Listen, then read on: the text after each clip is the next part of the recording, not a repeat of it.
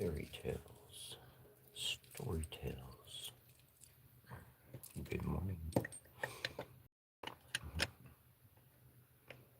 Most indefinitely. Good morning, brother. Morning, Dexter Morgan.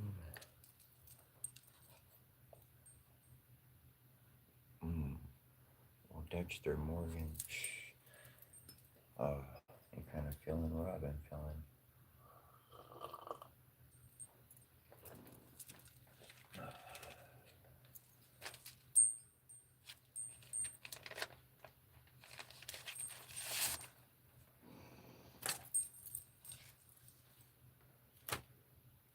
So today we're gonna change things up a little bit.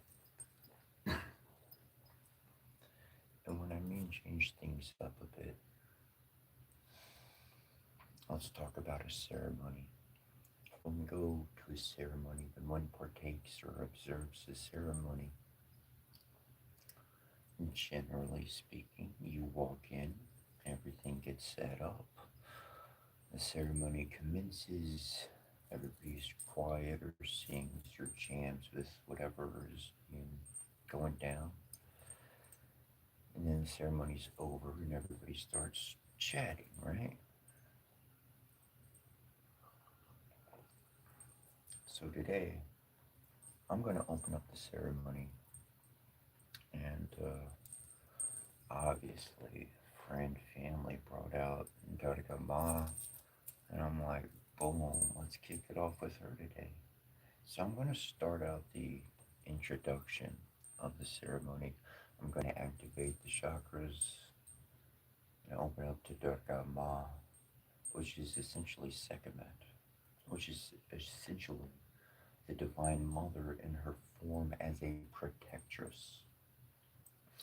And regardless of whatever name she may have in a territory or a land or amongst the people, her presence is the same.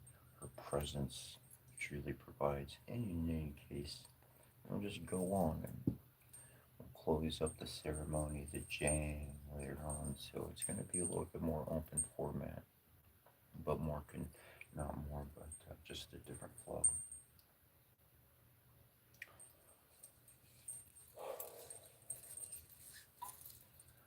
Circle now, we conjure thee, that thou mayest the boundary be between the world of men we know and what the mighty one shall show. A guardian and protection be, for power we shall raise in thee. Preserve, contain it in thy spirit, to aid the work we shall do here. So have we consecrated thee, so may our circle blessed be. Sky and sun and sea and earth, teach us, give our wisdom birth. Sun and sea and earth and sky, with your powers gather nigh. Sea and earth and sky and sun, all together for us one. Earth and sky and sun and sea, join us as we call to thee, loving lady, mighty Lord, by cup and shield and wand and sword, we ask your presence and your light to bless the work we do this night. Light and darkness, day and night, I bid you collide, rekindle these warrior spirits, breath of life into their paws and cause, having their onks arise, warriors of the past, pick up your swords and prepare to do this battle. Spirits of darkness, arise in with the powers of Gwen Vile, like the blight this be darkened night in our right. Zekia Kampasi, Ana Kampasi, Dingatia Kampasi, Dingatana Kampa, hear me all that I summon forth by name, come to me by your head call, and answer my most surgically, most graciously, through matrimony, most harmoniously, through our loving family. Reynolds Ezekiel was Putu right ahead, Yerusha, Hansu Serukai, Korikutishe, Niosma, Hapatu, keep a set of tolls, I pay the two, Udisha, and Saramen.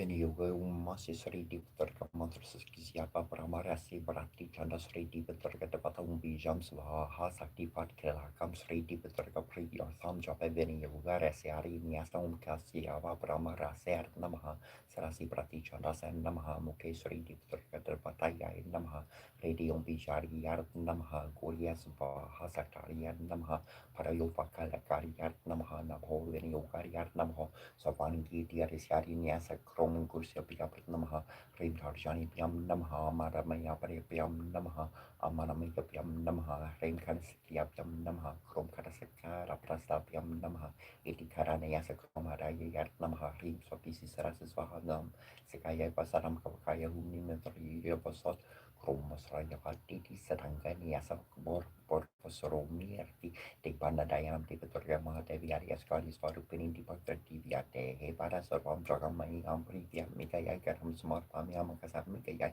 Puspajami Yam Yakayamana Anyay Garab Mikaya Pamda Siami Vamata Mikaya Tamlahan Neviariam, Nevariam Isum Savar Mikaya Savapukara Pujam Smart Pami Smart Japamala Matrama. Male Mahamaria Mahasava Mantras Varupini Katravaga Saliniasa. Sasmanya Siti Dapava Guru Mantra Prim Sida Guru Prasida Primo Masa 3D Peturga Mantra Krom Primam Torke Rime Yehi Vasaya Vesaya Rimdum Rorke Rim Kromum Vasva Hasarangane Sakroma Raya Yartamha Rim Subisi Rases Vaham Sekaya Vasram Kavakaya Humni Metri Vasot Kromos Raya Patiki Sedangane Sabus Romi Arti Devi Mokodainam di Peturga Mate Viadis Garis Vodupini di Bakter di Vedehi Sarvara Sarvam Jagamin Pujam Pligi Mika Yagaram Smarapamia Kamisaya Pujami Pujami Yam Vayapa Mika Yaga Dipamagarapi Yami Ramaka Mika Yaitikam Tarsiami Vamam Mika Yam Tramahanai Bear Yam Nai Yami Savatsara Mika Yaisavakara Pujam Samarpami Samarpam Kuya Tikil 3 Vam Granas Makrapam Japam Serir Bapatu Medevi Parat Prasaran Maistera Japam Mantara Maramantramum Male Sava Devaram Priti da Pusubara Bupava Subham Kuru Sebeva Treya Sopiram Kade Himeum Hrim Sitya in Namaha.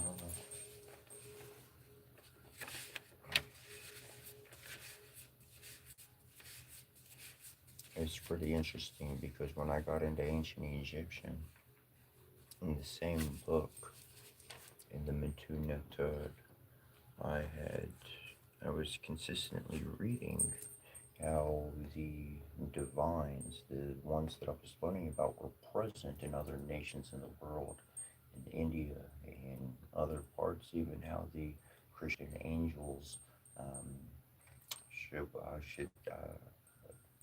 the Sephirim class really were listed within there, within these energies. And so it really doesn't matter what our faith is in regards as a heart of seeing that the same as we honor a divine father, someone else has a divine father out there. As much as we honor a divine mother, someone else has a divine mother out there. Different name, different look, but upon close inspection, there's such a likeness, there's such a similarity. What I just read was in, I want to say Tamil, but I know it was a different, a few different dialects and a little bit Sanskrit in there. Though what I would like to read next for you is something in English, also to Sekhmet. Sekhmet is the Divine Mother. Sekhmet is, as far as I've seen, as far as my eyes realize, Durga in flesh.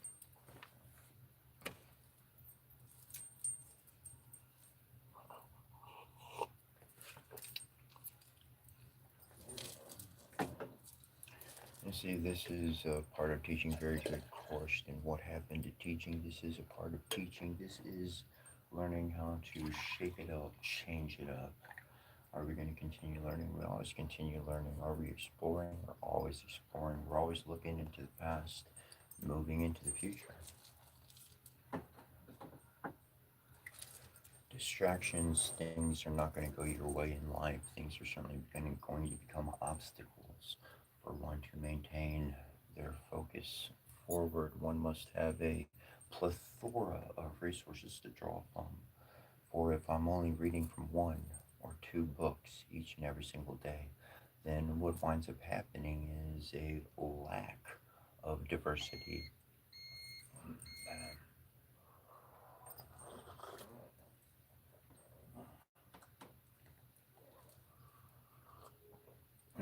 A lack of diversity is going to cause tragedy. We certainly do not want tragedy, and to be prepared for many aspects in life in any regards. In English, for all of those out there stuck in a home in which they truly do not feel that they belong, they truly feel that they are being emotionally or verbally attacked, this prayer goes out to them. This yearning to the Divine Mother to provide safety, to come to their aid in whatever form that they need it to be. Whether perhaps they need to be built up emotionally first, be built up mentally, be built up in any whatever way they need, and then the path can be made clear and they can walk out the door and no longer be stuck with where they have been stuck. This is the goal, this is the desire, so that people's lives may move forward. Everything in this world changes. The one thing you can count on to happen is change. As it was in Memphis, so be it now. Hear us, we beseech thee, O powerful one, Lady of Rekhet, Lady of Beket, Lady of Set, Lady of Rasari, Lady of Tashar and Sahar, Mother in the horizon of heaven, in the Atet boat of millions of years. Thou art the great defender, thou art the overthrower of Ketu. Preserve us from the evil chamber of the souls of Hesra, deliver us from the abodes of fiends. O thou who art Sekhmet, life giver to the Nethanum of Ocean, you the gods. Sekhmet, Lady of Flame, Sekhmet, Great One of Magic, Sekhmet, Eternal is thy name. O hear us now, Sekhmet of the lioness head, Sekhmet whose color is red, Sekhmet, daughter of Ra, Sekhmet, consort of Hikopateara, Sekhmet, mighty is thy name. O hear us now, Sekhmet, goddess of pestilence, Sekhmet, goddess of wars, Sekhmet, queen of the wastelands, Sekhmet, terrible is thy name. O come to us, Sekhmet, destroyer of rebellions, Sekhmet, scorching eye of Ra, Sekhmet, protector, ruler, Sekhmet, holy is thy name. O reveal thyself to us, Sekhmet, mother of the eternal gods, Sekhmet, mistress of the crowns, Sekhmet, thou art called only one, Sekhmet, beloved is thy name. Possess us now, O great one, Nezor, greater than all Sersevi Paramahasra, Habu Tishtif, greater than Hathor, Pashakasa, greater than Bast, Parahaka Kaparu, greater than Mahat, Sekhmet, mysterious is thy name. We are lost in mystery, Sekhmet, preeminent one, Sekhmet, a light beyond darkness, Sekhmet, sovereign of her father, Sekhmet, hidden is thy name. Rapturous our dying, Lady of Amt of Aminta, Lady of Magnu, Lady of Sa of Rastol, Lady of Tebnef of Akur, Lady of Aru of Yavin. Thou art the Neteret, Gari, Ami, Seshet, destroyer, upholder. Thou art the terror before which fiends tremble. Thou art lust, thou art life, ever burning one. Tegaharesa Pusaram Kakara, Metsevi Paramesra, Putishtif, mistress of enchantment, source and word of power. Forbidden is thy name. We are the sealed ones. Do not consume us with thy fire. Give us light, O Queen Parahaka Kaparu, mightier than the gods themselves. From the Anard of heaven, new adoration rises unto thee, who makest sound their bone and preserveth them from terror. All beings hail thee, O Queen Parahaka Kaparu, mightier than the gods themselves, preserved beyond death, that secret name, O being called Murpasha Kasa, Murpasha Kasa, Murpasha Kasa, at the throne of silence, even shall no more be spoken than encircling one. We lose ourselves in thee.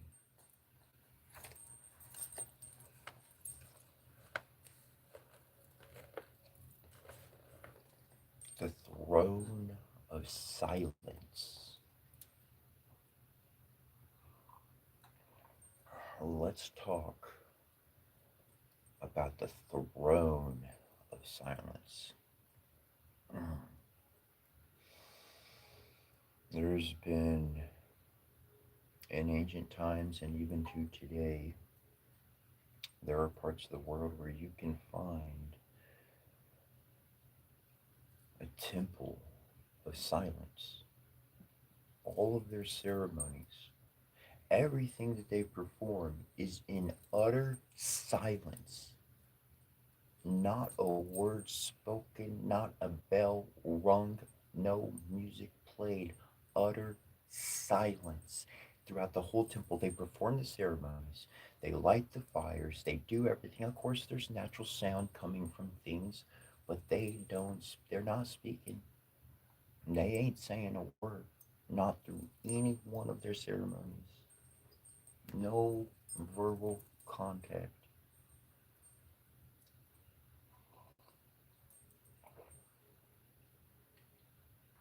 The shamans, the priests, the individuals,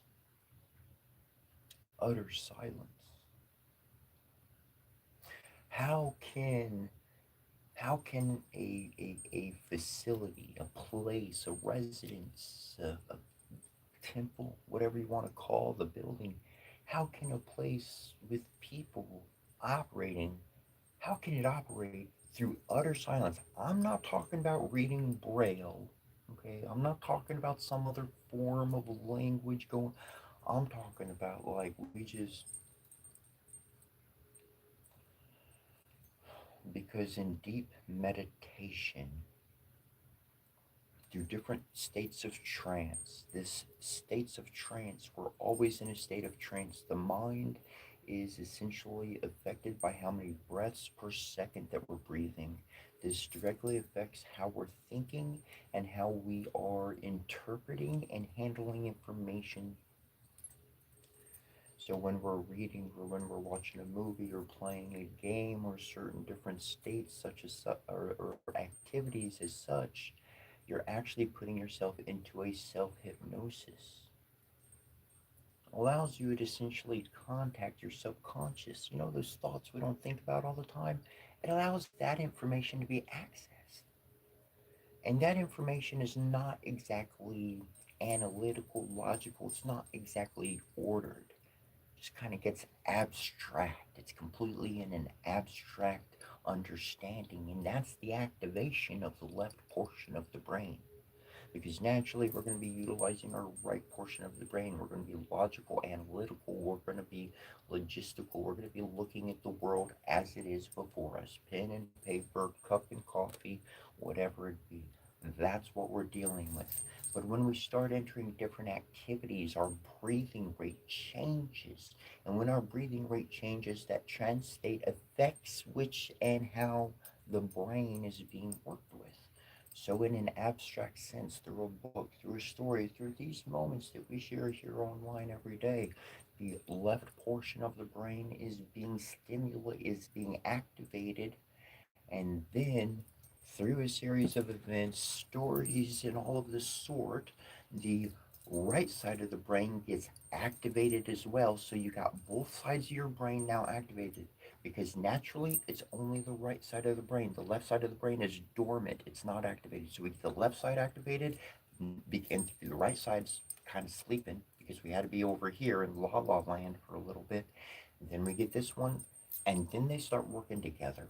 And once that brain is unified, no obstacle stands before you because you're able to truly see both the logistical, the literal, what is before you in the 3D space and your environment of what you're used to working with without any special words or understandings.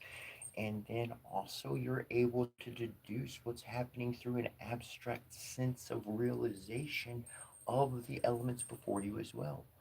That gives you clarity of mind and senses so as to be able to traverse the wilderness before you. That's how you walk. That's the lovely, beautiful thing about the power of you. And me and us and everybody. That's why everybody's uniqueness is so important. I was thinking just recently that some people, man, they really seem like they're just causing problems in life. And this kind of individual, they're learning. They're on a track of learning their own lessons. And for whatever reason, let's just like, I'm just being personable, for whatever reason, I needed that interaction. I needed that frustration. I needed that conflict. I needed that misdirection because my focus kept me going too far and I was just getting too narrow in my vision as much as I may be open to things. And so that kind of wrecking ball of a person could kind of come in and kind of threw my life off for a bit, my direction. Of course, I'm going to get right back to what I like. It's not going to stop. Nothing's going to stop where my life goes every day, not indefinitely. And so in that time, I can use that time to reflect, for reflection. I can look at maybe what I'm doing. Maybe what I'm doing is kind of what they're doing, but on a different level I haven't been seen before. So to have that moment in my life, and at the same token, that person who came barreling into me, they learned from me too. Whether they realized it or not, the interaction brought us together. That shared an experience, and we both went our separate ways. So we both really kind of learned from each other and taught each other. And in that aspect, uh, again, impressing upon the psyche that there are no true enemies in life, no true obstacles that are going to really keep you stuck forever.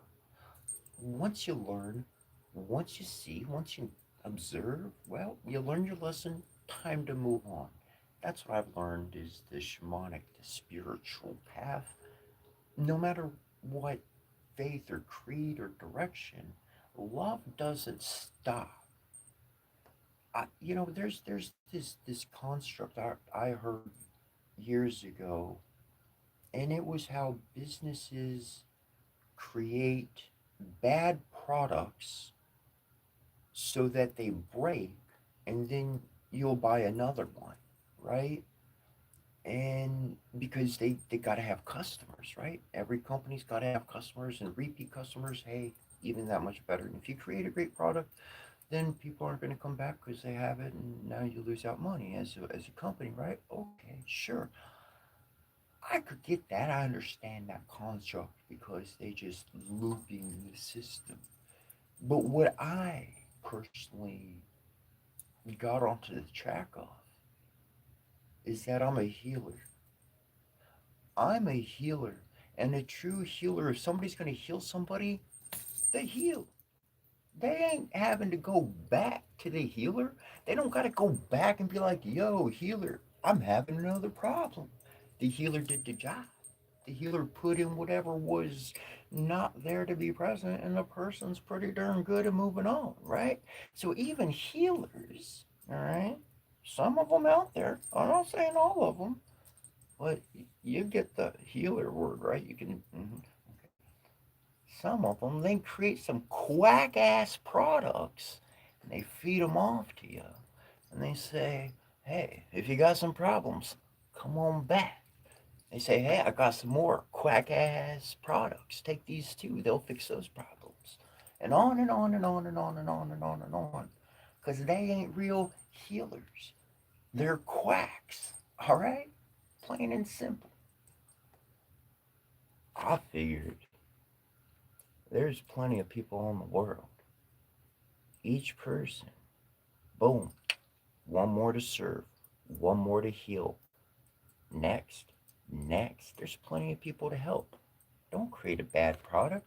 If you got something that can heal and save, let me tell you this. You watch them videos and they're like, yeah, if you want to have it, I got what you need. 45 seconds and you got the whole recipe. And then go on for 5 minutes selling you a bunch of junk. Well, why didn't you just tell me what you had in the 45 seconds? And if it really worked and it helped my life, I'll send you some donations later on when I'm doing good because what you had really got me on my feet. And boy, I ain't gonna forget that moment.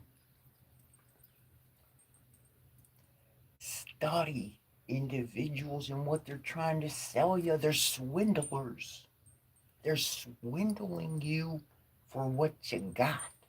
And when you keep what you got and you only really acquire what you need, sheesh, you wind up being in a position to help a lot of people. I'll tell you something about kings of old, ancient times. See, we were covering this in some materials we were talking about a little bit ago, a couple days ago. yesterday. And the temples, on top of the temples, that was like where their astronomers would go and look at the stars. They had that set up on the old temples to be able to look at the stars and be able to govern and see and take calculations day and night. They kept track of the water, the weather, all the elements, the sun, all of it. And they reported all of this information to the king, to the dude up top. Now, doesn't make the king creme de la creme of everybody, because without everybody, that information, that food, that water, all that intelligence would not be able to be gathered. But as it's gathered by every person, that requires one individual, let's just say at the top or in the middle. Let's go within the middle.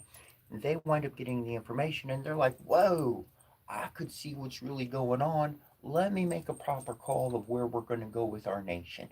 Let me make a good call of what's going to happen with our people. Hey, the winds are, the cold's showing up early, or the water's not so high, or whatever the circumstance, the sun's acting a little funny, whatever's going on, that one individual at the middle, at the center, they're getting all the information, right? Like the spider at the middle of the web, feel and know everything's going on.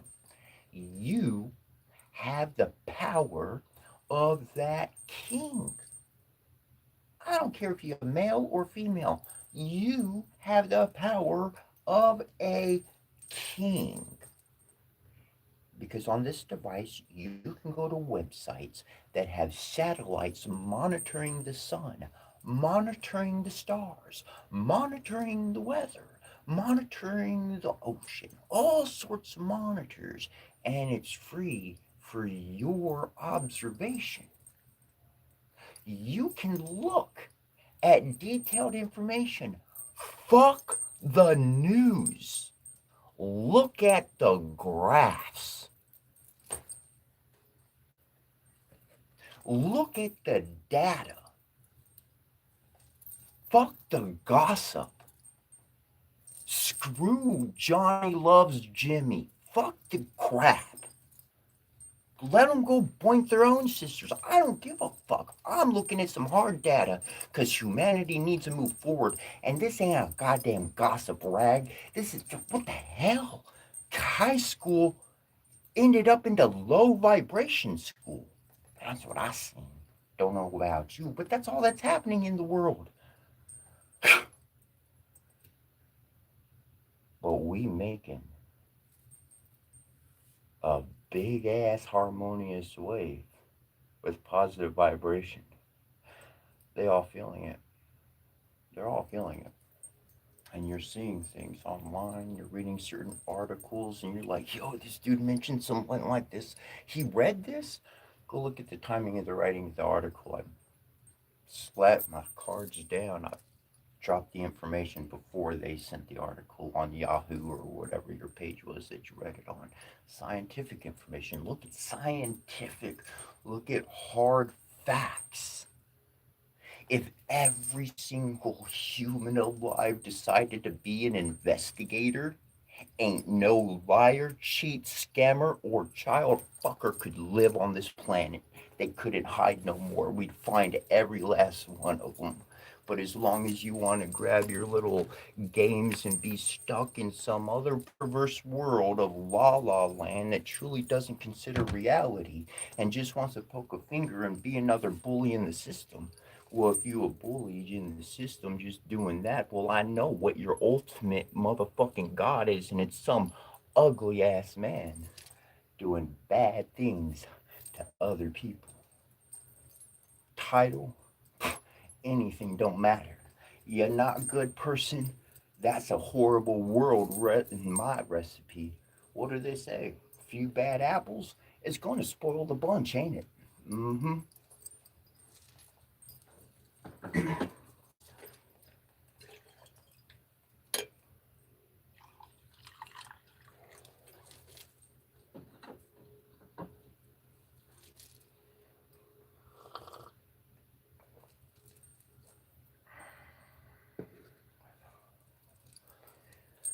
Everything's energy. Everything is energy. when we look at the body, the mind, and the soul as one, all right, when we see it as one, then we understand that we have multiple fuel tanks. What do I fuel tanks? Your car has fuel, you put gasoline in it or diesel fuel tanks. We got chakras in our bodies, energy centers lining up, and each one of those needs fuel. Without the fuel, you ain't going nowhere. You could turn it on, but you ain't moving nothing. Not real, not anything substantial, not anything that's going to affect the future generations for our children. Because I don't know about you, but my mom and dad, dude, they suffered at the hands of some, rough lives. And they fought and lived through that shit, and they gave me a better life. It might have been shitty in a lot of regards, but it was a lot better than what they had to endure with because they survived and they said, I want something better for my future, so I'm going to treat my child differently. And then we all grew up, and somewhere we forgot what mom and dad worked their ass off for, and then we just started ignoring our children, trying to make a dollar, thinking that money's going to fix every problem. Well, I don't know about you, but money ain't fixed my problems. How about you? No, didn't think so. Just a nice little band-aid for a moment.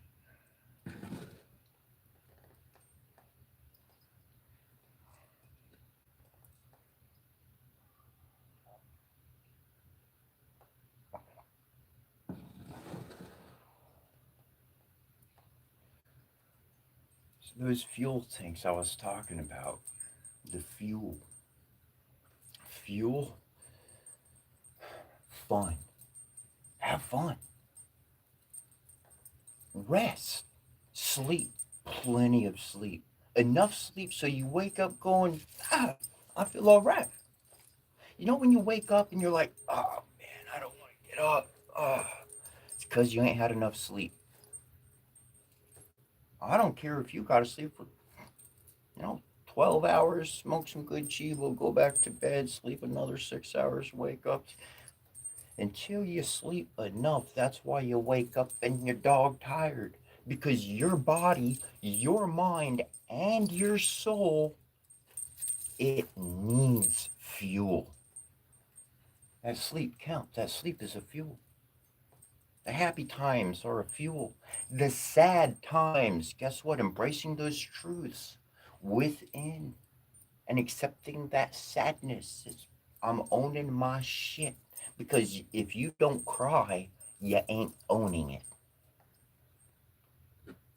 If you try to hurt someone else or take out vengeance or justice or anything, no matter how righteous or not it is, if you're trying to put that energy on somebody else, then you ain't owning your own in that role, in the whole scenario. And that's important because owning our own is recognizing our own reflection. It's accepting who we are in the mirror and saying, you know what? Okay, I see who that is. I don't like that. Let me clean it off. Or you accept that shit. I'm a shit ass. Well, nothing I can do about that. It's just the way I am.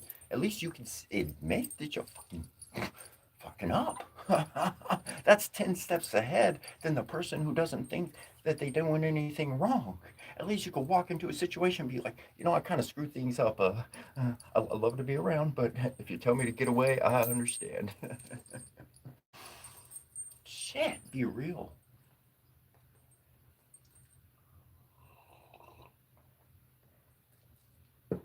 Entertainment is another form of fuel. And, you know, here's literal direct application. For the past 2 or 3 days, however many days it's been, I pretty much got on and I read Edgar Allan Poe, H.P. Lovecraft, some of the Grimm's brothers, the Grimm's fairy tales, and some mantra stuff and whatnot. And But I just read. Not much talking, not much free flowing speaking, not just being real, not just being personable. Well, I needed fuel. One of my energy centers within my body needed fuel, and that fuel was information, philosophy, real ancient understandings. Boom, fuel for 2, 3 days. I can talk, we can have fun, we can play, we can do what we do. And so the proper amount of fuel, respecting and seeing when those moments come up and adjusting to those, that's a flow. This is why man's logistical, like literal, analytical 1, 2, 3, this is our process. 1, 2, 3, this is our process. 1, 2, 3, this is our process. Monday, Tuesday, Wednesday, Thursday, Friday. Saturday, Sunday, do what you want. Da da da da da. 1, 2, 3, this is our process. That's why it doesn't work. That doesn't work. That is failure. That gave you the struggle that you're stuck in because your spirit, your soul, your mind, your body needs fuel from several different sources. You need to be able to jump from one to the next to the other, and sometimes take 1, 2, or even 3 days off and just sleep your ass off. Sleep away, sleep.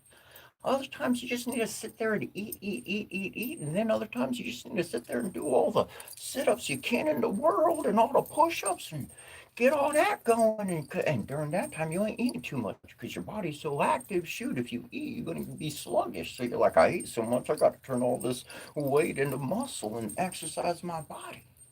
There's phases, there's processes, and each individual is at a different stage, at a different process in their race, in their journey upon their narrow path. Ah. And so when we see this, when we acknowledge this, when we work upon this for ourselves, it allows us to truly see and acknowledge other people. Whether that acknowledgement is spoken, is physically seen, or completely imperceptible to anyone alive except the person viewing. It's nice to see another individual, to truly see them. And you can only do that if you can see your own reflection, if you can see your own image. And that's why it's so important not to point the finger at somebody and say, you're doing it wrong. Or, man, that ain't how anything works. Or, oh, you came into my life and you ruined everything. That's not the flow. That's not the way to go. That's what I say, no, no, no.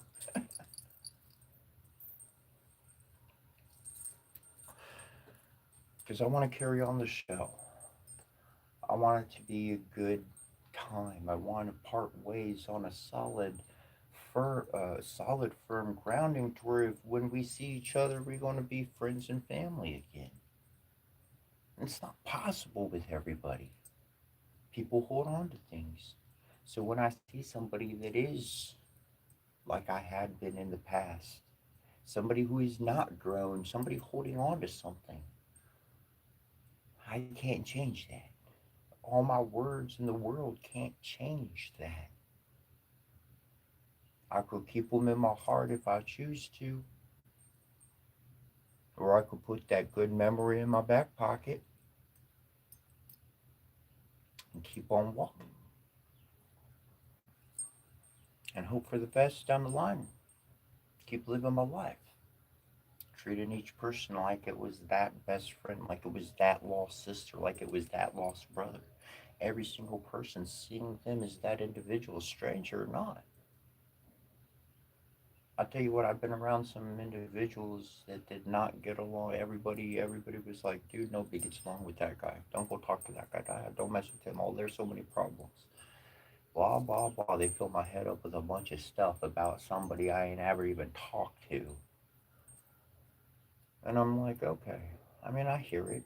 It's smart. Sometimes there's warnings that are applicable, so it's good to be aware of certain things.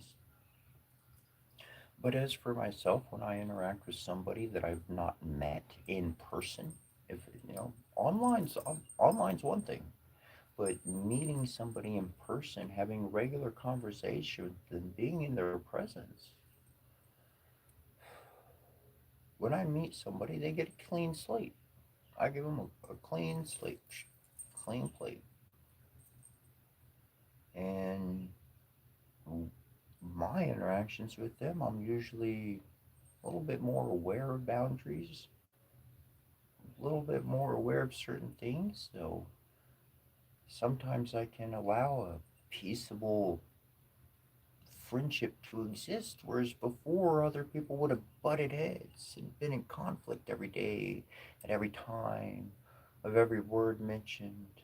Wow, that's people holding on. They're trying to hold on to that relationship to get something out of it, to squeeze the last few good drops out of something. I recognize when things are okay, we've learned our lessons. We've shared what we had to teach each other. Time to move on. Time to go learn from the next source. And that's okay. Being aware of these aspects in life allows one to navigate the uncontrolled emotions of someone who has not begun their spiritual journey.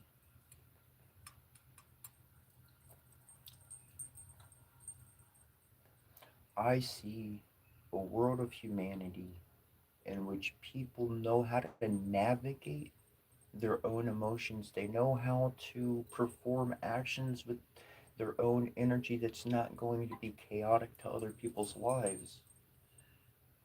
A system in which we can help each other in those times find balance. And truly, truly, the idea of uncontrolled emotional actions in a negative capacity can cease, can truly, because people will be aware these would be the things we teach in school to children. How to be aware that when they start acting a particular way, hey, it's time to eat. You're getting upset because you haven't eaten. Come on. Little lessons, little things like this. This is what school should be, is how to understand your body and what you're going through, how to understand these constructs that ultimately just about darn near every human's going to go through. We don't all talk about certain things, and so because they're not talked about, we don't know.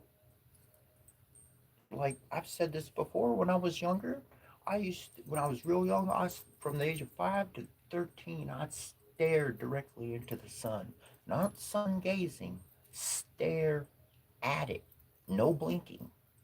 That's why people are like, "Dad, you could just like go forever without blinking." Yeah, because I challenged the sun to a staring contest. We got to a stalemate. Of course, the sun won.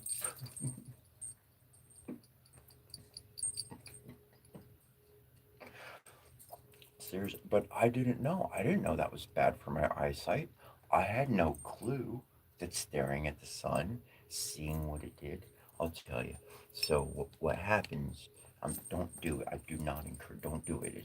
It's not good for your health. But when I stared at the sun, I saw like a half of the yin yang symbol. You know how it's like that teardrop with a little curve on it.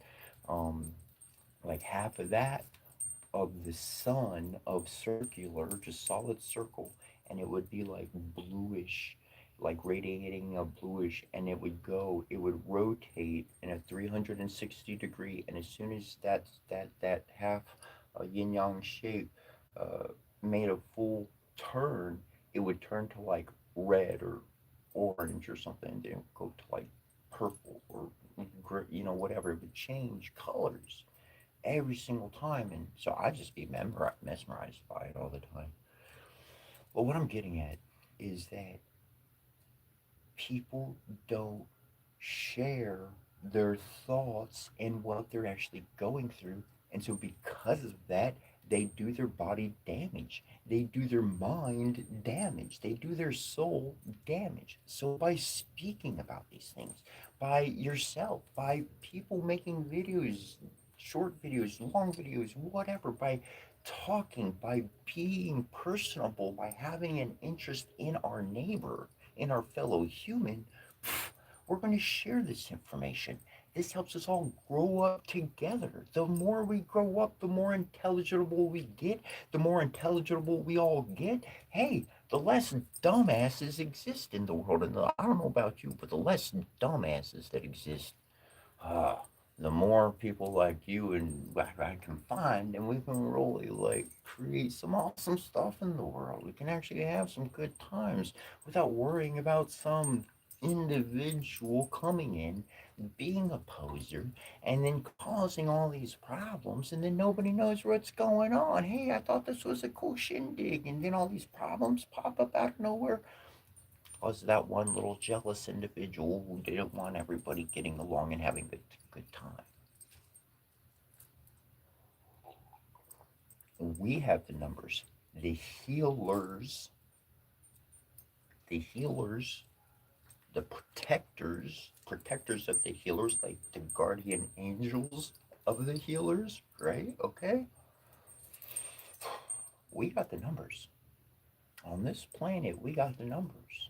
And everything they want to show you on the news, okay, is the equivalent of a natural disaster. Because if you haven't heard, they lost the narrative of the script. And that's because of your love. Your love overwrote their narrative because love is more powerful than every other energy. They think of suppression, destruction, and being tyrannous, tyranny, just complete obliteration and control. Love is more powerful than that, bruh. Like one of us, sis, like takes out 100 of them. Like they gotta work 3 times as hard with all their spells and magic and all the crikiness they doing. And at this point, sending out your love, coming together in positive ways, making each other feel good. I watched this video the other day, and this dude, he went to one person and he said, "Do you want this stack of cash, which is $2,500, or do you want this basketball?" And the dude gives him he's like the dude rejects the money and he takes the basketball. And so when the dude gives him the basketball, he says, "Okay." On that basketball is written 2 options, or it was or not, but the dude tells him. He says you could either donate X amount of dollars to an organization or something like that, or we can, or you can have a, or you can donate a car. And so he decides to donate a car, and they go find this lady at a bus stop, this older lady at a bus stop, and or in her wheelchair or whatever the case, and like they start talking to her, and they're like, "Here's your new car." He just handed her, like, they gave her the basketball and gave her the car, and the lady starts crying, and she's like, "Yo, my son's gonna be taking me and my kid. We could be taken care of. You don't know how much this means and everything." Like, it changed her life instantly, bro. Like instantly. And in that moment, I thought to myself, what about all them rich people? What about all the millionaires? They go buy one sports car. You could have went and bought 10 cheap new cars, got a great deal on it because you're paying cash, and you could have changed 10 people's lives. I mean, I don't know how much the sports cars are, the top end or low end or whatever, but you see where I'm going with that. Was some major stuff that was like, whoa, people changing people's lives. It's happening. That's what I'm getting at. It's happening. People are doing the good thing, whether it be a car, $2,500, or a darn popsicle, or a burger. Shoot, it changes somebody's day. I've been on the street, I've walked and had nothing, and somebody comes over and gives me a burger, gives me a meal, takes me to a restaurant, gives me some bucks. Dude, it changes everything. It changes everything. And everywhere I go, I have that happiness. I have that gratitude. I have that thankfulness because I know within my neighbors, within a stranger around me, there is love. Maybe they're having a bad day and they're in no place to talk to me. Maybe they're just ain't got no money, but they would love to do something for me. And so because of that, they don't come say nothing to me. They just look at me weirdly, and I have no clue why they're looking at me so weird. But it was because they wanted to do something they couldn't do. But there's reasons for so many things. And so walking around and shining that light, like that one good deed leads to so many other people feeling good. And they're like, huh, I don't know why I'm feeling good all of a sudden. It's because of good deeds going down. It's because of good hearts being around. It's because there is a song that has some sort of throng that people are feeling. They're feeling it because it isn't a message being preached of, hey, come follow me, hey, you do what I say, or hey, this is the new thing to do. But because it's saying, I love you, and here's an action to prove it. Pah!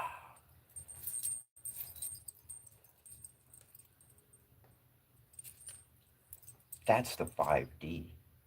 3, 3D, it's a bunch of talk. 5D, it's action. That's your difference.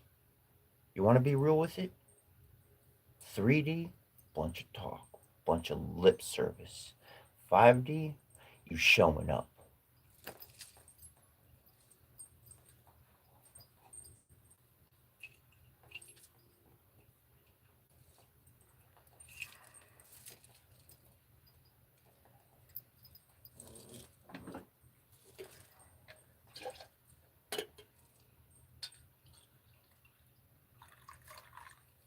Last time I checked, any real mother, any real father, they ain't ever had to receive a paycheck. They ain't ever had to receive an ounce of nothing from no one to be that father or to be that mother. It was never about money.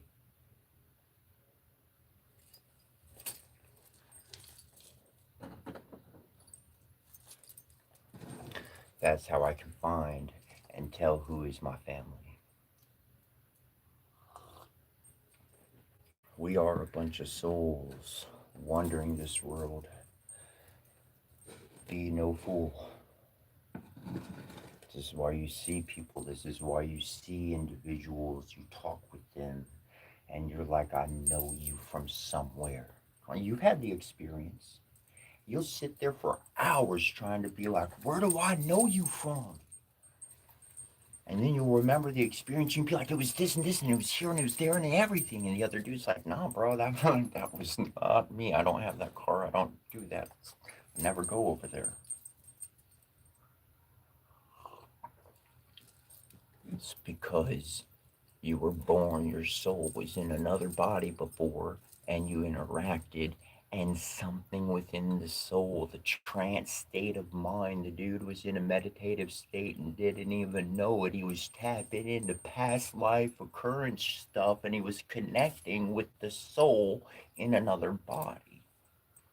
The soul had memory, but the body, the mind, was disconnected on the other half because they were not in that trance state. They were not in that mode of mind, body, soul as one. They were not unified. And since they were not unified, their memories, they couldn't tap into them and they couldn't acknowledge with the other person what you were seeing and feeling and experiencing.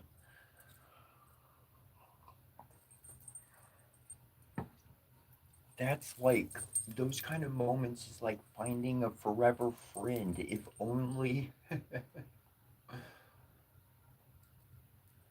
if only the door could be unlocked.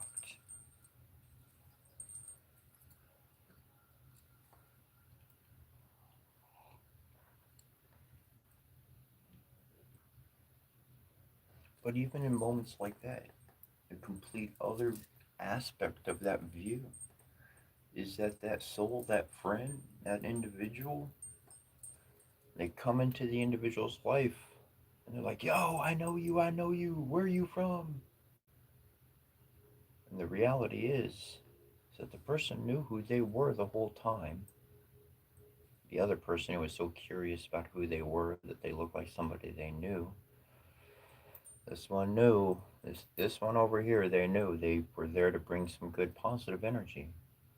There was no words they could speak to convince them that where they knew them from was a past life. They knew the person was too stuck into the 3D. The words were present, but they weren't tapping into the soul. And so no matter how much trying to explain, no matter how much trying to teach, no matter how much desire of wanting to succeed in connecting with this other individual, they know ultimately the truth will be denied.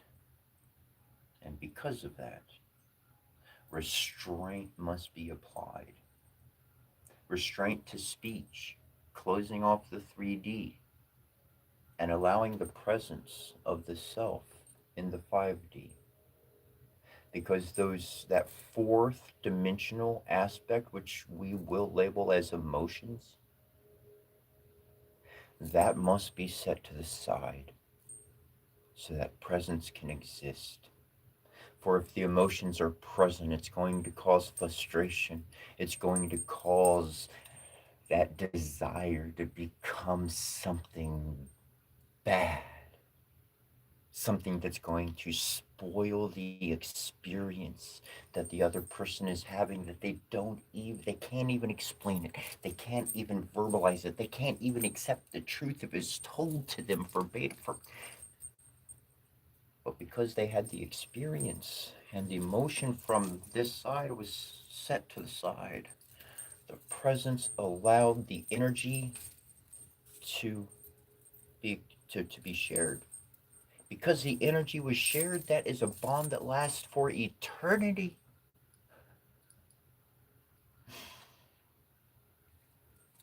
That's a forever friend.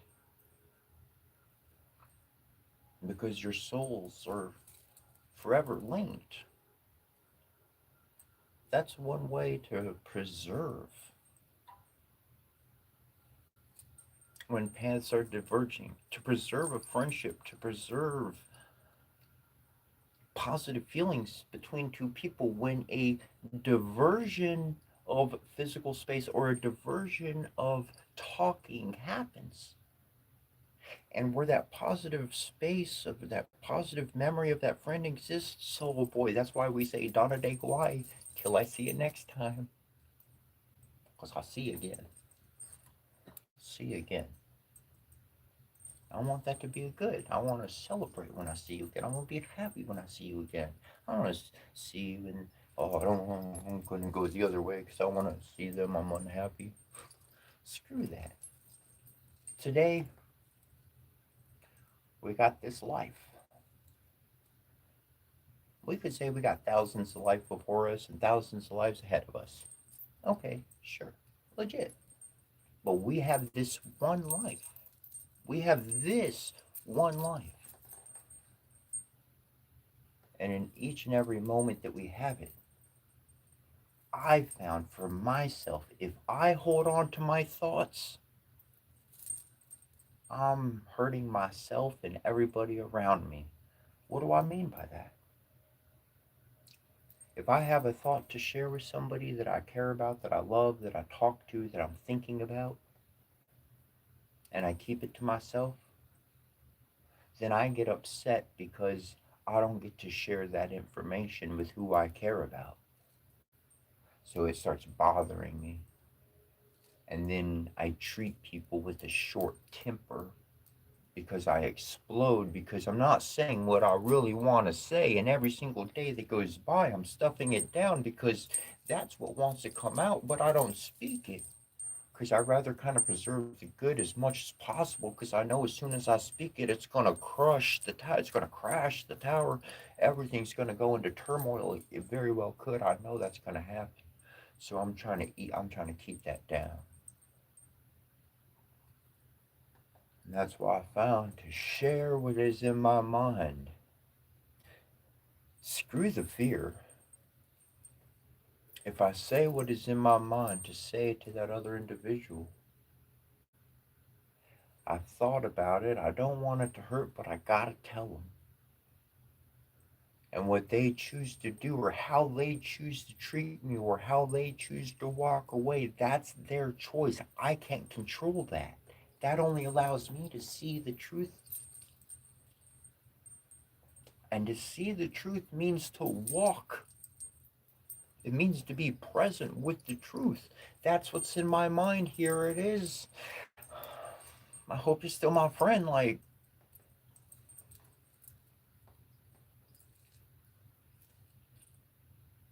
that allows you to walk your path forward, and it allows other people to walk their path forward. Because when we choke on our own words, we destroy our lives. We destroy the lives around us. Because every day we're frustrated. And if too much time goes on, if too many days and too many weeks goes on, then other problems get thrown on top of that original issue of which we're holding on to speak, but we're not. And when all those problems get put on top of that, it gets all down at the bottom, and by the time a whole year gone by, we forgot what the original issue was. We forgot what we wanted to say. It's in that subconscious category. And then every single day we're waking up frustrated. We're snapping at people. They ask us a question. They're nice. They're happy. What do you want, Bob? It's not. That's why it's important to speak what is on your mind, not just whippingly, lashingly out like a whip or that's going to hurt something, but to actually truly think about it. And hey, I gotta let this in. I gotta tell you, you don't need to go to a priest. You don't gotta go to a shaman. You don't gotta go to some super special person. But to the person who you know's had your back, to the person who you are connected to someone you can talk to, share that information with. Someone to let it out with, someone who you can treat. You tell the wrong person, oh, you already know it's going to come bite you in the tush. Don't tell the wrong person. How do I know if they're the wrong person or not to share information like this with?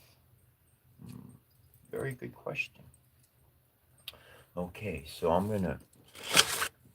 not a rich, wealthy person by any means. I think I got $3 right now. So I'll take a dollar, and I'll give you a dollar. There you go. Now we're gonna interact. We're gonna go about our days.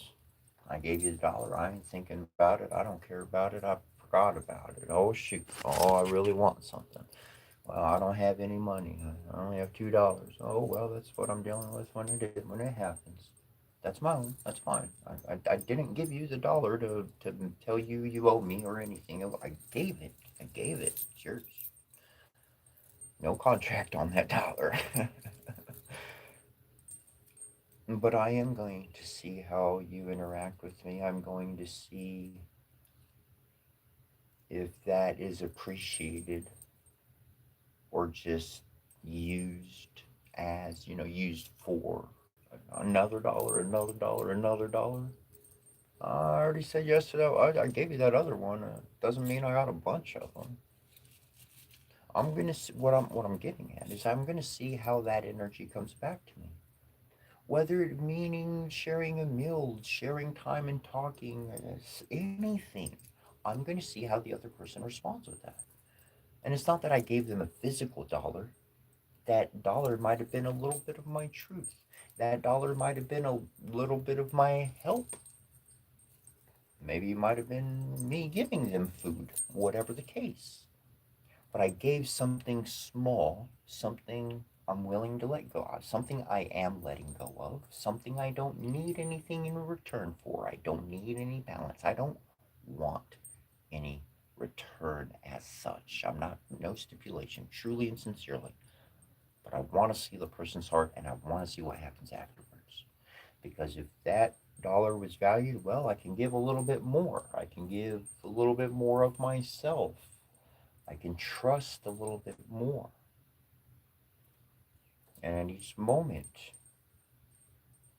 I know, I can see. And then one day, I give this information to this one person that nobody else knows. And I tell it to him. And then I wait. And all of a sudden, I start hearing stories of this caliber come out of other people's mouths. Now I know for a fact I cannot trust this person. I planted the information. It was a lie about myself. It was a fabrication. I knew the story would run like wildfire, and every single person who was not my friend would talk about me behind my back. So it just helped me clear the weeds of posers in my life. I set my own forest fire so I could walk without distractions and thorns and problems all at my feet because I'm keeping my eyes up. I'm looking forward. Know my path is clear at my feet. I chose this path for a reason.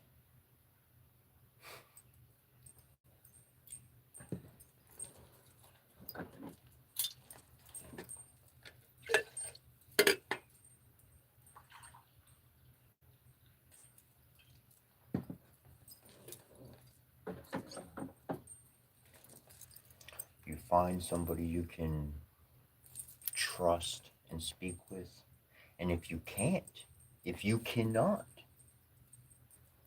then in the most solitude of spaces, at the most lowest of your voice, speak your problems and your issues out loud so that the divine angels and the fairies in the room alike can hear what your issues are. They'll hear you. Very important to share with somebody, but in a circumstance where you have nobody to trust because you know everything you say is going to come back and hit you in the tush, then go into that temple of silence.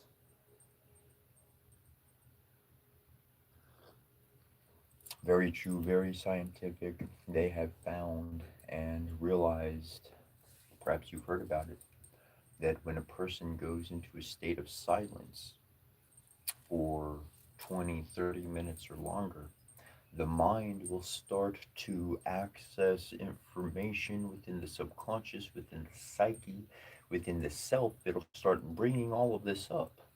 Perhaps you have that happen to you all on its own without trying. You shut your mouth, you stop watching the TV, and all of a sudden all these thoughts start popping up in your mind. Ooh, embrace them, accept them, let them flow through you. You're actually spiritually ahead of the game than most people.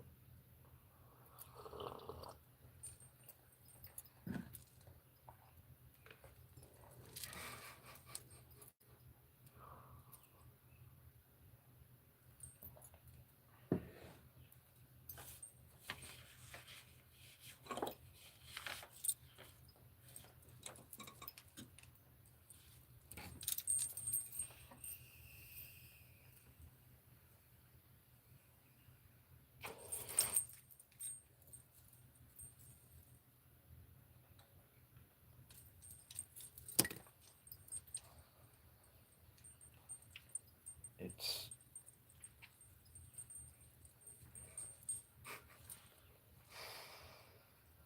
uh, balance. I actually kind of like that question. It might have been deleted. Let's see. Yeah, I think it was. Thanks to the moderators.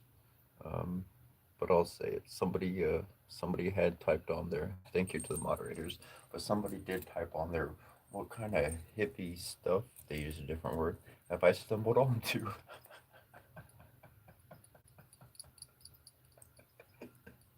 Welcome to the party, bruh.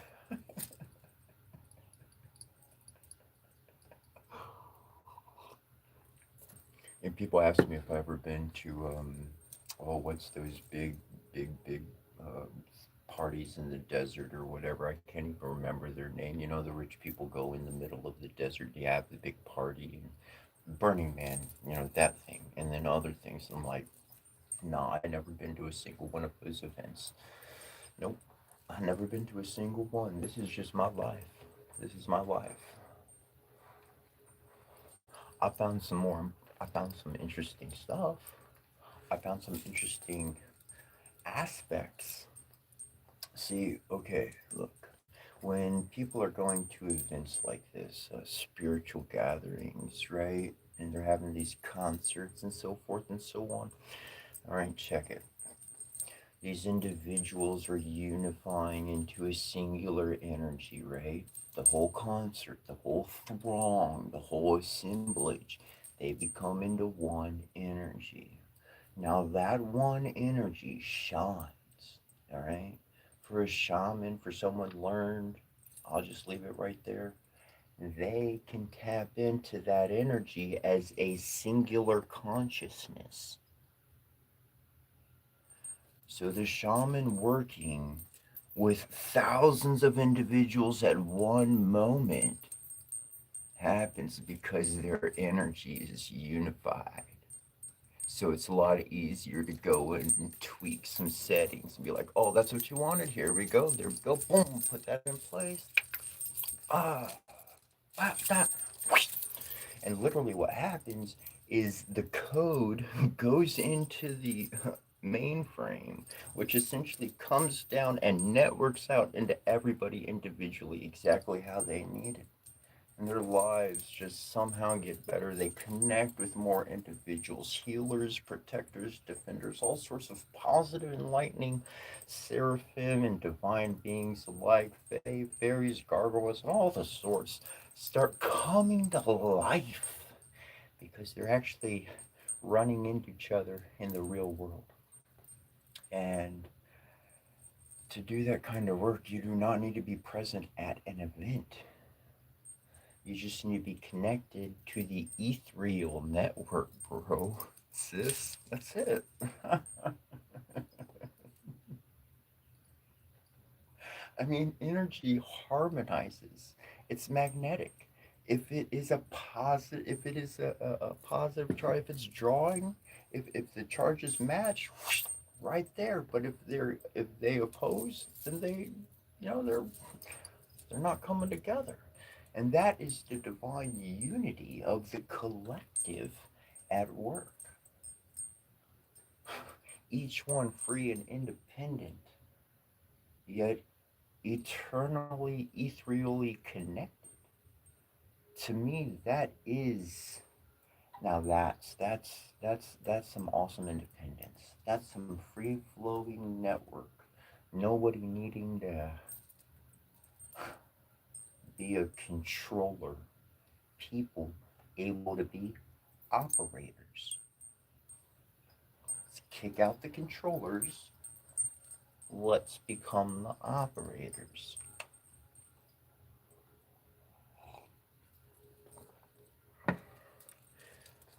The mentality and the perspective of the sight changes everything. Here's what somebody told me once. And of course, like money's a big one. But here's how somebody told me to look at it. They said, okay, because I'm not big on money. I care less about money. I don't want money. Shoot, if I have money, I'm going to spend it as fast as I can, get some key essential things, and whatever's covered's covered, and boom, okay, that bulk, I ain't dealing with that junk. But somebody told me to change my perspective. Money needs me. I don't need money. Money needs me because money is an energy. It is connected to something and it needs me. Without me, it's not going to move so much. It's like, wow, that's a new dynamic to think about, to actually process in the psyche. That changes everything. That changes the whole perspective of your own identification. Let me personalize. It changed my self perspective, my own identification with myself. It's like, whoa, I don't need it. It needs me. Hmm, pretty cool. That kind of puts me a little step above. Hold on a second. Wow, a human more important than a dollar fucking bill. Ain't that a marvel? Hmm.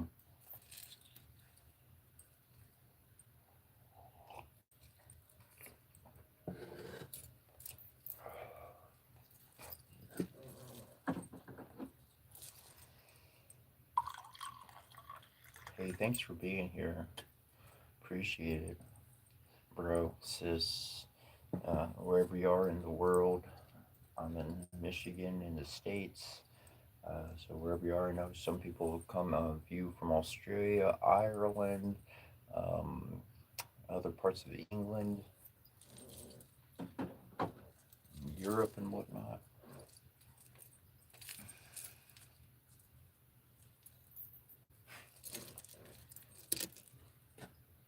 Thanks for hanging out. Thanks for enjoying the good times, and thanks for the comments. I appreciate you and appreciate the moderators. Boom.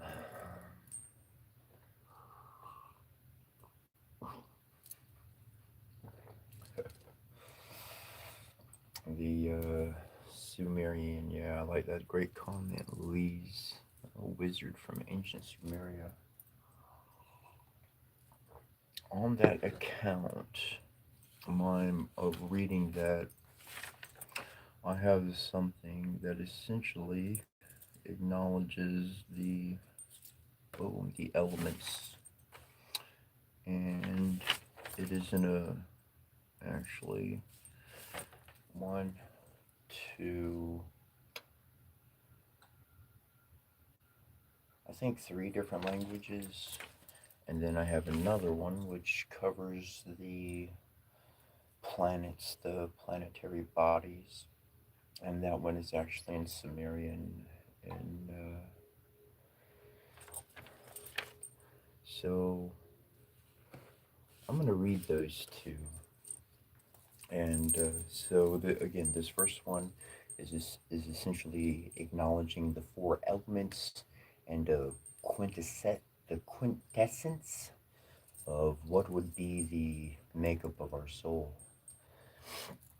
So just to kind of go three, four, five, and explain that for a moment. Three, we have Earth, Moon, Sun. Okay. Four, the elements of the Earth, and so Earth, Wind, Fire, and the fourth one, some people change it up a little bit, but anyways, four elements of the Earth. Metal, like if you're into to the Chinese and Japanese and so forth, metal can actually be one of those four. Anyways, earth, wind, fire, water. Earth, wind, fire, water for the four elements. Five being us, uh, that ethereal combination. So three, four, five, and recognizing all of those elements. Essentially, that's what we're speaking in one, two, three, four different languages. All right.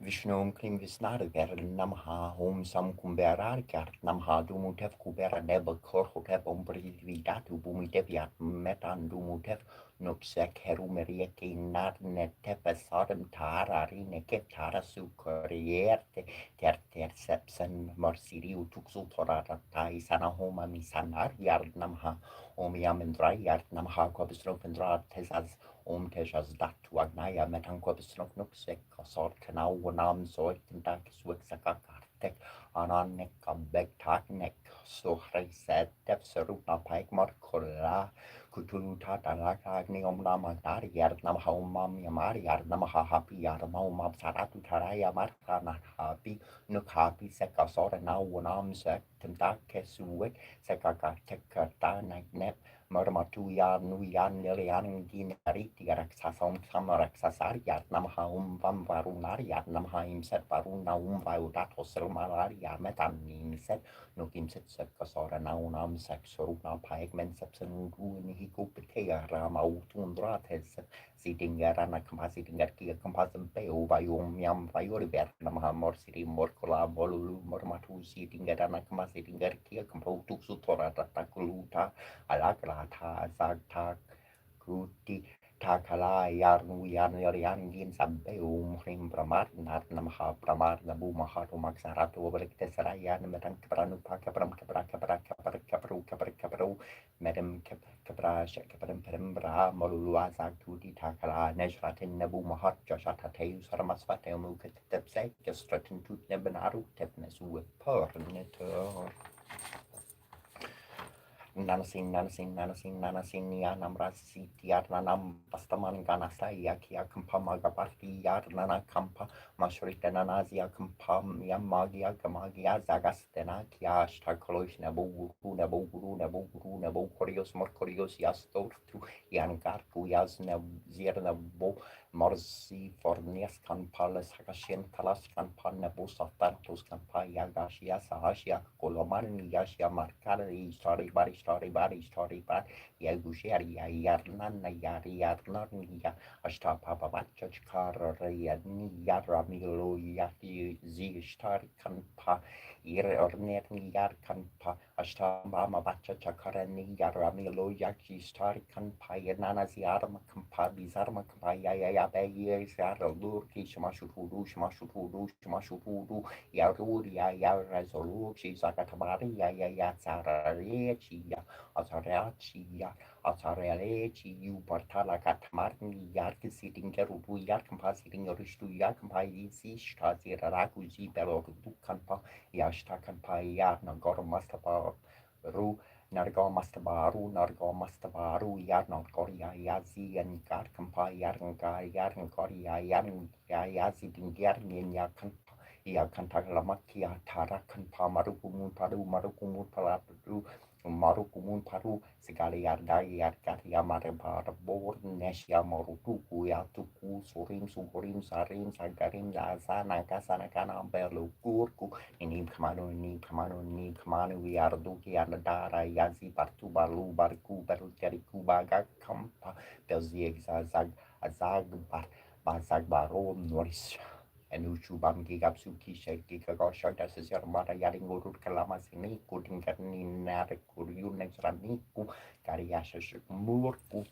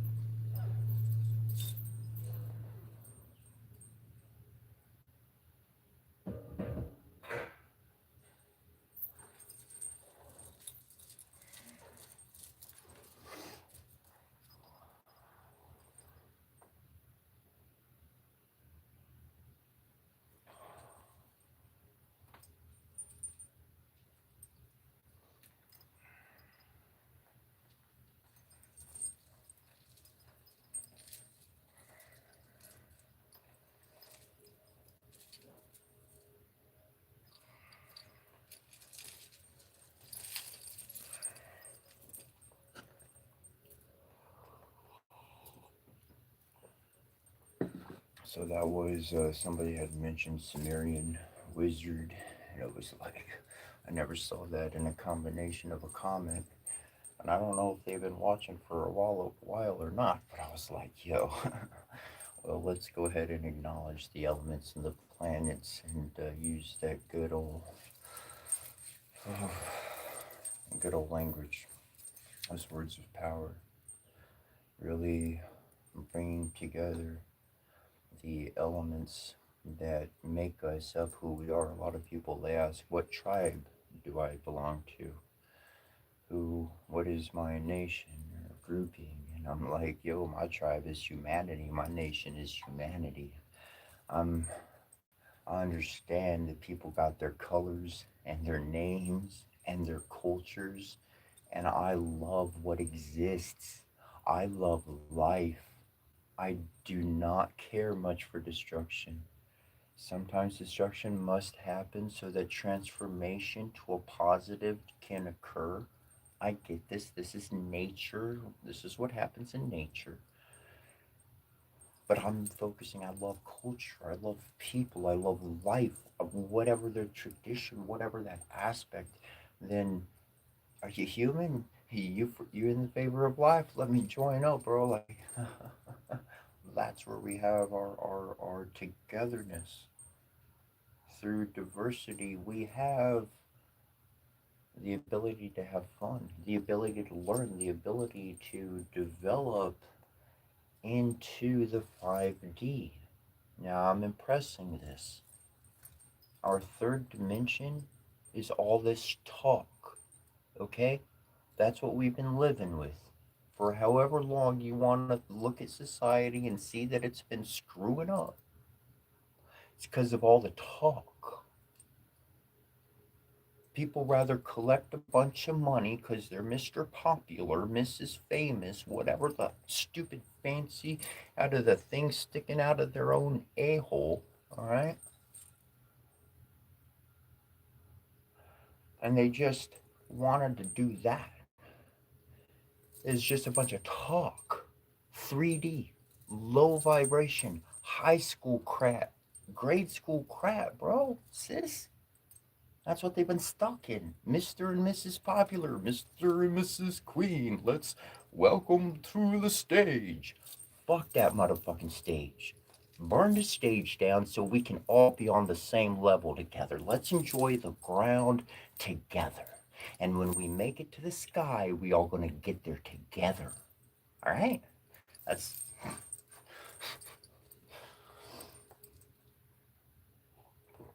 we look at animals in the wild. They move as a herd. How does the herd survive? Because they stick together. And when a predator comes around, even mother of the fucking herds come in, either of a packs of animals come in and say, nah, you ain't fucking with this one. The elephants, they get around, they protect the one at the center, the strongest. They get to the outside and they tell the young to get to the middle. We got this. We're on point. We're going to protect our family, and our family is humanity, bro. Our family is life. Our family is the planet. And learning how to be one with each other is the most formidable obstacle you will ever overcome, and yet the most glorious reward you will ever receive for the rest of your life. How you see and interact with people that are full of love and joy. People you would think would be scary and mean, but when they see your heart and they see your mind, body, and soul, they'll get out in front of you and they'll say, get behind me, and they'll step in front of that predator and they'll take it on. If you're weak, that's okay. Do what you do and focus on what you focus on, because there's other people in the community and we don't need a name. We don't need to wear a uniform. We don't need to show up and knock on your door and be like, oh, yeah, this is a report we need to follow up on and check up. We don't need none of that because we are always watching. God, the Father, and the Creator of matter herself, the Mother, their eyes are always watching. They're always seeing, and there's plenty of angels on ground. There are plenty of divine beings on the ground, very much in the flesh of human bodies. And you'll never know, you'll never be the wiser of their presence. You would have never seen it in a million years. Even if you watched them every day, you would have never known. They had nothing to identify themselves with anything. And their actions were quite neutral. And it looked like maybe they joined us, or maybe they joined, but they look like a normal person. We receive blessings from strangers that see our character. They see our aura because the lens of their mind has been opened, and they are looking for people to bless. They are looking for strangers to give their gifts to. I am telling you this. The generation of our ancestors are passing away. Their lifetime is coming to a close. It's a whole generation of people. And if you spend some time with them and you learn everything you can from them, you're going to be able to have that wisdom, and you're going to carry the bag of ancestral goods, of letters, of deeds to be done that was handed to them that they weren't able to get around to, and they're going to hand that off to you. And that's how we help each other. We got to grab the baton from those before us while we're running that race. And we got to protect that baton because we're going to hand that information off to somebody. Maybe it's one person in our lifetime. That was the one we needed to make an impact on. That's what counted. That's what our race was for. It was a narrow path. It was your race. When there's a group of racers, right, Olympic or whatever, each racer has their lane. That is their lane to stay within. Okay? So where one's path takes them, that is their delivery. That is their package. That is their destination. That's why nobody should be held up to, well, what's your job? Well, did you meet your standards today? Did you fill your quota? That's man's. That's man's paperwork. That's man's one, two, three. That's not the way this. You think God works with answering prayers? Oh, hold on. Let me get to number 1,356 million prayer and respond to this Joey over here. That's not the way answering prayers work. Nothing would ever get done. Not even if you could have a pocket of no time.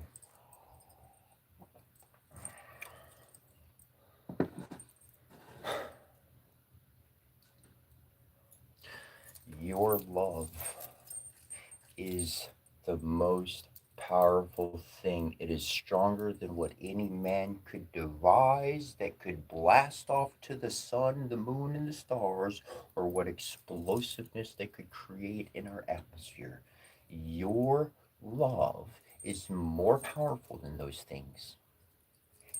That's why you meet the opposition that you meet. That's why when you take two positive steps in a direction, any direction, screw the word spiritual for a moment, throw that out the window. But when you take two steps in a positive direction of what your heart's been desiring to do, the whole world comes at you and starts knocking stuff down, breaking your stuff. Your truck don't work. That blue truck, gosh dog it was running perfect for 6 years. I did two things that I've been not doing for 8 years. And all of a sudden, the next freaking day, my blue fucking truck is like dead. Click, click, click, click, not even turning. What the hell's. Put a new battery in it, didn't turn over. What's going on?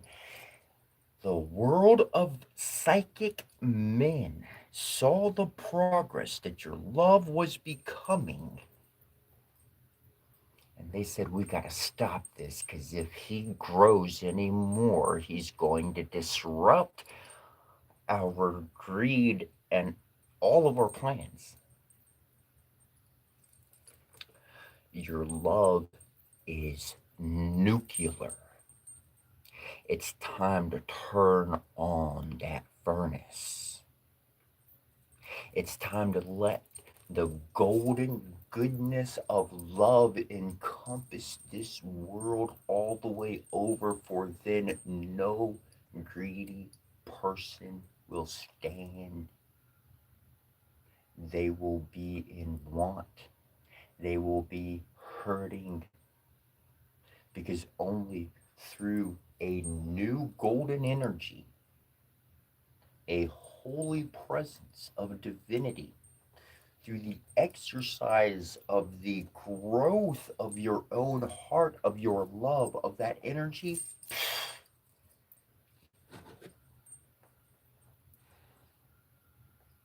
If you ever wanted God to show up in the flesh and see Him shining in all His glory like you've been desiring your whole life, I think God would show up if the whole world unified in some format of goodness. Pop would be like, yo, my kids are getting along. Let me go see what they're talking about, what they're building, because this is interesting.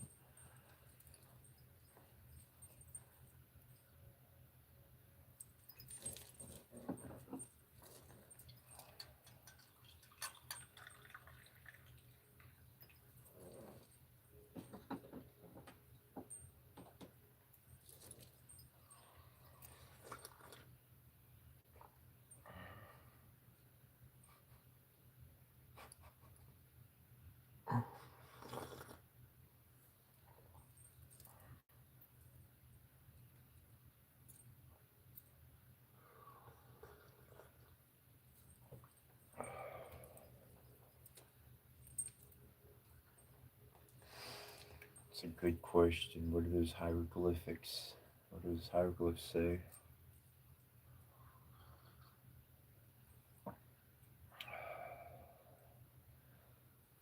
It's in everything I've looked at. When I've seen ancient artwork, whether it had accompanying script of words or not, the entire piece was telling me something. Everything was telling me information, from the style of hat, crown, to the robes, to what's being held in the hand, and on and on. Everything has a meaning. Everything has a meaning. Every single little portion is telling another bit of the truth. They say a picture is worth 1,000 words. Yes. And so when we look like at such images, we have multiple images. We have a multitude of thousands of words speaking to the subconscious, speaking to the mind, to the soul, deep buried within. And what I have found is, well, number one, if you would like to learn how to read and write hieroglyphs, you can actually find that information online pretty darn for free. And if you would like, you can send me an email and I will send you some books in which you can, like PDF format, not physical copies, but I'll send some. My email is cetra@yahoo.com, and I can connect you to some websites, and you can literally learn how to read and write hieroglyphs for yourself. I got into it myself, and it's pretty interesting and amazing stuff to understand how it's all put together and so forth and so on. Though, to be able to look beyond and to see more, to acknowledge the information that the soul within sees,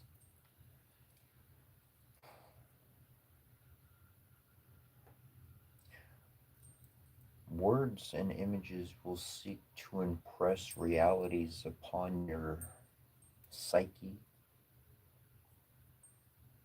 Embodiment is a completely other thing. Let me cut it verbally very clearly. The tree of knowledge of good and bad is just a bunch of information. It's not living. It's like a fake tree, it's there. It doesn't have a mind of its own. You could call it artificial intelligence, but it's not real intelligence. It's artificial. Artificial. It's a big word, artificial. You walk into the story of books and you got this group of storybooks and it's all false. You know, these stories are fake, they're not real stories.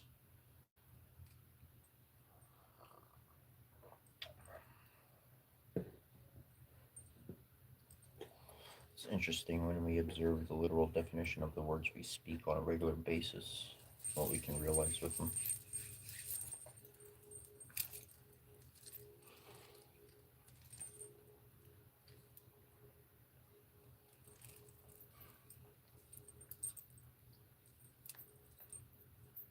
Hmm.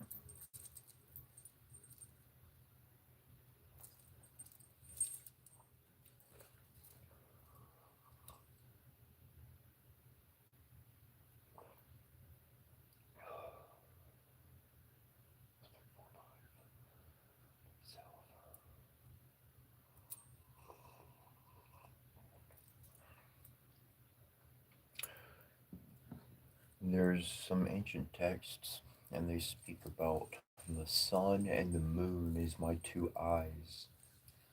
One eye is the sun, one eye is the moon. Right side of the brain is masculine, left side of the brain is feminine. That masculine would be the solar, the sun, what's putting out, what is sending out. The left eye, the moon, feminine, that which is receiving and reflecting the intake. And so our vision is actually not just going outwards and observing what is out, but it is actually on a cyclical revolution while we're on this planet. We can understand through two views. We are uniting two opposing halves, which naturally wouldn't see in one body, but we can make it happen.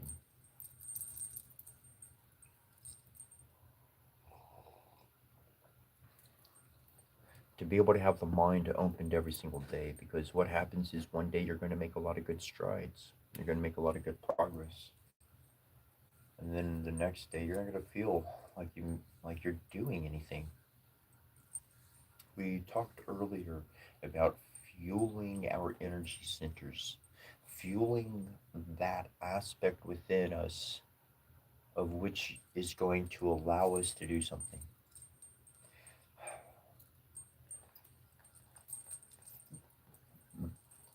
If hear the principle of it. I'm not saying to do it. I'm talking about my own experiences that I went through in my own life, and I've learned how to use this to my own advantage in a very positive way.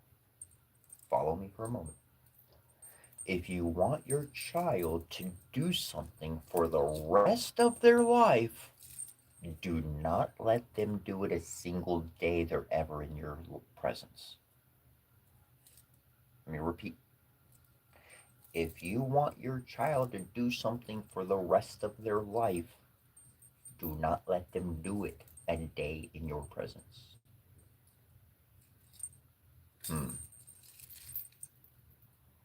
If you tell the kid don't have a chocolate candy bar and you don't let them have a chocolate candy bar ever for 20 years, guess what?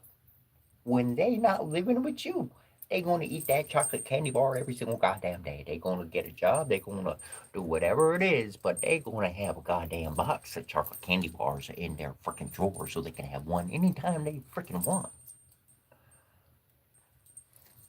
Suppression of one aspect. If I suppress a fuel intake, if I suppress being sad, guess what's going to explode forth?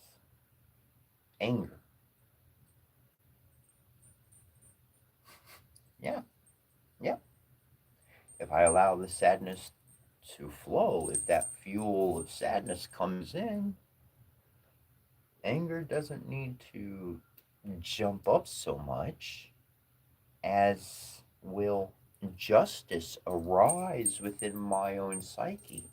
I'm not angry, but justice, a balance, something must happen so that that wrong does not persist. Is it the person that I'm trying to stop? No. I went through the event. I know the circumstances that happened. There's other people that act like that in the world. So while I don't associate with this person over here, so I'm not running into that problem with them, that problem may arise within somebody else that I'm interacting with over here. When I identify that pattern, when I see what's going on, I don't have to get angry. I don't have to fight them. I can just dance away from it. I can move out of the way of that problematic energy, of that character of problems. That makes my life much smoother. The smoother my life is, the happier I am. You could believe me or not, you could do the research or not. The more heartbeats you use, the faster you're going to die. If that heart is going, you're going to use up that heartbeat. You only got so many heartbeats in your life, and once you spin your last heartbeat, you're done. You can look it up. It's scientific. It ain't no joke. I ain't joking here. I ain't pulling your leg none either.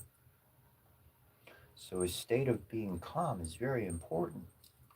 Yeah, we want to laugh. Yeah, we want to cry. Yes, we want to be enthusiastic. I'm not saying not to be energetic. Though, to not be pulled emotionally at every whim and strain that an individual in your life may try to tug at you is the smoother, the happier, and the longer your life is going to be.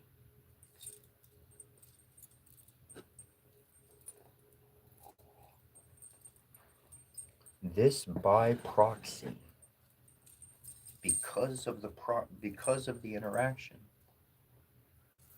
this teaches people that certain behaviors are not acceptable, because we're not going back to explain to party A this is why we left. We split. We disappeared like a ghost. What it was the saying? We ghosted them. Not on purpose, but yeah, kind of. Like I'm done. I'm done. You know, hi, but I'm out. My emotions are not connected to problems. Not other people's issues. Not like that. Because I know what I'm putting out in this world is love, living, one vibrational energy. There's love. There's positivity. And that energy changes. It changes a motherfucker. It does. Even those that don't want to show it. There is energy going out in the world because of you. Because because of you.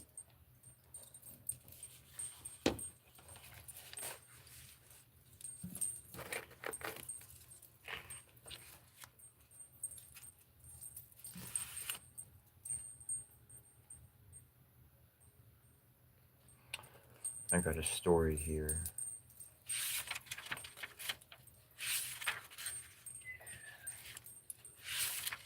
Looks good. Little brother and little sister.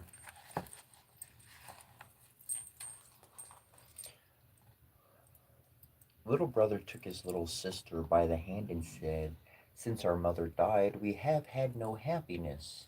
Our stepmother beats us every day, and if we come near her, she kicks us away with her foot.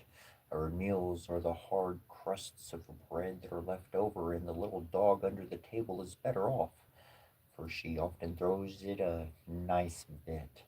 May heaven pity us, if our mother only knew. Come, we will go forth together into the world." They walked the whole day over meadows, fields, and stony places, and when it rained, the little sister said, "Heaven and our hearts are weeping together."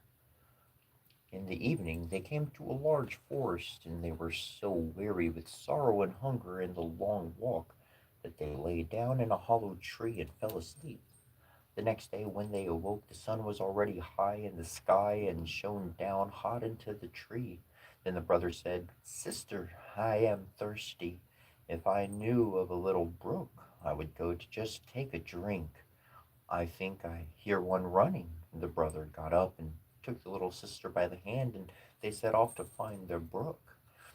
But the wicked stepmother was a witch, and had seen how the two children had gone away, and had crept after them privily, as witches do creep, and had bewitched all the brooks in the forest. Now, when they found a little brook leaping brightly over the stones, the brother was going to drink out of it, but the sister heard how it said as it ran, "Who drinks of me will be a tiger. Who drinks of me will be a tiger." Then the sister cried, "Pray, dear brother, do not drink, or you will become a wild beast and tear me to pieces." The brother did not drink, although he was so thirsty, but said, when they came up the next brook, the sister heard this also say, "Who drinks of me will be a wolf. Who drinks of me will be a wolf. A wolf." Then the sister cried out, "Pray, dear brother, do not drink, or you will become a wolf and devour me." The brother did not drink, and said, "I will wait until we come to the next spring, but then I must drink. Say what you like, for my thirst is too great." And when they came to the third brook, the sister heard how it said as it ran, "Who drinks of me will be a roebuck. Who drinks of me will be a roebuck." The sister said, "Oh, I pray you, dear brother, do not drink, or you will become a roebuck and run away from me." But the brother had knelt down at once by the brook, and had bent down and drunk some of the water, and as soon as the first drops touched his lips, he lay there a young roebuck. And now the sister wept over her poor bewitched brother, and the little roe wept also, and sat sorrowfully near to her. But at last the girl said, "Be quiet, dear little roe, I will never, never leave you." Then you then she untied her golden garter and put it round the roebuck's neck, and she plucked rushes and wove them into a soft cord. With this she tied the little beast and led it on, and she walked deeper and deeper into the forest. And when they had gone a very long way, they came at last to a little house, and the little girl looked in, and as it was empty, she thought, "We can stay here and live." Then she sought for leaves and moss to make a soft bed for the roe, and every morning she went out and gathered roots and berries and nuts for herself, and brought tender grass for the roe, who ate out of her hand and was content, and played around about her. In the evening, when the sister was tired and had said her prayer, she laid her head upon the roebuck's back. That was her pillow, and she slept softly on it, and if only the brother had had his human form, it would have been a delightful life. For some time they were alone like this in the wilderness, but it happened that the king of the country held a great hunt in the forest, and the blasts of the horns, the barking of dogs, and the merry shouts of the huntsmen rang through the trees, and the roebuck heard all and was only too anxious to be there. "Oh," said he to his sister, "let me be off to the hunt. I cannot bear it any longer." And he begged so much that at last she agreed, but said to him, "Come back to me in the evening. I must shut my door for fear of the rough huntsman. So knock and say, 'My little sister, let me in, that I may know you.' And if you do not say that, I shall not open the door." Then the young roebuck sprang away, so happy was he and so merry in the open air. The king and the huntsmen saw the pretty creature and started after him, but they could not catch him, and when they thought that they surely had him, away he sprang through the bushes and could not be seen. When it was dark, he ran into the cottage, knocked, and said, "My little sister, let me in." Then the door was opened for him, and he jumped in and rested himself the whole night through, though upon his soft bed. The next day the hunt went on afresh, and when the roebuck again heard the bugle horn and the ho ho of the huntsman, he had no peace, but said, "Sister, let me out. I must be off." His sister opened the door for him and said, "But you must be here again in the evening and say your password." When the king and his huntsmen again saw the young roebuck with a golden collar, they all chased him, but he was too quick and nimble for them. This went on for the whole day, but at last by the evening the huntsmen had surrounded him, and one of them wounded him and a little in the foot, so that he limped and ran slowly. Then a hunter crept after him to the cottage and heard how he had said, "My little sister, let me in," and saw that the door was open for him, and was shut again at once. The huntsman took notice of it all, and went to the king and told him that what he had seen and heard. Then the king said, "Tomorrow we will hunt once more." The little sister, however, was dreadfully frightened when she saw that her fawn was hurt. She washed the blood off of him, laid herbs on the wound, and said, "Go to your bed, dear Roe, that you may get well again." But the wound was so slight that the roebuck next morning did not feel it any more, and when he again heard the sport outside, he said, "I cannot bear it, I must be there. They shall not find it so easy to catch me." The sister cried and said, "This time they will kill you, and here I am alone in the forest and forsaken by all the world. I will not let you out." "Then you will have me die of grief," answered the roe. "Then, when I hear the bugle horns, I feel as if I must jump out of my skin." Then the sister could not do otherwise, but open the door for him with a heavy heart, and the roebuck, full of health and joy, bounded into the forest. When the king saw him, he said to the huntsman, "Now chase him all day long till nightfall, but take care that no one does him any harm." As soon as the sun had set, the king said to the huntsman, "Now come and show me the cottage in the wood." And when he was at the door, he knocked and called out, "Dear little sister, let me in." Then the door opened, and the king walked in, and there stood a maiden more lovely than any he had ever seen. The maiden was frightened when she saw, not her little roe, but a man come in who wore a golden crown upon his head. But the king looked kindly at her, stretched out his hand, and said, "Will you go with me to my palace and be my dear wife?" "Yes, indeed," answered the maiden, "but the little roe must go with me. I cannot leave him." The king said, "It shall stay with you as long as you live, and shall want nothing." Just then he came running in, and the sister again tied him with a of rushes, took it in her own hand, and went away with the king from the cottage. The king took the lovely maiden upon his horse and carried her to his place, where the wedding was held with great pomp. She was now the queen, and they lived for a long time happily together. The roebuck was tended and cherished, and ran about in the palace garden. But the wicked stepmother, because of whom the children had gone out into the world, thought all the time that the sister had been torn to pieces by the wild beasts in the wood, and that the brother had been shot for a roebuck by the huntsman. Now, when she heard that they were so happy and so well off, envy and hatred rose in her heart and left her no peace, and she thought of nothing but how she could bring them again to misfortune. Her own daughter, who was ugly as night, had only one eye, grumbled at her and said, "A queen? That ought to have been my luck." "Only be quiet," answered the old woman, and comforted her by saying, "When the time comes, I shall be ready." As time went on, the queen had a pretty little boy, and it happened that the king was out hunting. So the old witch took the form of the chambermaid and went into the room where the queen lay, and said to her, Come, the bath is ready, and it will do you good and give you fresh strength and make haste before it gets cold." The daughter also was close by, so they carried the weakly queen into the bathroom and put her into the bath.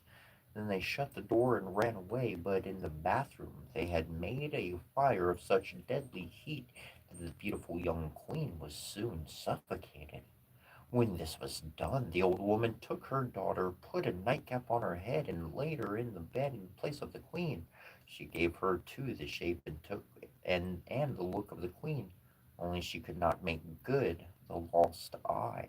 But in order that the king might not see it, she was to lie on the side on which she had no eye. In the evening, when he came home and heard that he had a son, he was heartily glad, and was gone to bed of his dear wife to see how she was. But the young woman quickly called out, "For your life, leave the curtains closed. The queen ought not to see the light yet, and must have rest." The king went away and did not find out that a false queen was lying in the bed. But at midnight, when all slept, the nurse, who was sitting in the nursery by the cradle, and who was the only person awake, saw the door open and the true queen walk in. She took the child out of the cradle, laid it on her arm, and suckled it. Then she shook up its pillow, laid the child down again, and covered it with a little quilt. And she did not forget the roebuck, but went into the corner where it lay and stroked its back. Then she went quite silently out of the door again. The next morning the nurse asked the guards whether anyone had come into the palace during the night, but they answered, "No, we have seen no one." She came thus many nights and never spoke a word. The nurse always saw her, but she did not dare to tell anyone about it. When some time had passed in this manner, the queen began to speak in the night and said, "How fares my child? How fares my roe? Twice shall I come, then never more." The nurse did not answer, but when the queen had gone again, went to the king and told him all. The king said, "Ah, heavens, what is this? Tomorrow night I will watch by the child." In the evening he went into the nursery, and at midnight the queen again appeared and said, "How fares my child? How fares my roe? Once will I come, then never more." And she nursed the child as she was wont to do before she disappeared. The king dared not speak to her, but on the next night he watched again. Then she said, "How fares my child? How fares my roe? This time I come, then never more." Then the king could not restrain himself. He sprang towards her and said, "You can be none other than my dear wife." She answered, "Yes, I am your dear wife." And at the same moment she received life again, and by God's grace became fresh, rosy, and full of health. Then she told the king the evil deed which the wicked witch and her daughter had been guilty of towards her. The king ordered both to be led before the judge, and judgment was delivered against them. The daughter was taken into the forest, where she was torn to pieces by wild beasts. But the witch was cast into the fire and miserably burnt. And as soon as she was burnt, the roebuck changed his shape and received his human form again. So the sister and the brother lived happily together all their lives.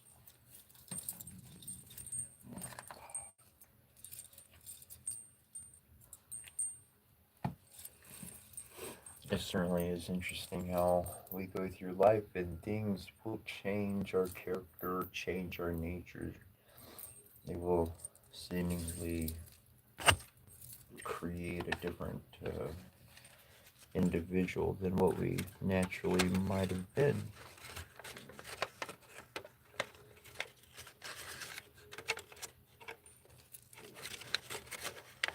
But it is certainly most splendid and happy when those individuals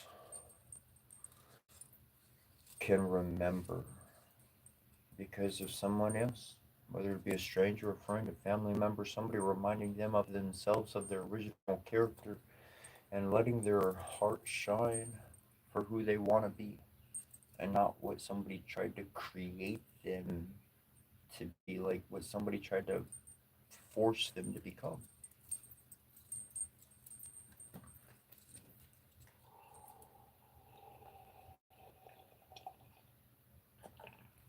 Mm.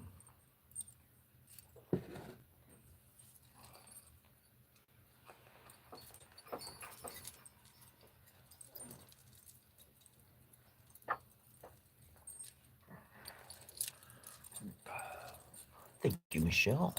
Thank you to all the moderators and people assisting a positive chat space. I do thank you for your efforts.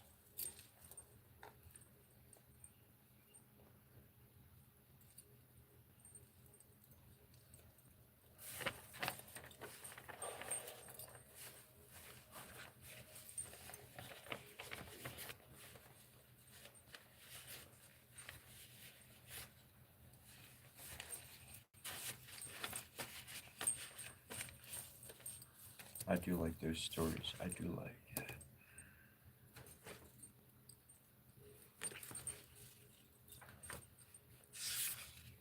We can very easily get stuck in a particular nature, a certain set of habits.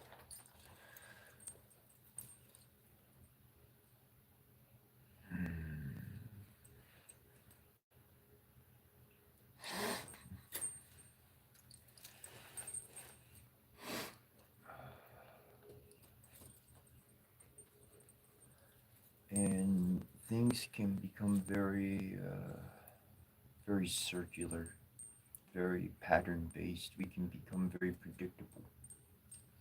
And that's what the world has become before us, around us.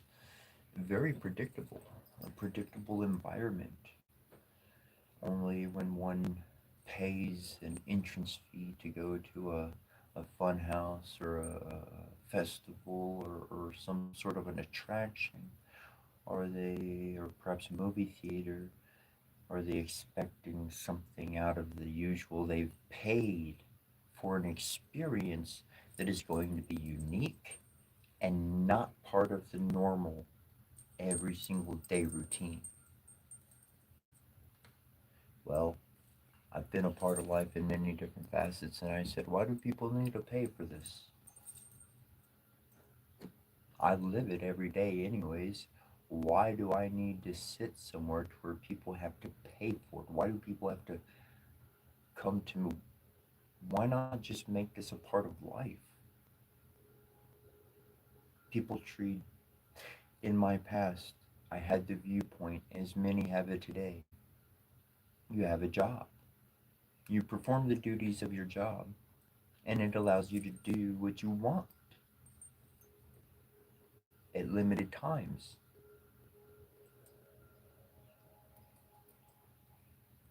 Well, I decided to do what I love, and rather than see it as a job, that's my life's journey. That's my adventure. That's what I'm learning. That's what I'm discovering. That's what I'm improving upon every single day of my life.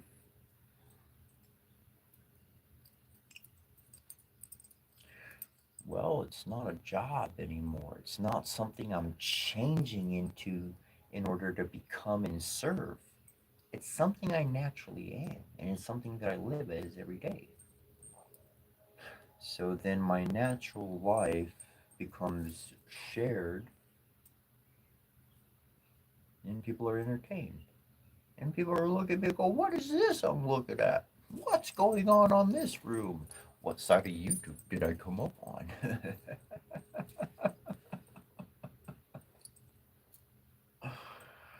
Oh, there are a lot of individuals. Oh, I'll tell you what, there are a lot of individuals out there.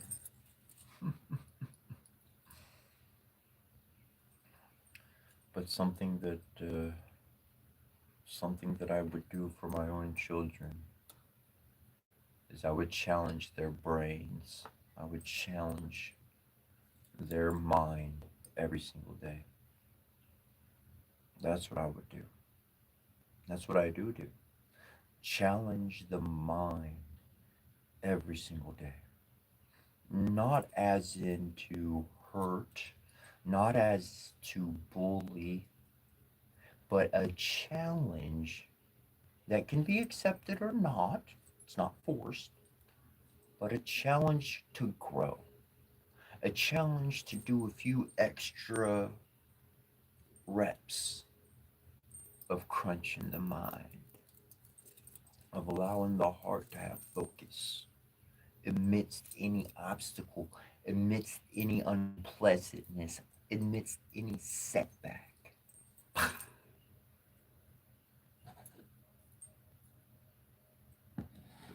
When I think of champions, when I think of excellent sportsmen, when I think of heroes of the past, when I think of Hercules, I think of an individual who kept going forward. It didn't matter what came across their plate, I'm moving forward. Ain't nothing killed me yet. I've been doing the divine work, not foolish, not bad stuff, not hurting people. And so is God, as the divine Father, the divine Mother, as they see my obstructions before me, they take care of those obstacles. They rain down the arrows of which no man or woman can see or hear that strikes an individual's heart before I ever got to that room. They bowed out of the fight before there was conflict. Not because I conquered them, but because I was sent. When you connect through meditation, activation of your own chakras, fueling up your own energy centers, whether that be tears, whether that be abstract thinking through a movie, a video game, reading a book, but to fuel up those energy centers so that you can walk your path, so you could have confidence in yourself and in your divine parentage, your divine family, and you could let them take care of those obstacles before you, for certainly vengeance does not belong to us. But some bigger eyes that have been watching this problem a lot longer than we can remember.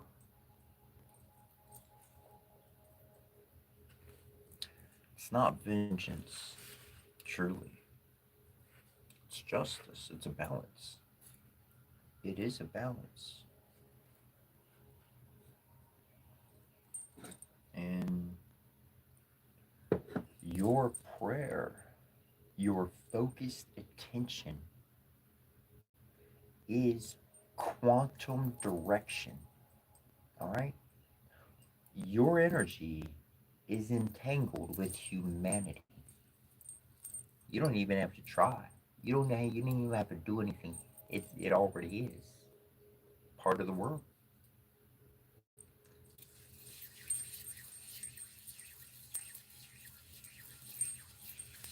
You are the alchemist. You have the ability to transmute, to transform anything before you to be positive, to be helpful, to be cleansing, to be protective, to be a guardian, to give some positive worlds for the generation that hasn't learned how to defend themselves yet. That's what our duty really is to help the younger ones, to help the children learn how to defend themselves in a world that we know all too well. We learned the lessons. We had our face shoved in the mud. We got back up. We kept trucking. We didn't need no flag. We didn't need no parade. We didn't need no group shouting our name. We didn't need no video putting us up in front of people. None of that junk. We were good just to rest, just to fade out in peace, in harmony. But I'll tell you, the fine fight, it ain't over.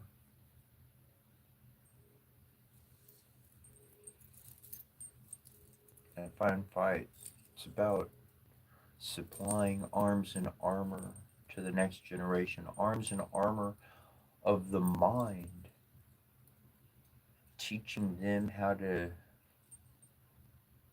tap into their intuition, how to trust themselves rather than trusting some fool next to them trying to take advantage of them.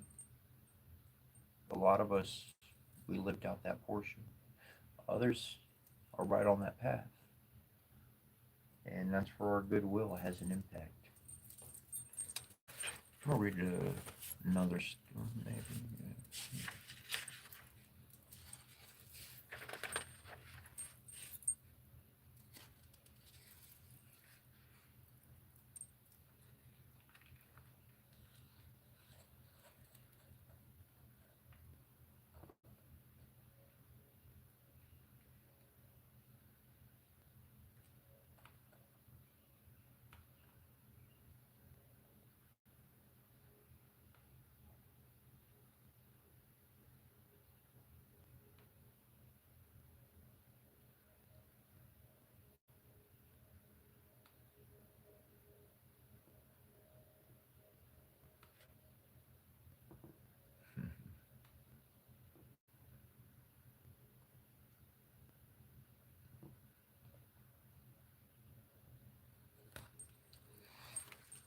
truly,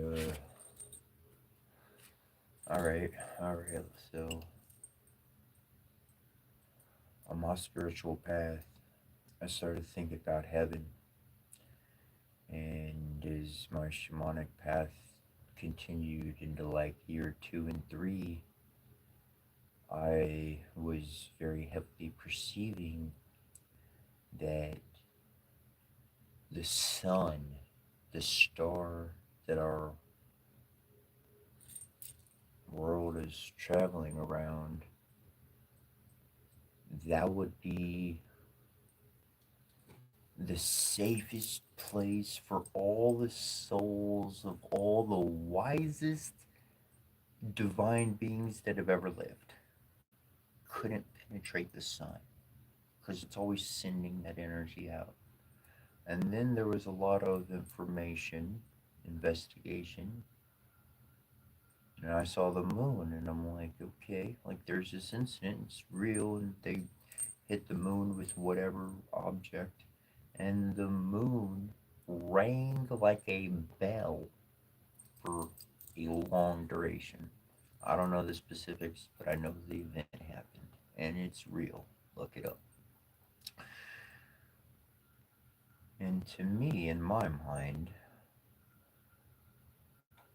the moon and the sun are two satellites.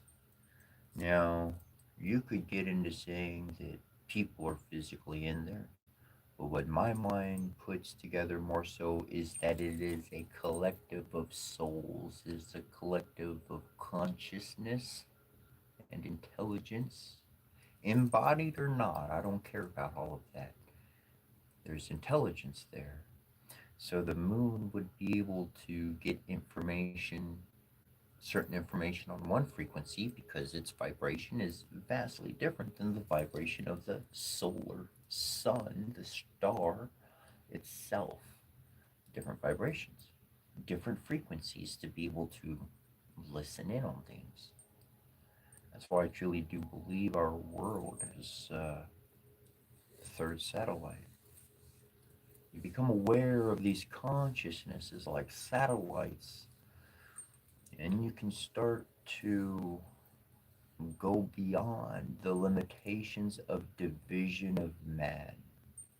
Okay, the titles and all of that division of humanity, we start getting into celestial power, true celestial power. And those words that we read earlier in Sumerian and Sanskrit and other languages, other ancient languages, are connecting to those energies, those conscious existences. In that connection, we are able to get past a lot of the roadblocks that most people are stuck within. A lot of the moon and sun talk very, very, very real stuff here, very real stuff, without acknowledging the greater natural forces. We ourselves cannot ascend, we ourselves cannot move up in this proverbial Jacob's ladder of consciousness developing unto ascension.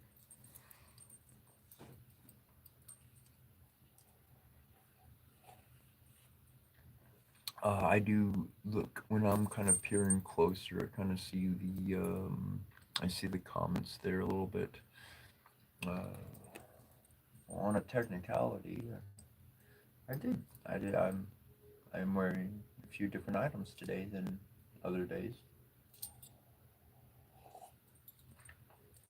but the warmer it is outside, I do see some comments when I lean in. But if you do want to send me a comment, if you do want to send me some information, I am happy to read it. Send me an email, setra@yahoo.com, SETCHRA@yahoo.com, and I'll be happy to respond most definitely. I do look in from time to time, so sometimes I see those comments, and most of the time I would say not. Um, though my attire, if you will, my attire is dependent on a few circumstances, but generally I will find an energy, the energy that is palpable, that is according to some things that I have, and when necessary, it changes up. And when not necessary, as long as my clothes are clean and good, I mean, hey, we're good to go. So, you know, I just always remember the cartoons growing up and watching them different cartoons. And like my favorite character, they'd always be wearing the same thing, like every day, same thing. Like they would show their closet and they got like 10 outfits of the same thing. And there's something to all of that. There's something to that. Now, I ain't saying to be stinky or smelly. Certainly wash your clothes if they're dirty and keep up with yourself.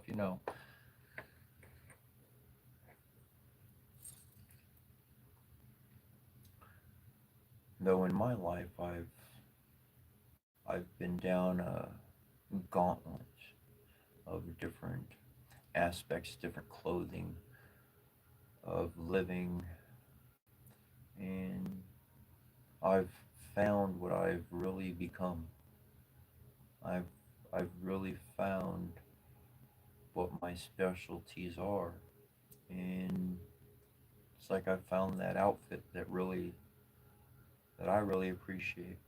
And if it's too terribly cold, then I'll put a jacket on or a couple more layers. But I am who I am, and it's nice for people to have something reoccurring amidst all the changing.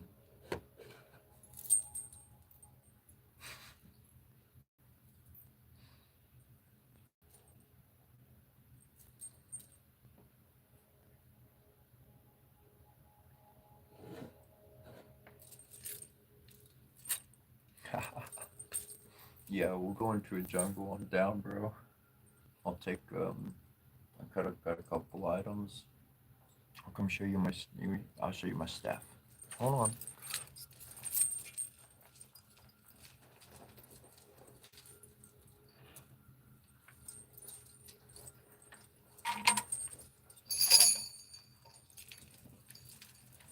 Definitely be taking this guy going into a forest or anywhere really.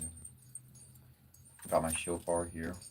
In case I lose you, can hear you. Find me.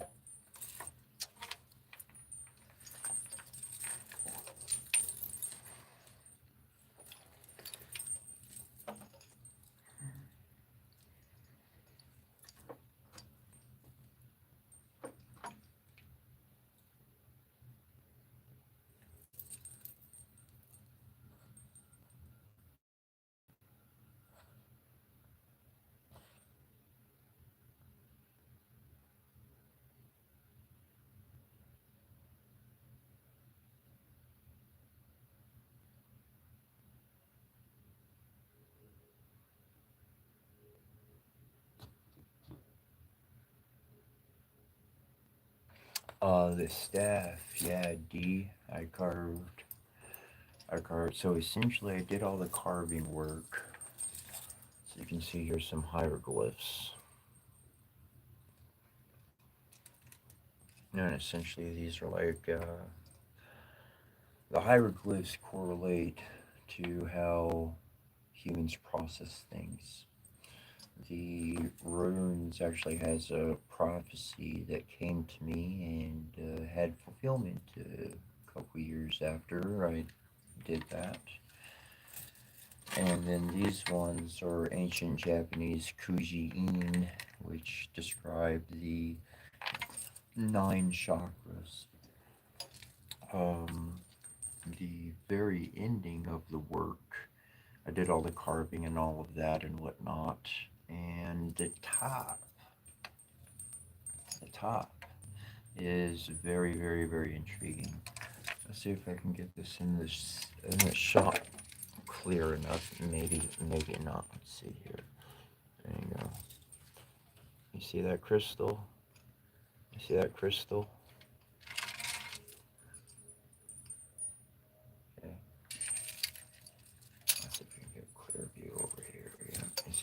there. All right. So copper wire, quartz crystal.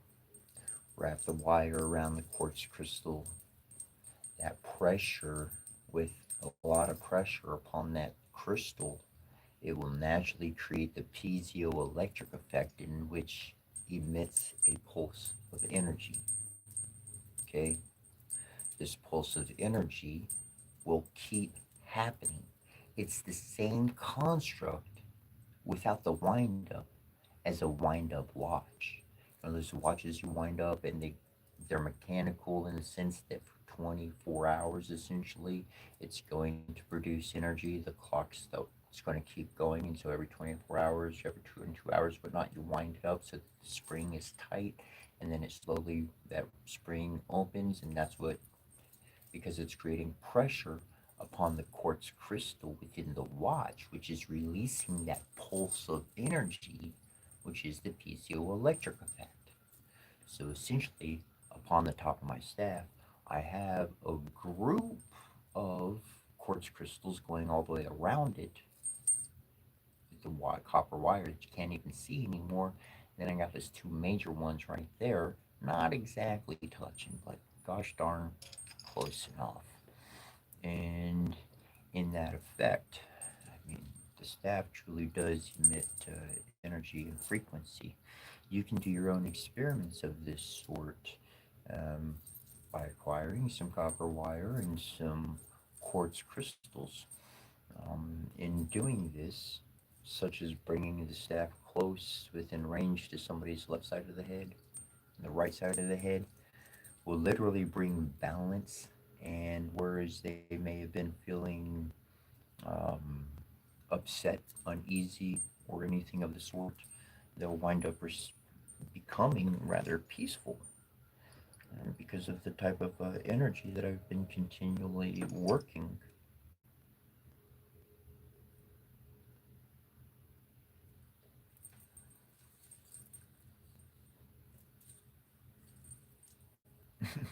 Thanks, Natalie.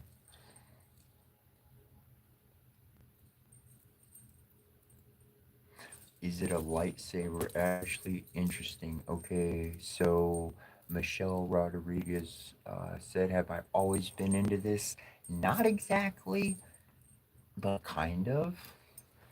And I really started getting into it years ago. As far as a lightsaber goes, actually, that's pretty interesting. Um, okay, so I'll explain a little bit more. So, activation of chakras. So essentially, all of these characters, Rennos, Ezekiel, Ewas an Futura, Herusha, Hansus Heru Kai Korikoti Jenni was Maha, Ratugi Vesepatos, I Bethatu, Hudi Bishakins and Asarmen. That set of words, those words of power, are literally, those are all those words. Every single one of these characters was that set of words that I just spoke. They all have meaning, they all have structure. That's three ancient forms of understanding, and this is like the heart bringing all of that energy to life. That I never thought of it as a lightsaber, but very much so. Very, very much so because of the type of energy that it is emitting. And so, I named my staff D. D. D's pretty powerful. And,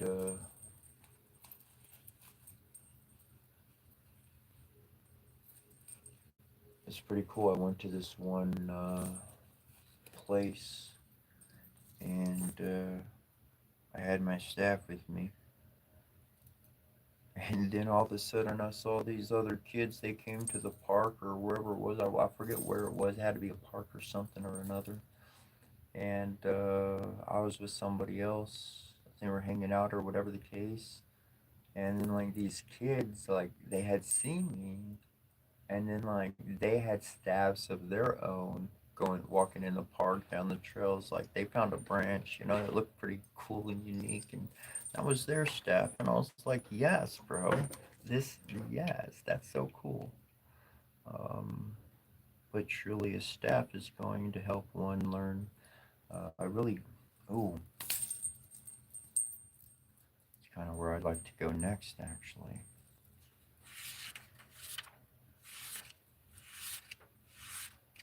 Uh, runes. Getting into runes.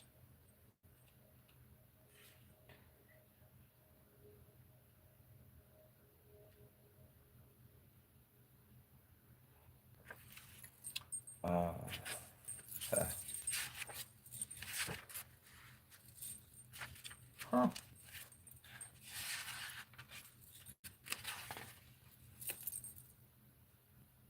Not the one. I guess it is. Oh no, it's not. Sorry for the slight distraction. Runes, though. Runes, getting into the full Celtic and the Norse, the Scandinavian understanding of the runic system really expressed to me the importance of a wand, the importance of allowing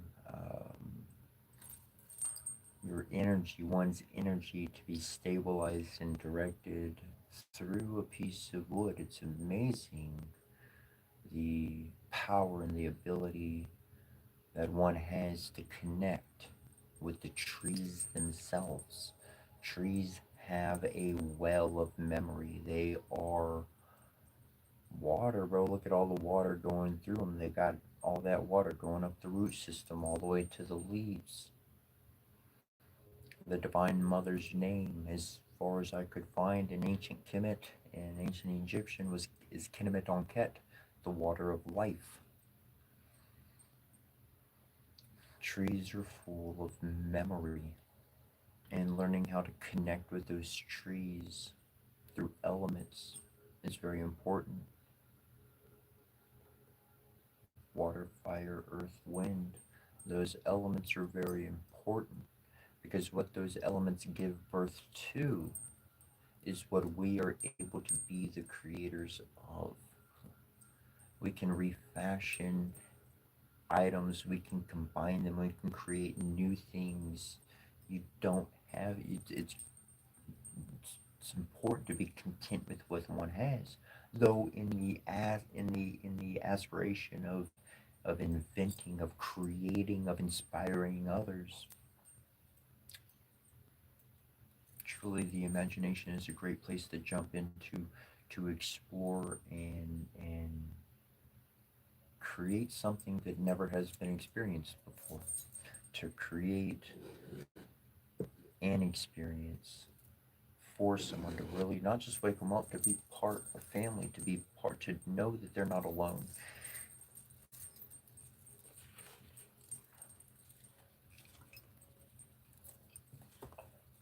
I'll be right back. I'm gonna use the bathroom super fast. Super fast.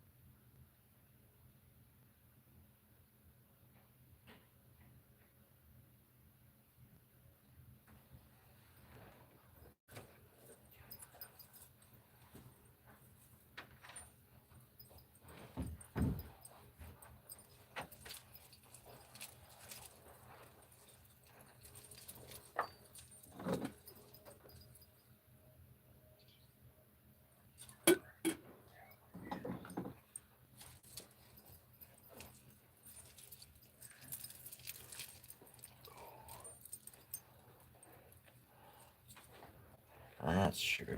We're definitely fractals of the source.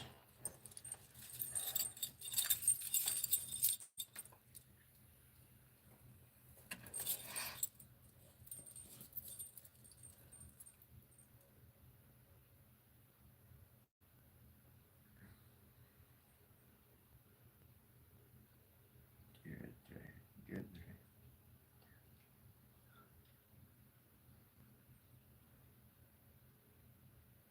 Got some Celtic fairy tales.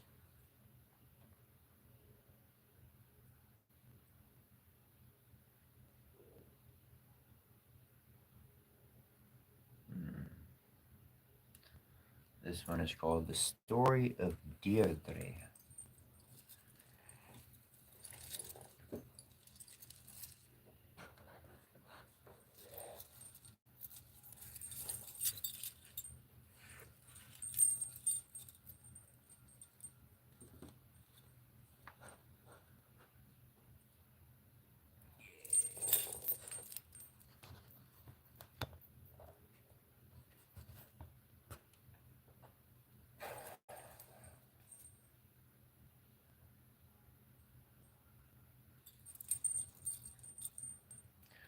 The Story of Deirdre. There was a man in Ireland once who was called Malcolm Harper.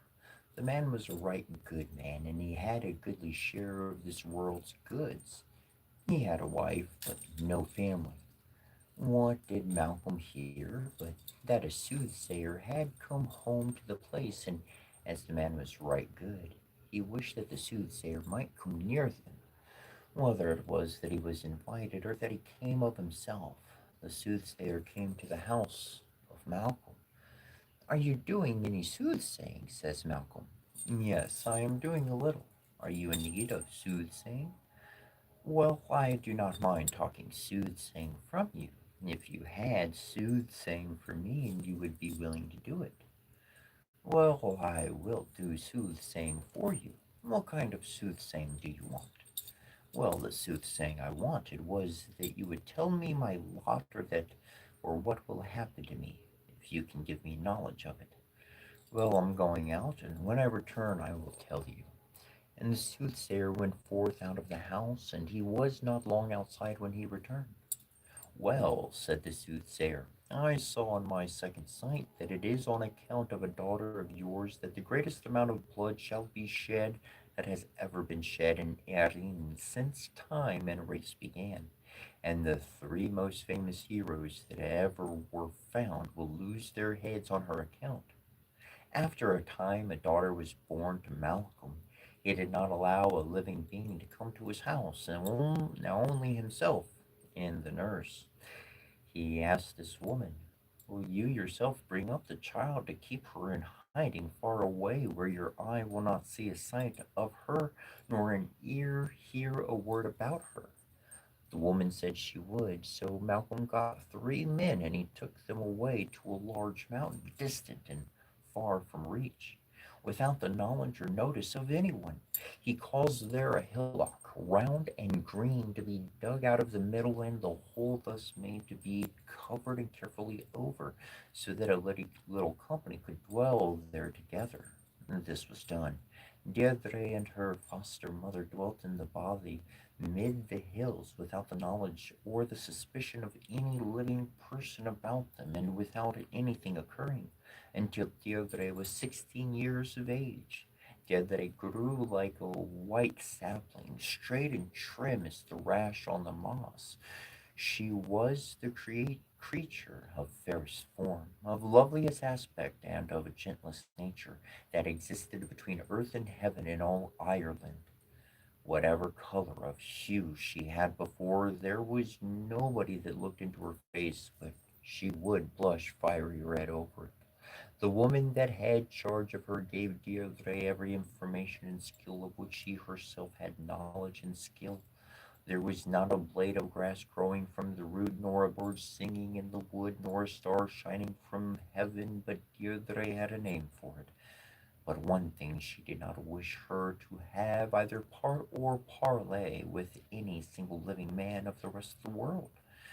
But on a gloomy winter night with black scowling clouds, a hunter of game was wearily traveling the hills, and what happened but that he missed the trail of the hunt and lost his course and companions.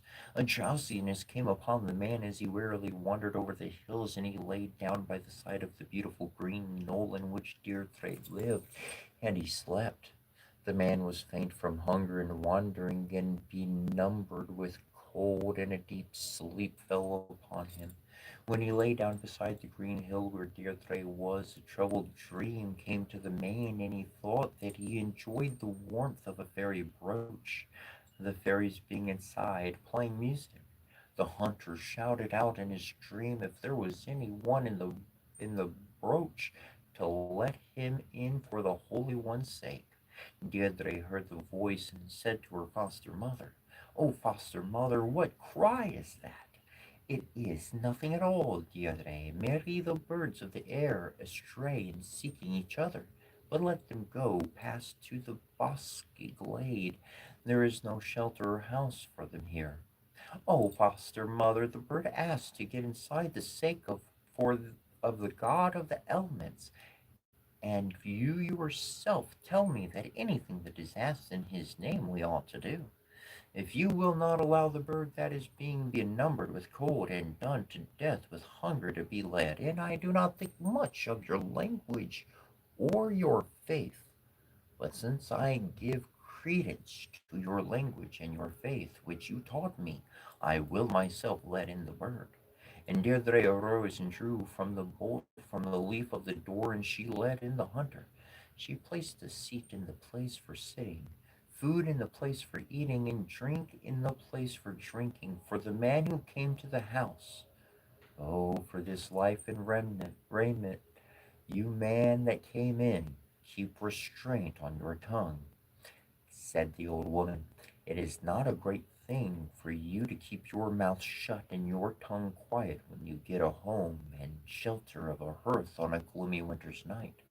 "Well," said the hunter, "I may do that, keep my mouth shut and my tongue quiet, since I came to the house and received hospitality from you.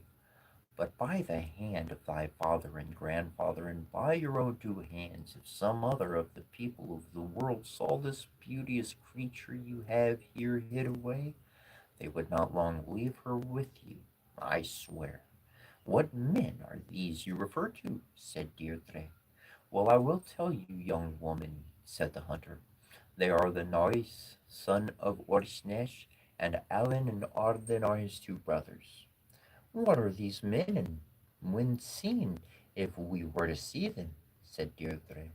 "Why, the aspect and form of the men when seen are these," said the hunter.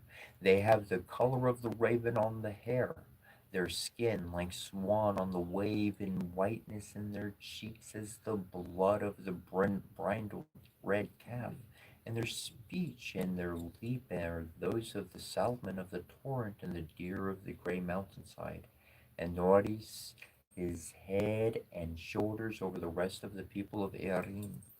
However they are," said the nurse, "be you all from here and take another road.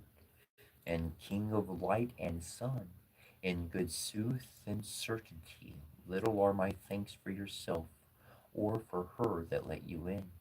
The hunter went away and went straight to the palace of King Conachar. He sent word in to the king that he wished to speak to him if he pleased. The king answered the message and came out to speak to the man. "What is the reason of your journey?" said the king to the hunter. "I have only to tell you, O king," said the hunter, "that I saw the fairest creature that ever was born in Arin, and I came to tell you of it. Who is this beauty, and where is she to be seen, when she was not seen before till you saw her, if you did see her?" "Well, I did see her," said the hunter, "but if I did not, no man else can see her unless he get directions from me as to where she is dwelling." "And will you direct me to where she dwells? And the reward of your directing me will be as good as the reward of your message," said the king. "Well, I will direct you, O king, although it is likely that this will not be what they want," said the hunter. Conachar, king of Ulster, sent for his nearest kinsmen, and he told them of his intent. Though early rose the song of the birds mid the rocky caves, and the music of the birds in the grove, earlier than that did Conachar, king of Ulster, arise with his little troop of dear friends in the delightful twilight of fresh and gentle May. The dew was heavy on each bush and flower and stem as they went to bring Deirdre forth from the green knoll where she stayed. Many a youth was there who had a lithe, leaping and lissom step when they started, whose step was faint, failing and faltering when they reached the bothy on account of the length of the way, the roughness of the road. Yonder now down in the bottom of the glen is the bothy where the woman dwells, but I will not go nearer than this to the old woman, said the hunter. Conachar with his band of kinsfolk went down to the green knoll where Deirdre dwelt, and he knocked at the door of the bothy. The nurse replied, no less than a king's command and a king's army could put me out of my bothy tonight, and I should be obliged to you were you to tell who it is that wants me to open my bothy door. It is I, Conachar, king of Ulster. When the poor woman heard who was at the door, she rose with haste and let in the king and all that could get in of his retinue. When the king saw the woman that was before him that he had been in quest of, he thought he never saw in the course of the day nor in the dream of night a creature so fair as Deirdre, and he gave his full heart's weight of love to her. Deirdre was raised on the topmost of the hero's shoulders, and she and her foster mother were brought to the court of King Conachar of Ulster. With a love that Conachar had for her, he wanted to marry Deirdre right off there and then. Will she nil? She marry me. She nil? She marry him? But she said to him, I would be obliged to you if you will give me the respite of a year and a day. He said, I will grant you that, hard though it is, if you will give me your unfailing promise that you will marry me at the year's end. And she gave him the promise. Conachar got for her a woman teacher and merry modest maidens fair that would lie down and rise with her, that would play and speak with her. Deirdre was clever in maidenly duties and wifely understanding, and Conachar thought he never saw with bodily eye a creature that pleased him more. Deirdre and her woman companions were only one day out on the hillock behind the house, enjoying the scene and drinking in the sun's heat. What did they see coming but three men a journeying? Deirdre was looking at the men that were coming and wondering at them. When the men neared them, Deirdre remembered the language of the huntsmen, and she said to herself that these were the three sons of Ursnesh, and that this was Norris, he having what was above the bend of the two shoulders above the men of Erin all. The three brothers went past without taking any notice of them, without even glancing at the young girls on the hillock. What happened but that love for Noise struck the heart of Deirdre, so that she could not but follow after him. She girded up her raiment and went after the men that went past the base of the knoll, leaving her woman attendants there. Allen and Arden had heard of the woman that Conachar, king of Ulster, had with him, and they thought that if Norris, their brother, saw her, he would have her himself, more especially as she was not married to the king.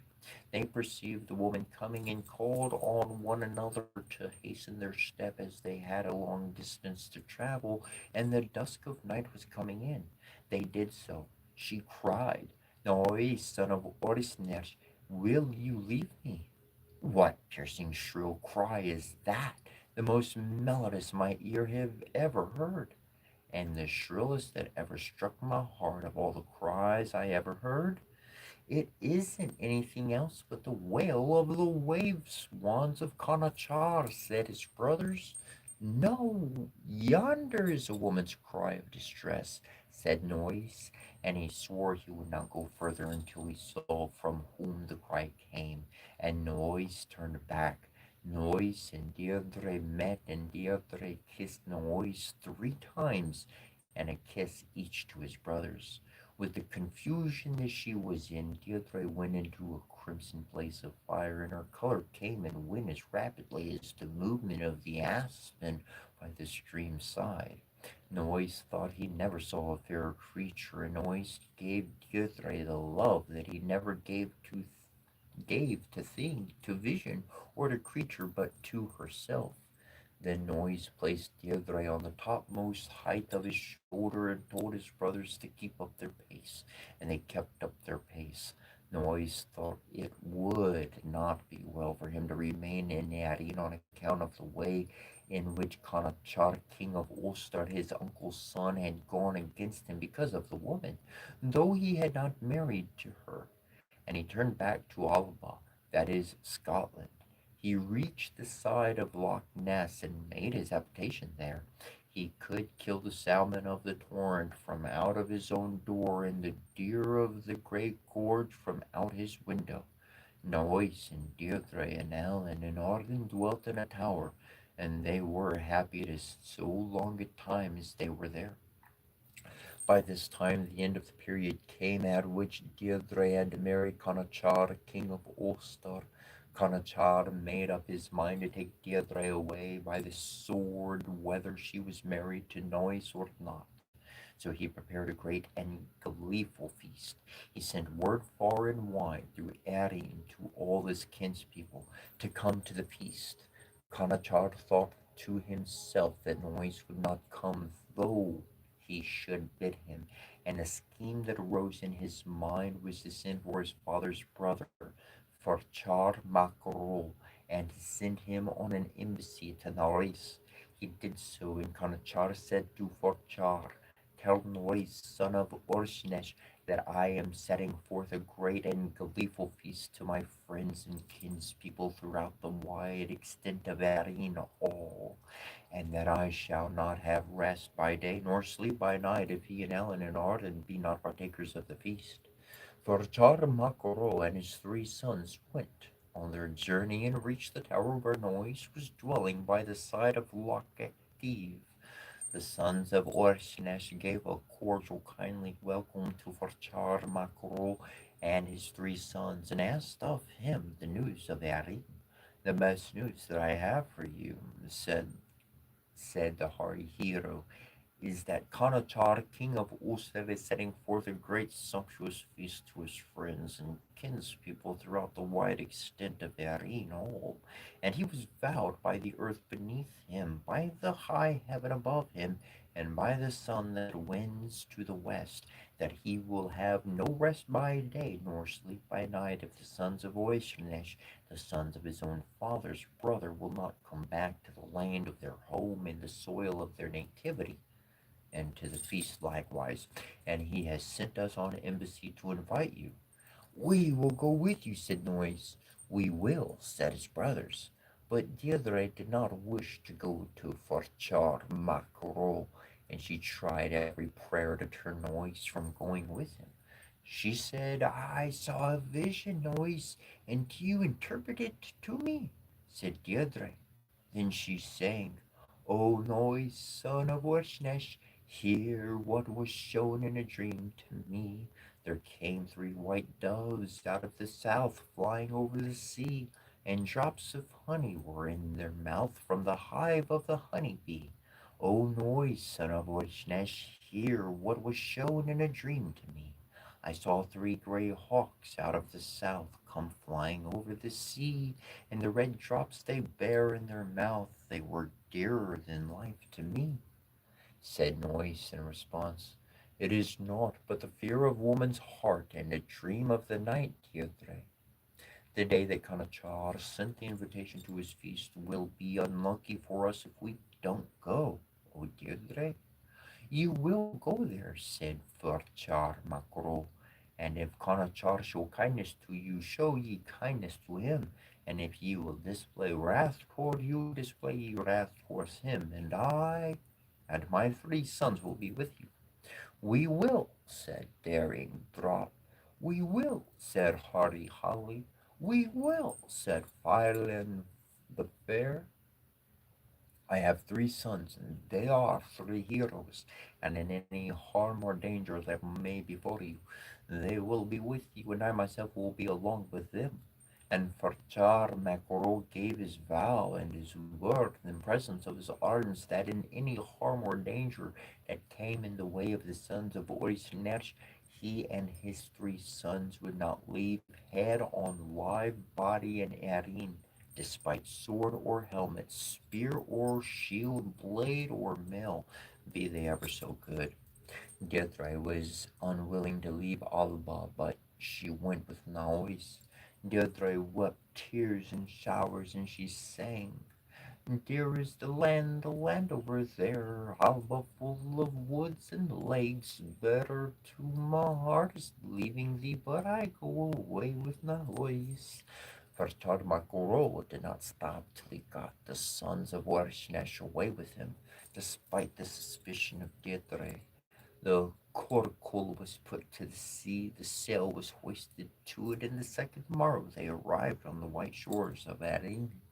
As soon as the sons of Oishnesh landed in Erin, Ferchar Makuro sent word to Kanachar, king of Ulster, that the men whom he wanted were come, and let him now show kindness to them.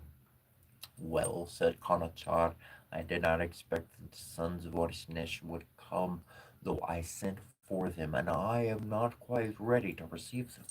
But there is a house down yonder where I keep strangers, and let them go down to it today, and my house will be ready before them tomorrow."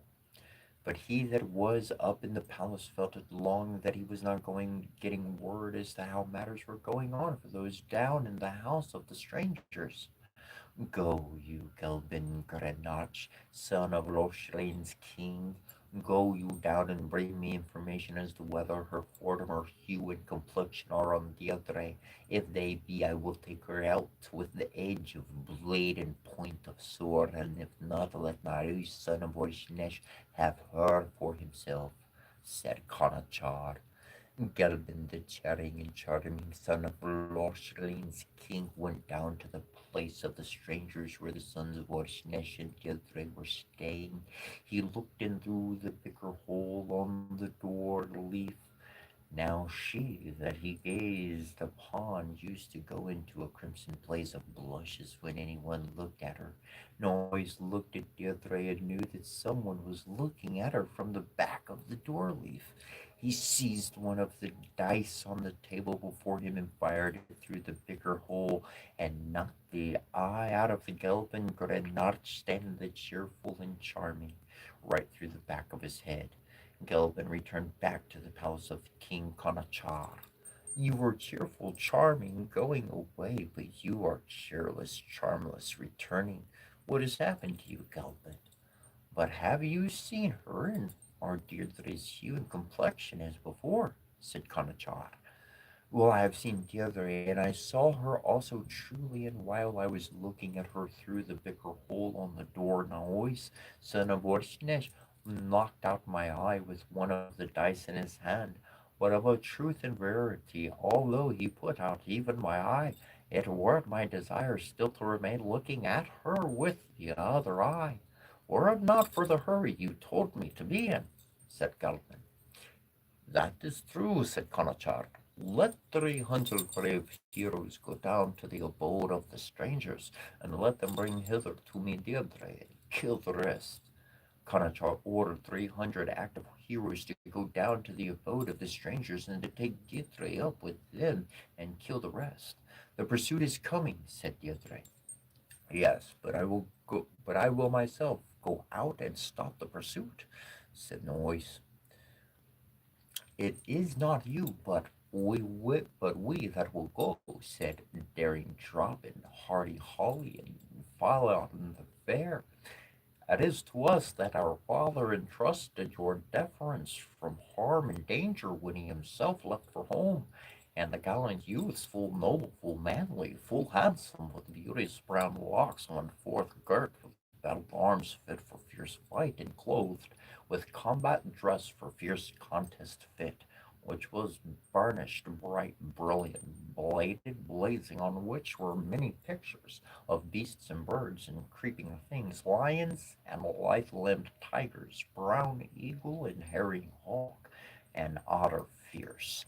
And the young heroes laid low 3/3 of the company.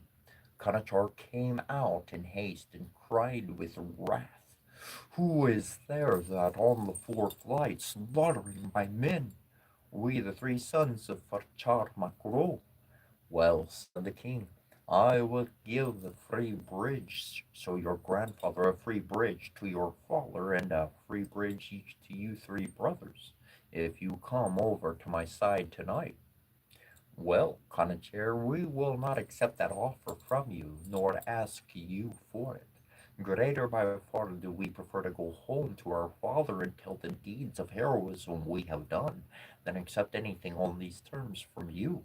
Noise, son of Horishnesh, and Allen and Arden are as nearly related to yourself as they are to us, though you are so keen to shed their blood, and you would shed our blood also, Conachar." And the noble and manly handsome youths with beauteous brown locks returned inside. "We are now," said they, "going home to tell our father that you are now safe from the hands of the king."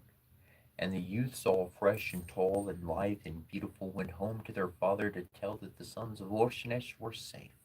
This happened at the parting of the day and night in the morning twilight time, and Noise said they must go away, leave that house, said return to Alba. Noise and Deirdre, Ellen and Arden started to return to Alba. Word came to the king that the company he was in pursuit of were gone. The king then sent for Duarn and Garcha Druid, the best magician he had, and he spake to him as follows: "Much wealth I have expended to you, Duarn and Garcha Druid, to give schooling and learning and magic mystery to you. I'll hold you to account if these people get away from me today without care, without consideration or regard for me, without chance of overtaking them, and without power to stop them."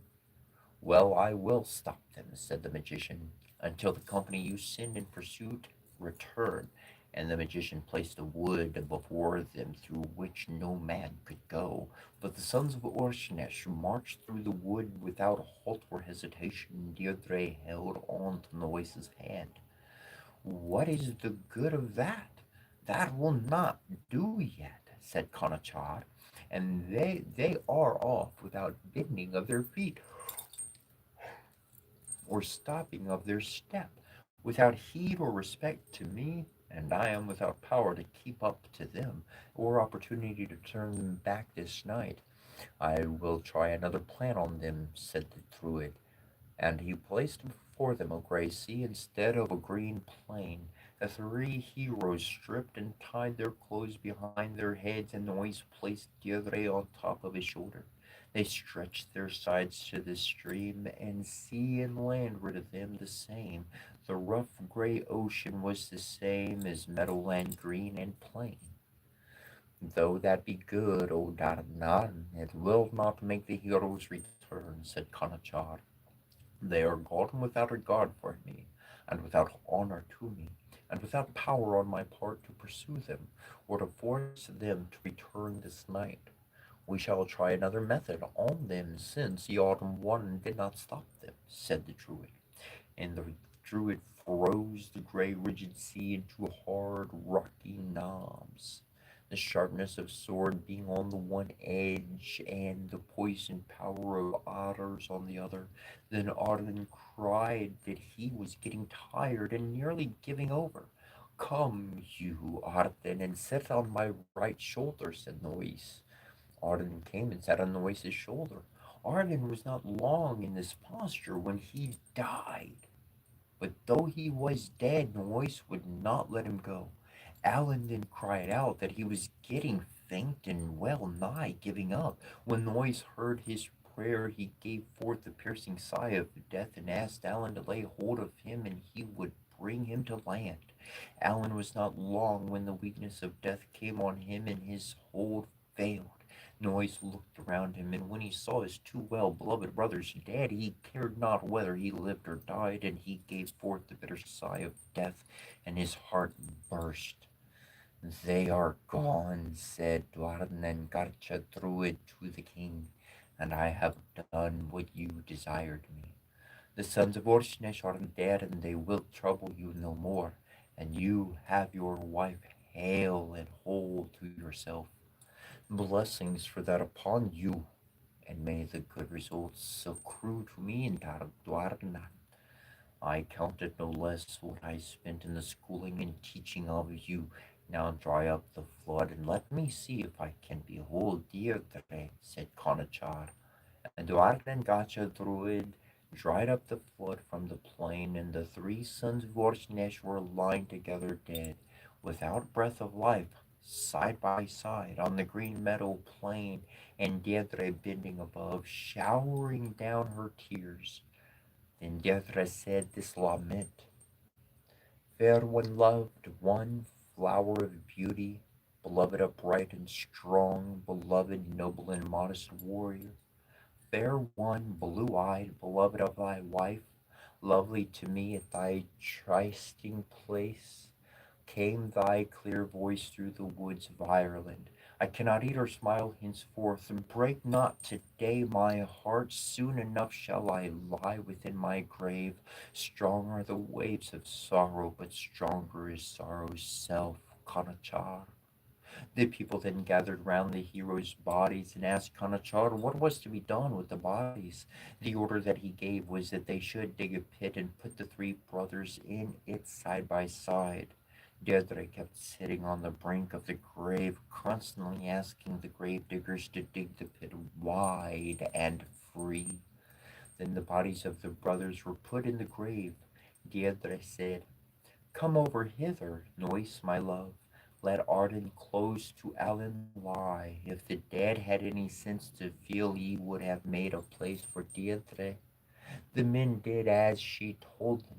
She jumped into the grave and lay down by Noise, and she was dead by his side. The king ordered the boy to be raised from out of the grave and to be buried on the other side of the loch. It was done as the king bade, and the pit closed. Thereupon a fir shoot grew out of the grave in Deirdre, and a fir shoot from the grave of Noise, and the two shoots united in a knot above the loch. The king ordered the shoots to be cut down, and this was done twice, until at the third time the wife whom the king had married caused him to stop this work of evil and his vengeance on the remains of the dead.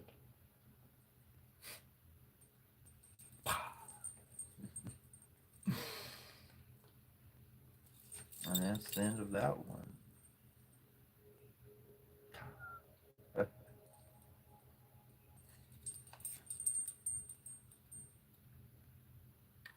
So,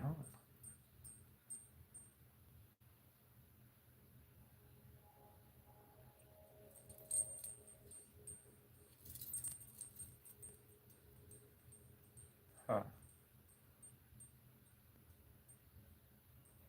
interesting.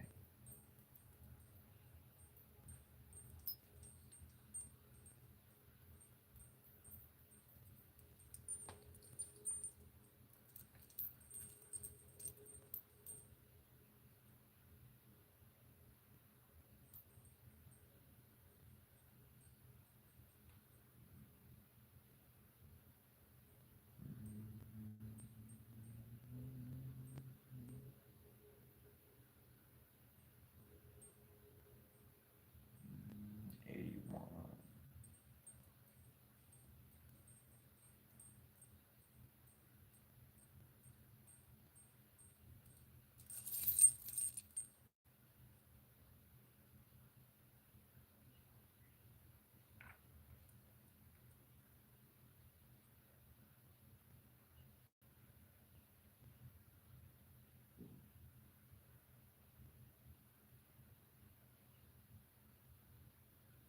Okay.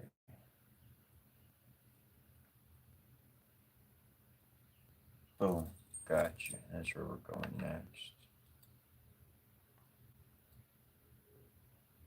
the soul and personal power concepts.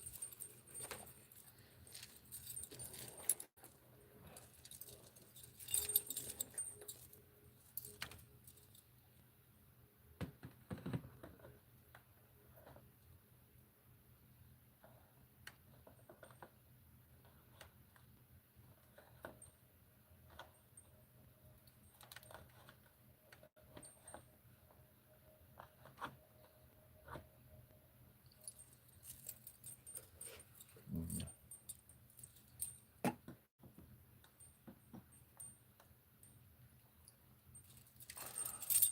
Thanks for joining us. Thanks for chatting in the comment log. If you have any real questions, let me know. Maybe you'd like a personal reading. Maybe you have some comments and you'd like to make sure I catch them, and I'll be happy to respond to them. Feel free to send me an email at cetra@yahoo.com. That's cetra, SETCHRA at yahoo.com. And who are we and what do we do? I remember doing a reading quite some time ago, and it was pretty interesting because it said that who would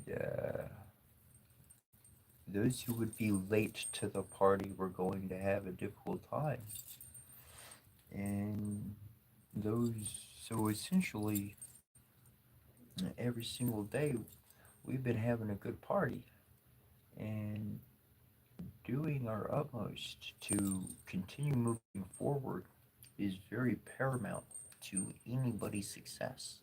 And so that is what we continue on every single day. So to everybody watching and everybody out there, just to let you know, the channel is full of videos. For years I've been posting videos from armor and sword technique.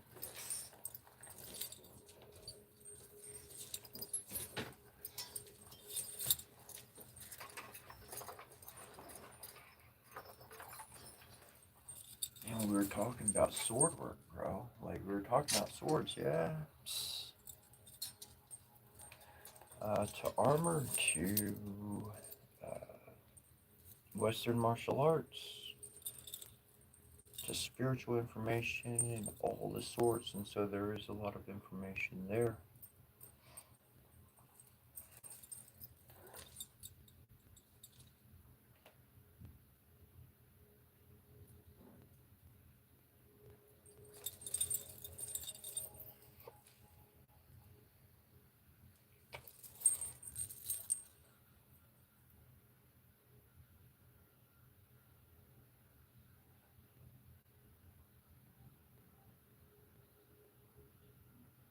Thank you, Natalie. Interesting enough, somebody was mentioning a rain dance, and I've got a formula for that. But what makes me do this? Man lurking.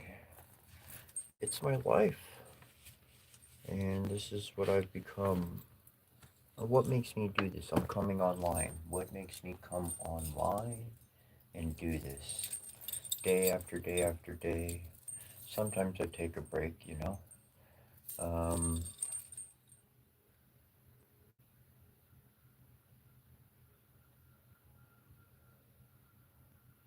my mom died at the age of 56.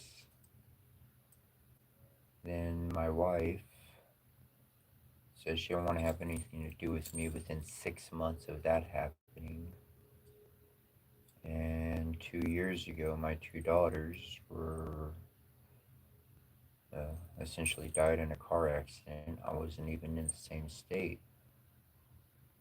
When my mom died, the Divine Father was literally like I could see it in my mind. It's like she walked up in heaven to the Divine Father's door itself with light blazing out of it, and she like didn't even Like her knock was like opening the door. Like there was no asking permission. She walked into his room, into his office, and was like, "My son is down there. He's a good boy, and he's all by himself. You help him." And she's made sure. And so when she passed away, I was Christian. I was Jehovah's Witness. I was in religion, very, very, very orientated on the Jesus God side, super heavy. And and I would get these ideas into my mind of like looking at one scripture, like even half of a verse of one, scripture. So it's like verse 4, but we're only looking at, 4 or 5 of the words, 2 lines, not even all 5 lines. And I would think about that for days and weeks even, and then I would have a massive realization, and I'd be like, holy crikey, that's what it's saying. And it was like years of going to religion was like keeping my mind stuck. But somehow my mind, divine presence, my mother, God, connection, meditation, thoughtfulness, perception, I started to see beyond. I started to see beyond what was spoon fed to me and what was modeled to keep my mind structured in place. And so, through the loss of my mother and the loss of my daughters, I never lost being a father. And there are some people in the world who value this information because all of this information that I read and I share, it brought me peace. It was another piece of the puzzle that became my solution. Now, some of those pieces I found afterwards. I found them printed in books after I experienced it through my journey.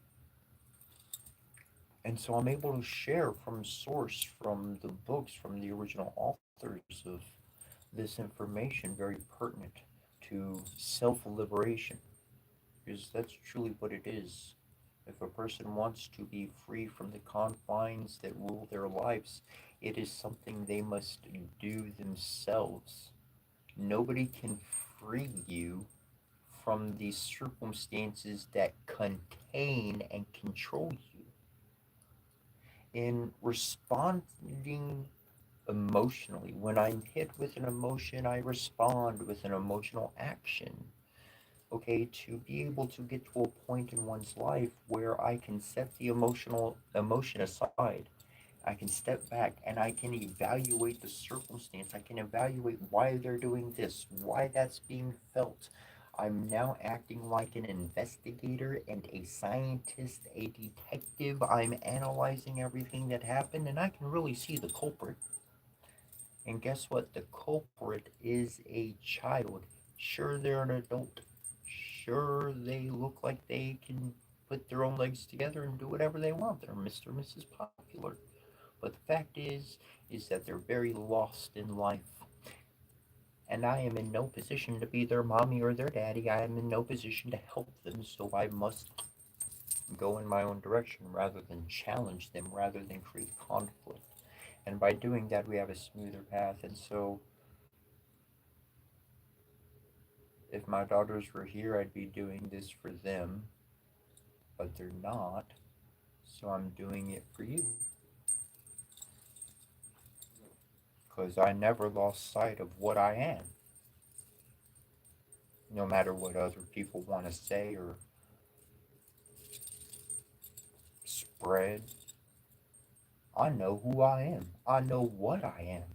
I know my heart. I have walked my path and I witnessed what I conquered. And it doesn't make me feel sad for other people, but it sure makes me happy for. I'm glad I learned my lessons. I'm glad I took my licks when I knew I should. I'm glad I did my introspective understanding because now I want to have a smooth life here on out. Regardless of whatever chaos may be around on the outside, I will remain the calm of the center of the storm.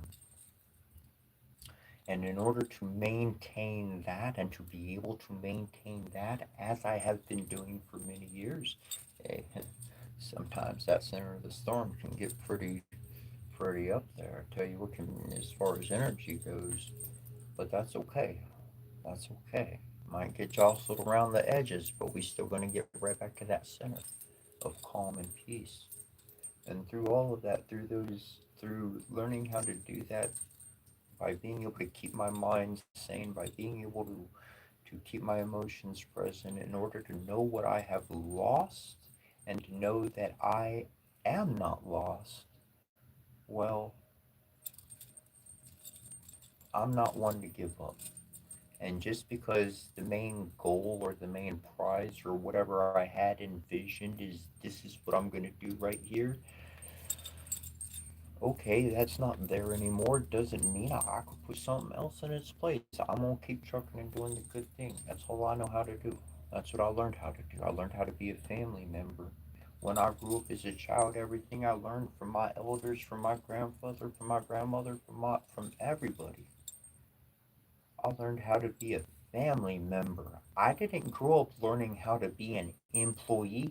You want to hear something sad? I was watching this thing the other day, and it was a graduation of kids in elementary school, all right? Second, third grade, I don't know, super young. They had the little suits and hats. It was cute and awesome. But here's what I got an issue with. It was put to them, what do they want to be when they grow up? And 3 out of 4 kids said that they wanted to be a McDonald's worker. They want to be an employee. They want to work somewhere. Not one of those children said they want to be a creator, or they want to be loved, or they want to own something, or they want to change the world for the better. They wanted to be a subjected servant. What the fuck are you teaching in the damn schools? Because they are damned. Shit. You pop out. It explains why the world is the way we have it. And that's why my presence, that's why I keep coming back. That's why I keep showing up. Because you might have a million pieces of crap source of entertainment. I'm going to bring you some real energy. I'm going to bring you some real love. And I'm going to give you the real stuff, right? Plain and simple. Here it is. Let's go, bro, sis. At least there's one positive outlet for divine connection somewhere without division saying, oh, you got to be this sort to get in or you got to be that sort to get in. Fuck, look at me. Do I look like I belong to any one group? Shit. Humanity, that group.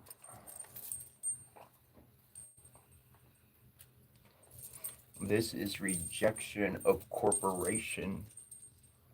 This is identification of our tribal nation. This is the family of humanity. And you can keep people, people in the world.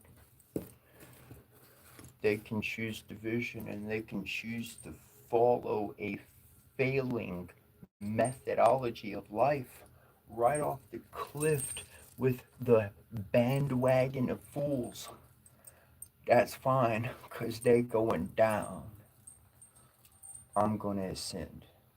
And if you want to ascend, it means not following that group. It means not being that Mr. Freaking popular. It means fuck that shit. Because they ain't teaching nothing to the kids. They ain't securing no future. That ain't my path. I learned that one a long time ago.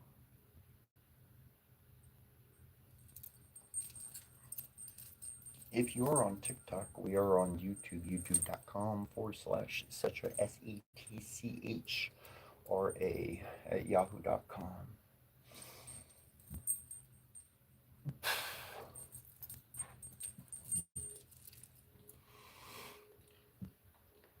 The soul and personal power concepts. To fully discuss the depth of this topic would necessitate a study equal to that needed to outline fully the complexities of the runic cosmology. It is, however, important to understand the basics of the old Nordic soul construct and personal power conceptions, for these play a prominent role in the theories of rune magic. It is in this world that the magic of the runes first arose, and the understanding, even the realization of these conceptions, will take us far into the power of the runes. Certain soul qualities were given to the primal man and woman, co equally and simultaneously, by the triad of gods. This triad, which is a threefold expression of the god usually known as Ordin, was identified above as Ordin, Vili, and Be. In another account given in the Voluspa, we read, until the Aesir, mighty and loving, came from the host to the coast. On the land they found of little might Askr and Imbla, yet unfated. They had not Orn, they had not Ulder, neither Ra nor Lerti, nor Goodliatar. Ordin gave Und, Hornir gave Hodor, Lorhor gave Law, and good Lithir. The last three gifts indicate external qualities: La, appearance; Larti, movement; Liartir, health, which are extremely important but not of central interest here. Orn is the breath of life, the spirit that is the divine spark in mankind, and that all pervasive force penetrates and animates the multiverse. This is much akin to the Indian conception of prana and is etymologically connected to a Sanskrit Atman, breath, soul. Ordir is the power of inspiration and ecstasy. The name Ordin is derived from the same root word, that is the pure and irrational numinous power that is the magical faculty of gods and men. When the entrance of the Nornic force, time, and the laws of cause and effect arise, furthermore, the infusion of divine structure and consciousness provided by the Heimdallr, or the Ordine, provides another numinous force, which is handed down through the generations. This force is increased or decreased according to the human action throughout the life of an individual. Now, these concepts are expressed throughout the rune row, and with these qualities, the development and concentration of magical power became possible and even necessary, becomes possible and even necessary. Now, four principal entities arise from this complex interplay of runic forces and are centered in mankind: Hugor, Hamur, Hamenjar, and Varja. The Hugor is the conscious will and intellect. The Hamur is the personal aspect of the plastic image forming essence of the cosmos. This is the realm of images which bridges the worlds and acts as a matrix between the spiritual and physical worlds. A powerful Huar can project and even reform this personal essence in another location in an almost physical manner. The Norse sagas abound with accounts of this type. Most readers will be reminded of such phenomena as astral projection and bilocation. The complex entity that gives this power is known as Hamish, Hamirsha, a term that means shape changing force. Hamisha, shape changing force, luck, power, and on occasion, guardian spirit. Hamisha may be transferred from one person to another, from a person to an object, or merely projected into space as indicated. This force may be increased continuously by ritualized magical action and deeds of honor. This force may be increased continuously by ritualized magical action and deeds of honor. The Arja is the storehouse of this action, which is symbolized by a female figure, an animal specific to the internal nature of the individual, or a crescent shape that hovers before the person.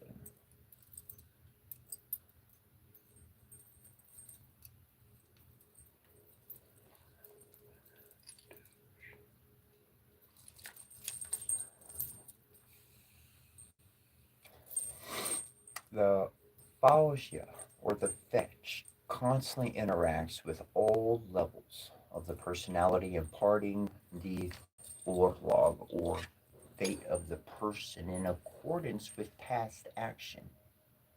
Both the both the Haramisha and the Barja may be passed from one generation to the next as a type of reincarnation. The use of these qualities and entities in magical operations will be elucidated in some other sections on practical work. Okay, did you catch what we read? And have you been paying attention? It's okay, I'm going to answer both those questions. It just essentially stated, amongst three other aspects, that being a guardian spirit is literally handed off. It's literally passed from one generation to the next. This is a form of reincarnation. We were just talking about hanging out with our elders, hanging out with our grandparents, and learning from them, receiving gifts from them. Here we get into basic theories of rune magic.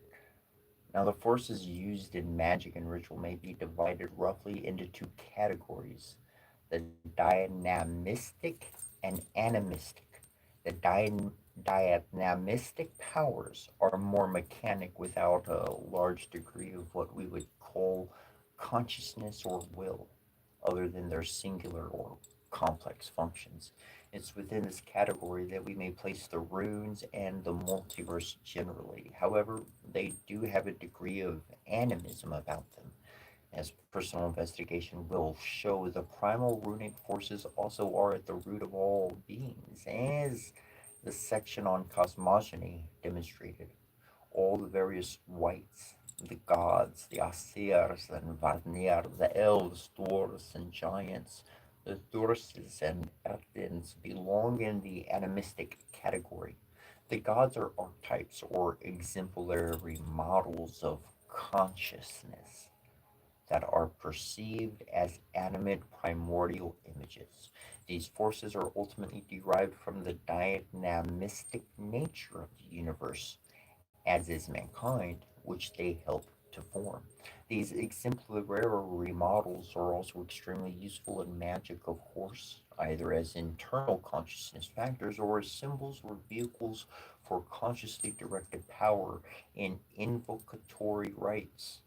This latter type of rite is infrequent in common runecraft and belongs more to the magical religious expression of Ancestral. In the Nordic multiverse, these two categories were closely interwoven. The following is a simplified model for the understanding of the runic processes at work in practical magic. The rune streams are present in the multiverse, and they have their representative structures in the personal sphere in the Hamanisha of the Vecti. This is similar to a macrocosmic microcosmic model, except there's no definite boundary between the two. The personal runes and the world runes are consciously synthesized in the magical religious act according to willed or instinctual patterns. This is the essence of the Old Norse concepts: Hail, Heil, holy, wholeness, and Heil Hugor, whole mind, a high state of consciousness. The rune stabs act as keys to give access to these streams in mankind and in the casual multiversal realms. As symbols, the rune stabs, with their threefold nature, are the forces they represent.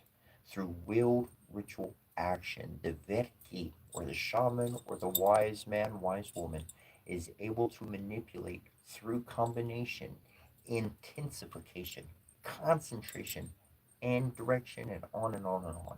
The runic forces in the realms of the nine worlds.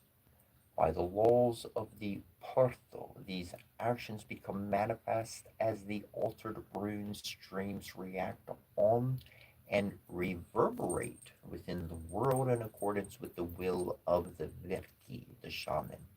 The efficiency of the Verki's work is in direct proportions to the intensity and quality of the impression he or she is able to bring to bear on the image worlds that are adjacent to Midgard.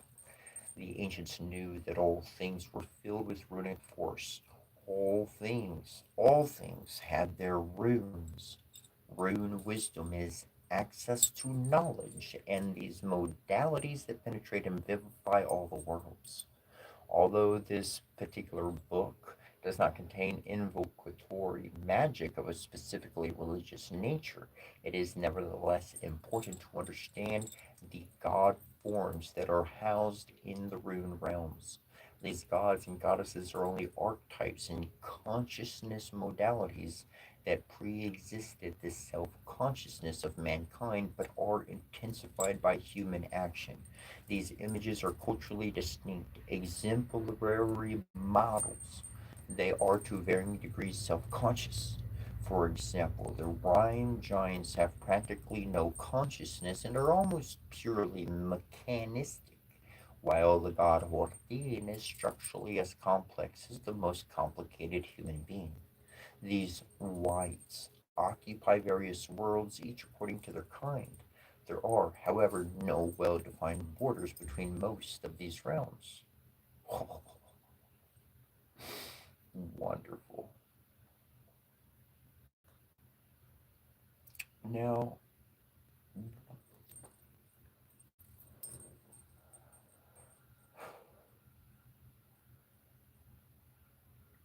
one massive aspect I've learned about the shamanic path, and to be as plain as I can, we have role models in the world, right? We got people in the world we look up to, and we're like, oh, yeah, we want to be like that. Oh, we're really inspired, and you follow me, okay? I got to a point in my life many years ago, and I was like, you know what? I've looked at all the humans, and I found a bunch of dead ones that are great role models. But to date, and alive, like Mr. Rogers was great, and there's, some greats out there, but for the most part, those role models, I kind of tapped every all of them out. I kind of, I'm lacking. I learned everything I could from them. I got something more to grow to become. What is that? I'm still seeking. Heart still yearns.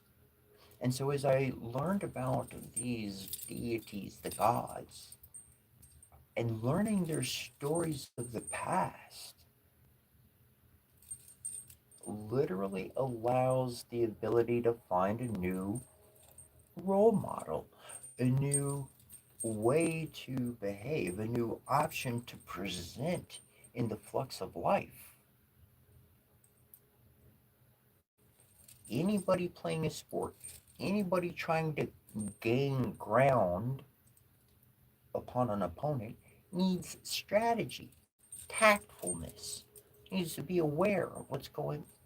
Okay, so in order to gain strategy, what better role model, what better entities to look at than those who are representing the divine essence of what one would consider divine father, divine mother, God, in this direction of what your faith is connected to.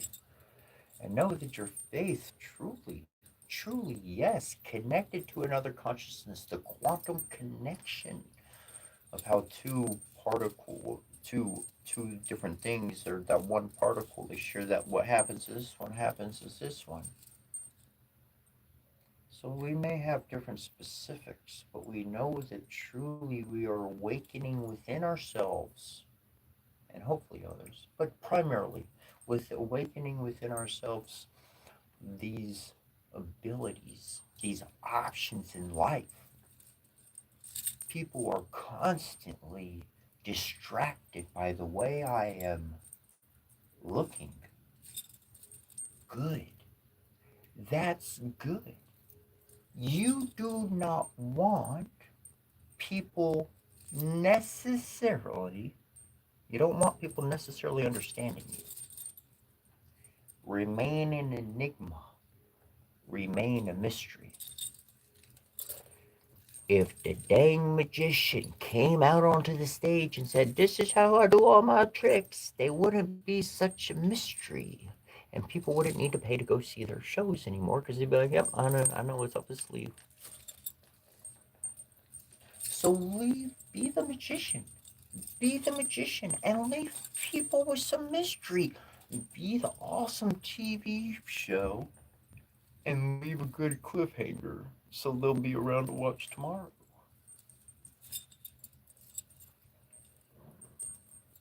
And the purpose of the mentality and sharing these ideas. We're going to read a bit on magical space, but truly it is the space within your mind that allows you to create your future and of your world. You are. You are the co-creator with the Divine Father. The divine. You are the co-creator. Get to having fun. Create some levels. Anyways, continuing on with rune magic in the magical space. Now, this rune magic may be performed indoors or out, but for atmospheric reasons, as well as for promotion of practical direct contact with the full power of the rune streams, outdoors is preferred. Ideally, the Vitki, the shaman, would perform these sacred rites in a holy grove of oak, ash, or yew trees situated high on a hill. However, any secluded place in a wooded area can suffice. The actual workspace is conceived of as a sphere, and therefore a circular space should be cleared and ritually set apart in the manner outlined in the opening ritual. Here we are concerned with the symbols to be contained in this magical space. The symbology may be as complex or simple as the Verki, the shaman, desires, and there is no dogma in this matter, none at all.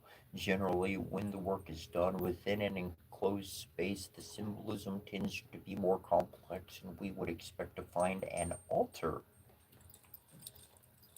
which may be either circular or rectangular, in either the northern or eastern sector of the space, or even the center. At this point, a note on Germanic magical orientation should be interjected. From the earliest times, the orientation was either to the east or to the north. The English word evening ultimately derives from a Proto Germanic root aftem, which meant backward.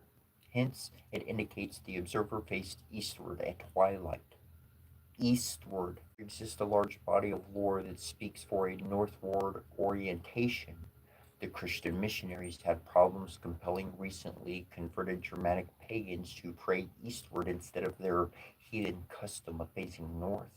The Icelandic Hof, or temples, were lined up on a north-south axis, and even in the oldest period, the passageways of the grave mounds face northward.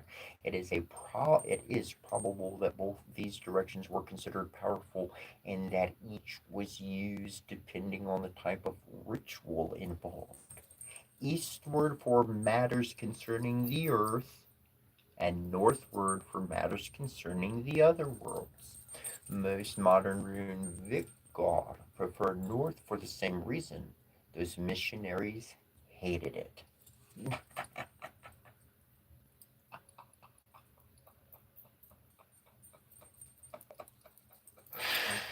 Okay, I'm going to stop for a moment and I'm going to explain to you why I'm laughing. See, religious institutions of all sorts, okay? It doesn't have to be specific to one group.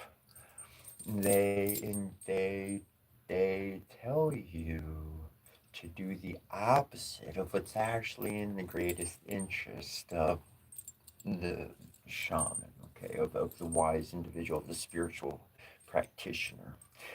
The northward, yeah, because when you wind up connecting to the other worlds, you're essentially inserting the matrix code that creates our physical world. So they're like, yo, I'm not facing east. I don't care about what's physically in front of me at this moment. But I'm going to communicate to the other worlds that create up those layers like a fine painting that create our physical world. And that's where I'm going to communicate my interest. I'm talking to the matrix, to the mother and the father, rather than dealing with a human. Okay? And that's how you have success. Whatever your faith is, that's where you have success, is where you bow out of the human and you start actually. Anyways, I'm going to move forward. The altar itself will contain all the objects necessary to the rite. It will also serve as the workbench on which the rune tines are carved. In a ritual performed outside, a rock or a tree stump serve well, but a portable altar may also be constructed for such cases. As for the circle that symbolically defines the sacred space, it may be as simple as a circle drawn on the ground with a wand, or it may be as complex as a glyph drawn on the floor of a bay with a chalk or other material. The magic circle should indicate the eight divisions of heaven, which are symbolic, representations of the eight other worlds of Norse cosmology, and the runes should be portrayed in the outer ring as shown in a particular figure. Other figures, da da da da da. So essentially, like, I'm just going to show this image, and then I'm just going to talk to you like what I've done for my personal space, okay?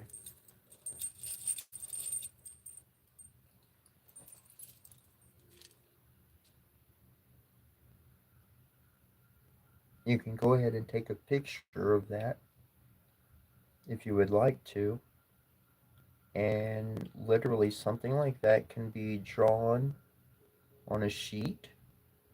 It can be employed in a various amount of ways. But I'm going to explain to you what I did for my own space. And that was I utilized different systems, not just one system. So, runes, amongst other things. And this is where, on the Indian side, on the Hindu side, we learn about yantras. And yantras are very much like what's being talked about, is pretty much the same thing being talked here. Those symbols and those characters very much have an effect. Moving on, we have magical time.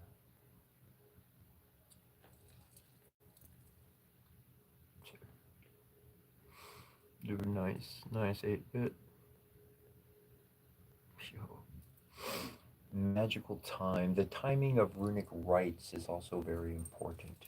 And while complex, it is not so rigid or complicated as that of traditions more influenced by zodiacal astrology. To fully explain these factors would require an independent study of no small magnitude and would unduly complicate the present work. The most important criteria considered by the rune Viki or shaman are 1. Season, 2 moon phase, and 3 solar position, the time of day. The most auspicious times are dawn, midday, and evening, and midnight.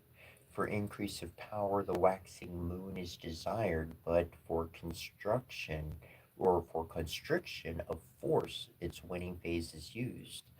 The best general time for any undertaking, as in the nights of the new moon, or just after, or the full moon, or just before. Again, intuition is the best and most powerful guide in these matters. It should be noted that time and space are considered aspects of one another, and both are measured by Mjolnir, the measuring tree, Yggdrasil. Now, considering magical tools through several rites require further instruments, and while the minor ones will be introduced in the pertinent sections, these are a few that bear mention here. The Vitti, the shaman, should possess a drinking horn or cup from which mead is often drunk. The horn may be a natural one, properly prepared, or a horn shaped vessel of precious metal. A cup may be made of wood, earthenware, gold, or silver. In any case, the certain runes or what one is connected with should be ritually inscribed on it in the talismanic manner. These runes are transcribed as Odoriar, and mean the exciter of inspiration. This is the name of the divine mead of inspiration and of the vessel in which it is contained. The numerical and ideographic symbolism of this formula are powerful. The rune count is 7, and its total is 87, which is 3 times 29. Now, a brazier or a fire pot, a glorgar, also may be needed in some rites and may be made of metal or earthenware. This fire represents the quickening power of Mospesheimer, Mospesheimer, Mospesheimer. In addition, 2 pieces of cloth, one black, one white, usually preferably of linen, should be on hand. A leather thong, a symbolic of the containing and binding force of the multiverse, is commonly used.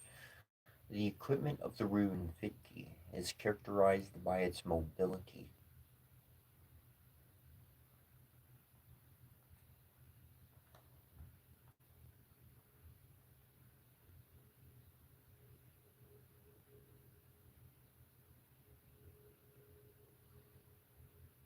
All major tools needed for the performance of an act of rune work should be so well concealed that no one would even notice their presence.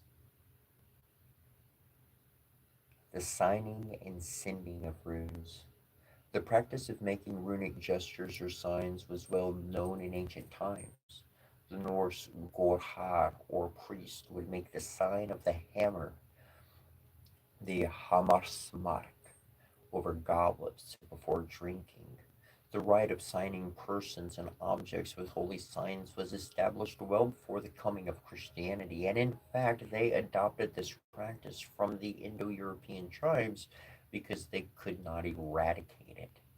A rune may be traced or drawn in the air in front of the Verki with the palm of the right hand, the right index finger, the right thumb, or the rune wand. Some of the stabs may be signed with both hands in a smooth and aesthetic gesture. Visualization is an important aspect of these Saningar. The Verki should actually send or project the image of the staff from a sphere of brightness in the center of the body along a shaft of red light to the point where the rune is intended to appear. Once the beam has reached this distance, the Verki traces the form of the staff from the substance of light, and the color of the light may be red or some other symbolic hue. A special rhythm of breath should be observed during this practice. Inhale as the arm is raised. Concentrate on the intake of Ornd or exhalation.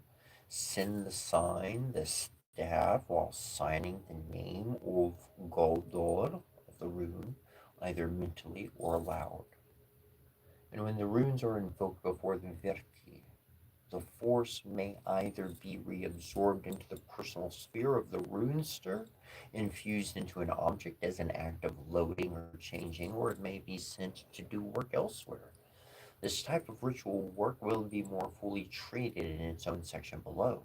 It is being introduced here as a kind of exercise because it is good practice to use this procedure in daily work, and because it is found in the ritual of talismanic loading.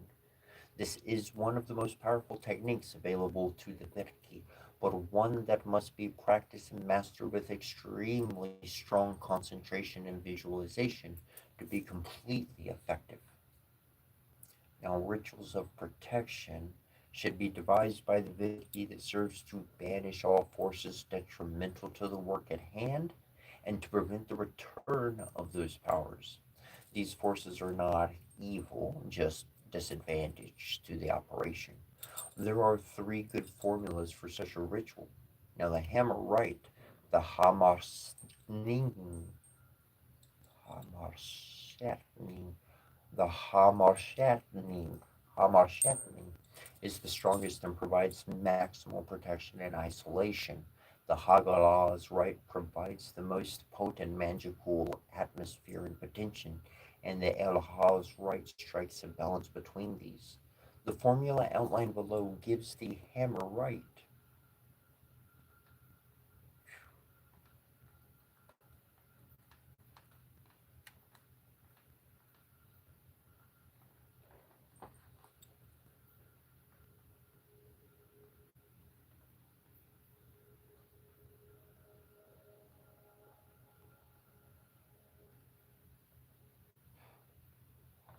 Oh, I'll find my place.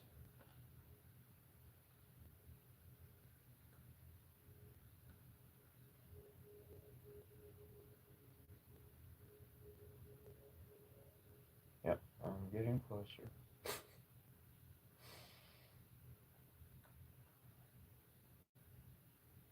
Boom.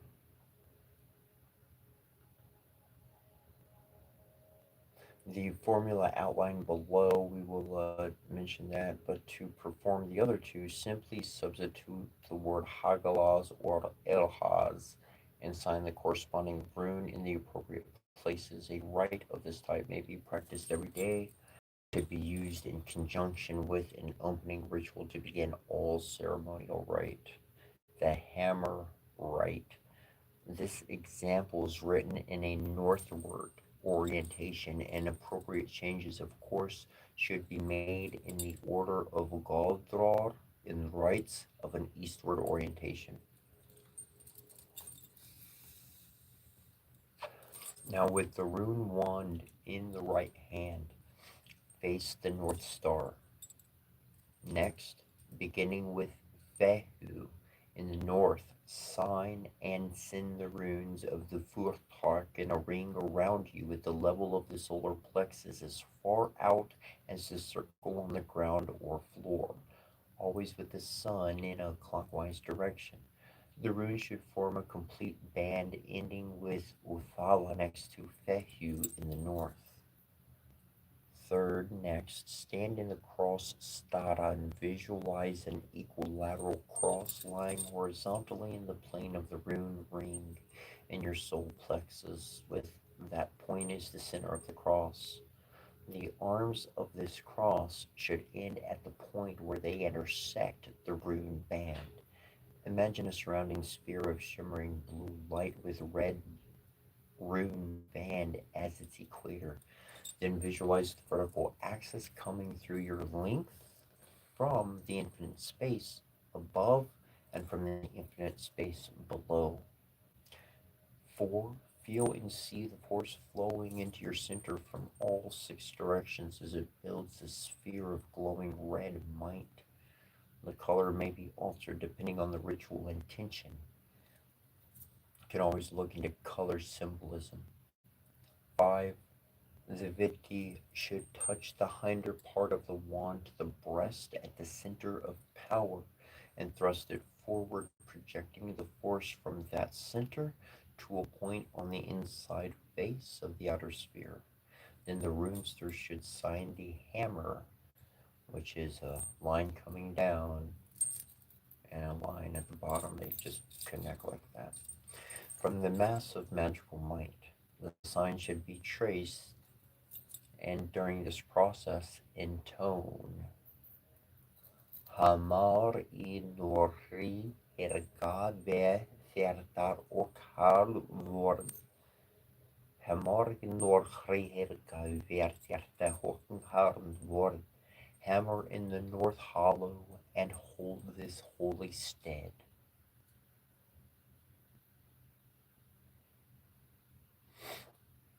Then, turning 90 degrees to the right, send and sign another hammer sign vibrating. Hamar i osri helga verferte hok harvorte. Hamor i sultri helga verferte hok horvor. Hammer in the east hollow and hold this holy stead. Hammer in the south hollow and hold this holy stead. And in the west, Hamar i vestri helga verferte hok horvorde. Hammer in the west, hollow and hold this holy stead. Returning to the north, direct your attention overhead. There send and sign the Hamarask on the ceiling of the sphere, saying, Hamar ifir harhedar vertitek ho harvord. Hammer over me, hallow and hold this holy stead. Then project the hammer and sign below to the floor of the sphere, not the ground or room floor. Hamar undir morherga vervetek ok hornvor. Hammer under me, hallow and hold this holy stead. Now strike the cross, the strata again, and sing. Hamor herga vervetek ok hornvor. Hammer, hollow, and hold this holy stead. Turning in the center of the V, repeat this once for each of the other four directions and once for the vertical axis. The visual effect should be one of the axes connecting all six shining red hammers to your personal center, all engulfed by a field of sparkling deep blue light and surrounded by a band of bright and red runes. Seventh, finally center all the forces of the V by folding your arms from the cross strata in toward your center with your fingertips touching at the solar plexus and saying, Umiko kiri mimer asgardor orkmir karkar, around me and in me, Asgard and Midgard. This ritual may be repeated at the end of a working or exercise, and the entire sphere may be drawn into the personal center, or the walls of the globe may be split with a knife, allowing the collected energy to flow to its goal. The basic form of the rite given here is intended to shield the consciousness of the Viti for magical or meditational work. Modifications in the rite, such as the ones already suggested, may be worked out so that this ritual form may be used as an active magical tool. The runes on the face of the sphere may be drawn from or projected through to the outside or in order to create magical effects. It is up to the runester to discover the further powers of the hammer rite lying beyond these instructions. Now here's where I'm going with this. There are some out there, and very powerfully connected to the rune work. There's others out there that they have their own forms of protection, and this is what I'm calling for. Is that this be done, as it said, to protect the mind of the one who's meditating, to protect the mind of the one on this accord. And in all of my working, what I have learned to do, what I have been drawn to do naturally, is to include my entire family of healers around the world, all the spiritual workers in sending out that protection to them, whether I know them or not. I know that their energy exists in the world, and thus it is sent for everybody that we can assist on this aspect to a state of a mind of peace. Is that much more of their surroundings they can conquer and grow and develop.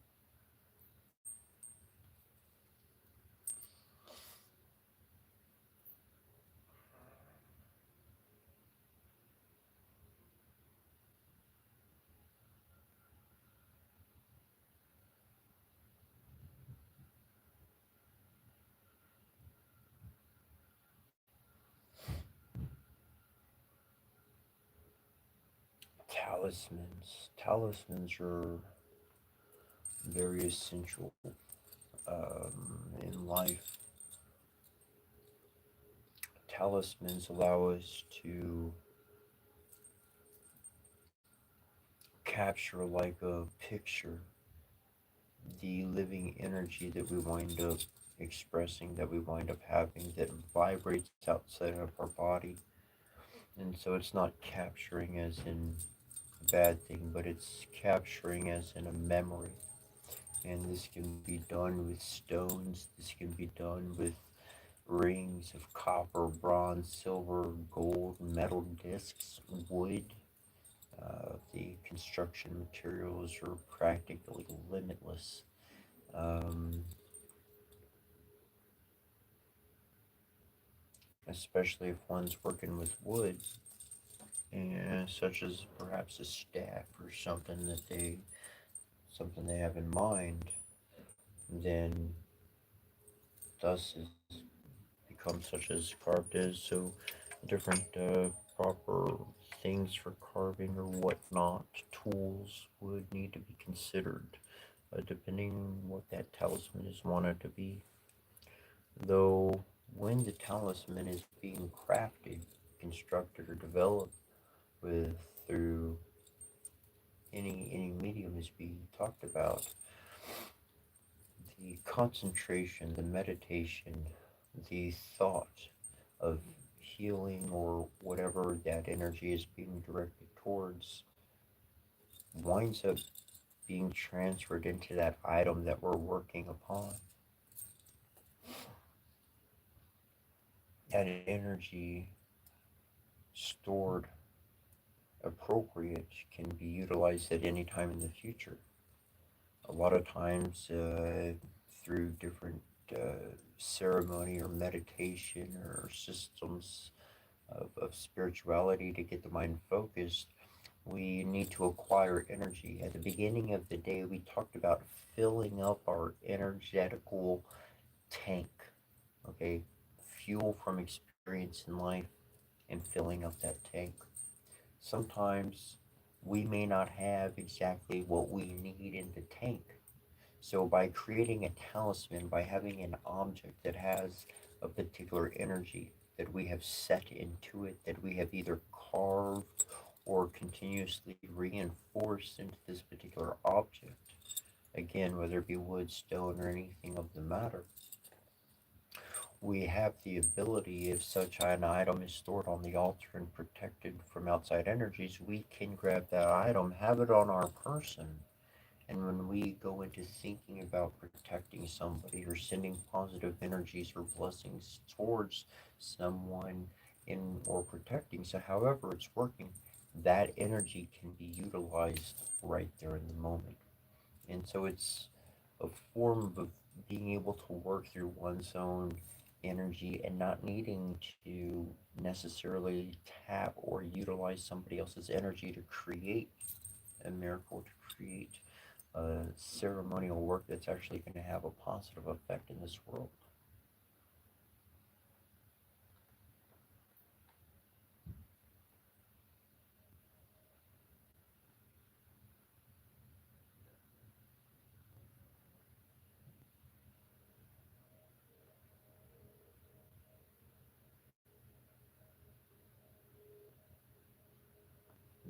Munacha.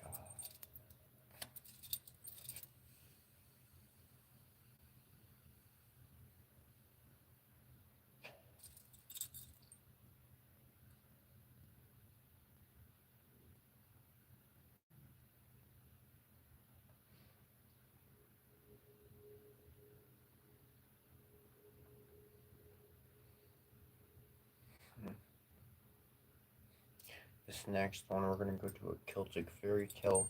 It's called Munachar and Monachar.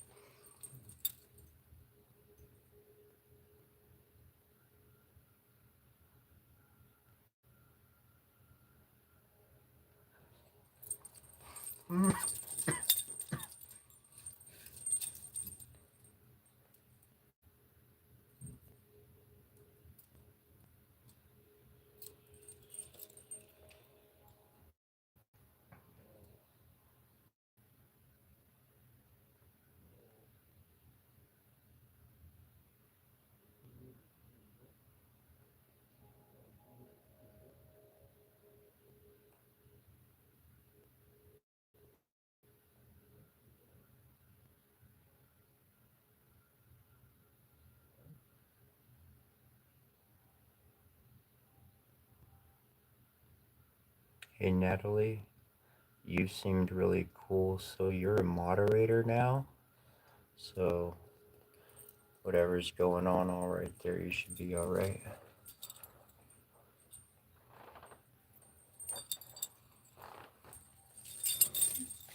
All right. Munachar and Manachar, the Celtic tale. There once lived a Munachar and a Manachar a long time ago, and it is a long time since it was, and if they were alive now, they would not be alive then. They went out together to pick raspberries, and as many as Munachar used to pick, Manachar used to eat. Munachar said he must go look for a rod to make a gad to hang Manachar, who ate his raspberries every one, and he came to the rod. What news the day? Said the rod. It is my own news that I am seeking. Going, looking for a rod to make a god to hang Manachar, who ate my raspberries every one.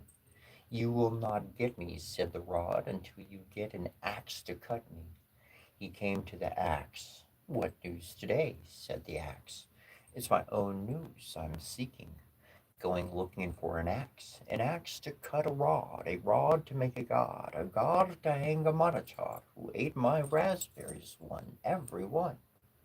You will not get me, said the axe, until you get a flag to edge me. He came to the flag. What news today? Says the flag. It's my own news I'm seeking. Going, looking for a flag, flag to edge axe, axe to cut a rod to make a god to hang Monachar, who ate my raspberries every one.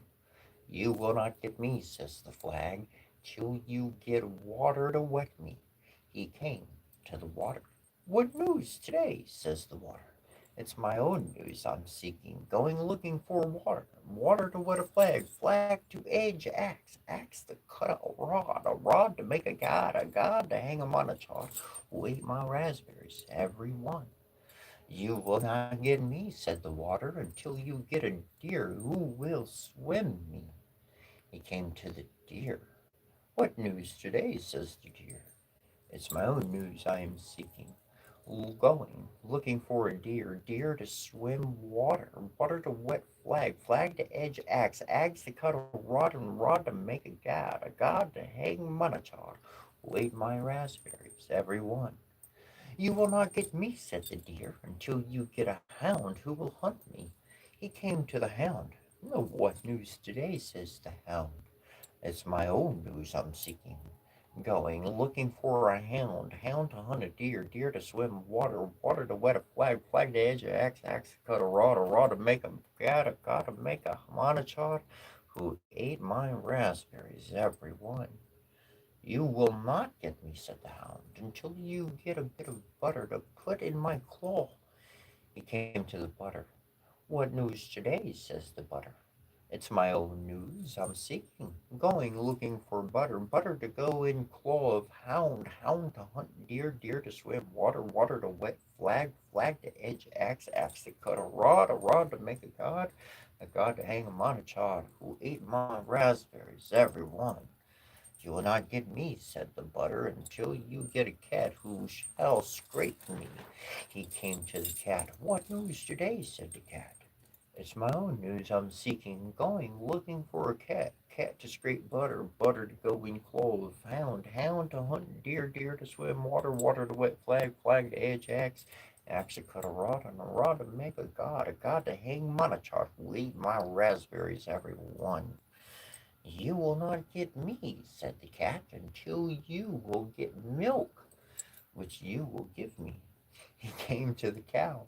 What news today, said the cow. It's my own news I'm seeking. Going, looking for a cow, cow to give me milk, milk I will give to the cat, cat to scrape butter, butter to go in claw of hound, hound to hunt deer, deer to swim water, water to wet flag, flag to edge axe, axe to cut a rod to make a gad to make a hang munch, how to eat my raspberries, every one. You will not get any milk from me, said the cow, until you bring me a wisp of straw from those threshers yonder. He came to the threshers. What news today, said the threshers. It's my own news I'm seeking. Going looking for a wisp of straw from ye to give to the cow to give me milk, milk I will give to the cat, cat to scrape butter, butter to go in claw of hound, hound to hunt deer, deer to swim water, water to wet flag, flag to edge axe, axe to cut a rod to make a gad to make a mana, how to wait my raspberries, every one. You will not get any wisp of straw from us, said the threshers, until you bring us the making of a cake from the miller over yonder. He came to the miller. What news today, said the miller. It's my own news I'm seeking, going to looking for the makings of a cake which I will give the threshers to give me a wisp of straw, the wisp of straw I will give to the cow, a cow to give me milk, milk I will give to the cat, cat to scrape butter, butter I will go in claw of hound, hound to hunt deer, deer to swim water, water to wet flag, flag to edge axe, axe to cut a rod to make a gad to make a monochata, wait my raspberries, every one. You will not get any makings of cake from me, said the miller, till you bring me the full of that sieve of water from the river over there. He took the sieve in his hand and went over to the river, but as soon as he ever would stoop and fill it with water, the moment he raised it with water would run out of it again, and sure if he had been there from that day till this, he never could have filled it. A crow went flying by him over his head. Dog, dog, said the crow. My blessings on ye, then, said Munachar, but it's the good advice you have. And he took the red clay and the dog that was by the brink, and he rubbed it to the bottom of the sieve until all the holes were filled. And then the sieve held the water, and he brought the water to the miller. The miller gave him the makings of a cake, and he gave the makings of the cake to the threshers, and the threshers gave him a wisp of straw, and he gave the wisp of straw to the cow, and the cow gave him milk, and the milk he gave to the cat, and the cat scraped the butter, but the and the butter went into the claw of the hound hunted the deer swam the water wet the flag sharpened the axe cut the rod, and the rod made a god, and when he had it ready to hang Monacher, he found that Monacher had burst.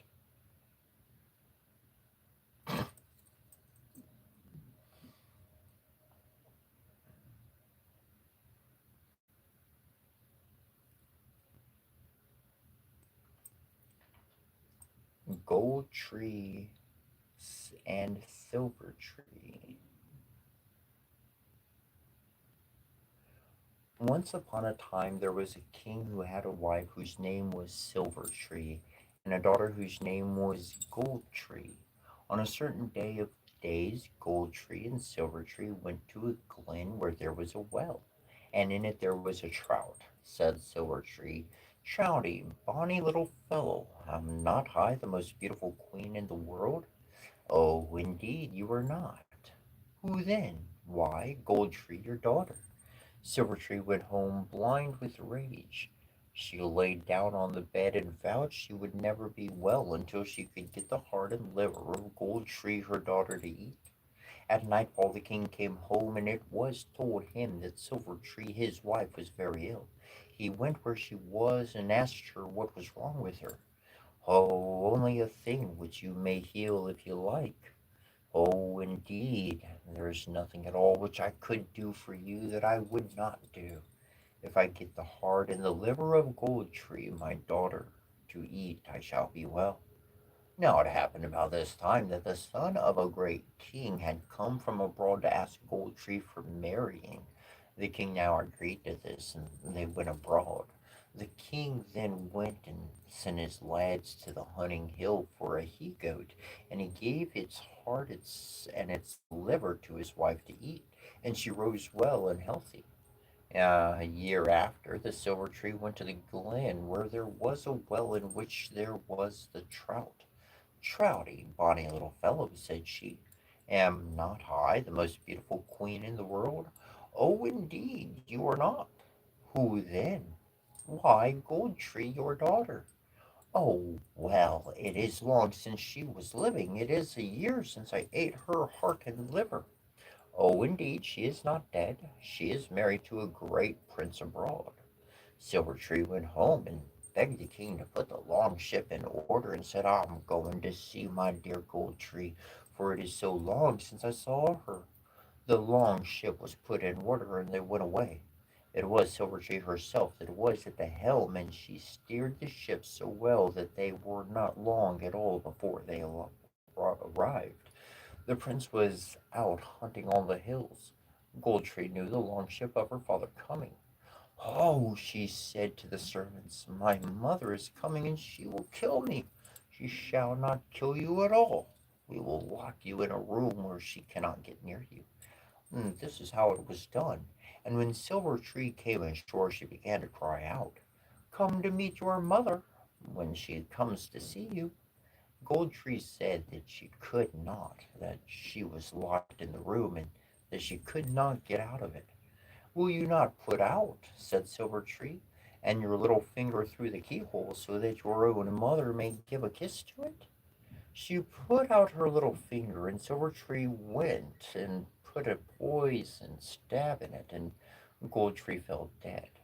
When the prince came home and found Gold Tree dead, he was in great sorrow, and when he saw how beautiful she was, he did not bury her at all, but he locked her in a room where nobody could get near her. In the course of time he married again, and the whole house was under the hand of his wife but one room, and he hid himself always kept the key of that room. On a certain day of the days he forgot to take this key with him, and the second his wife got into the room, what did she see there but the most beautiful woman that she ever saw? She began to turn and try to wake her, and she noticed the poisoned stab in her finger. She took the stab out, and Gold Tree rose alive, as beautiful as she ever was. In the fall of night, the prince came home from the hunting hill, looking very downcast. What gift, said the wife, would you give me that I could make you laugh? Oh, indeed, nothing could make me laugh except Gold Tree were to come alive again. Well, you'll find her alive down there in the room.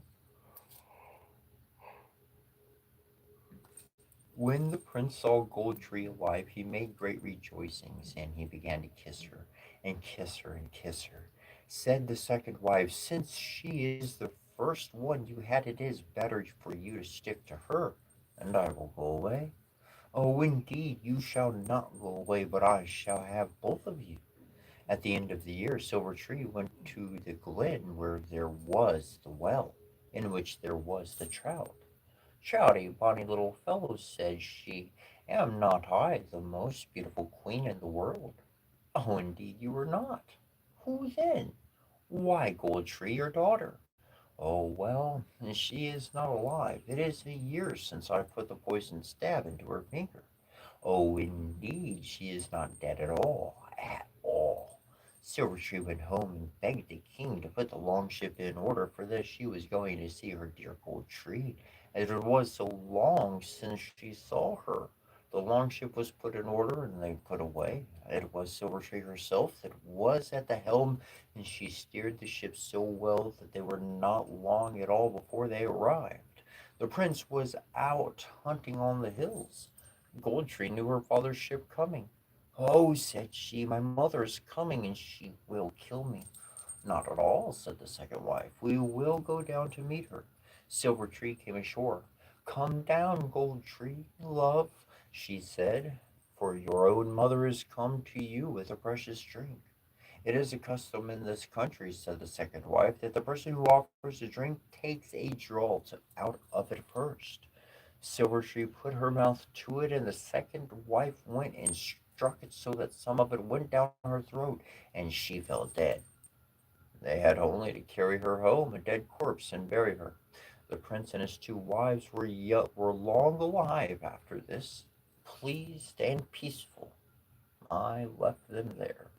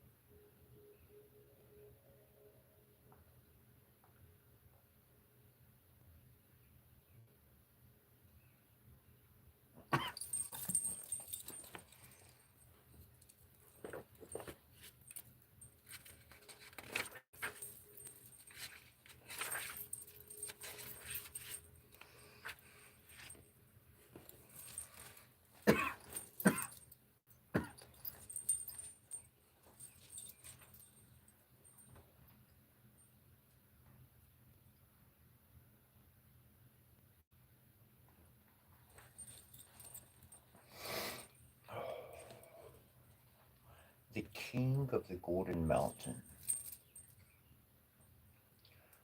There was a certain merchant who had two children, a boy and a girl. They were both young and could not walk, and two richly laden ships of his sailed forth to sea with all his property on board. And just as he was expecting to win much money by them, news came that they had gone to the bottom. And now, instead of being a rich man, he was a poor one, and had nothing. He had nothing left but one field outside the town.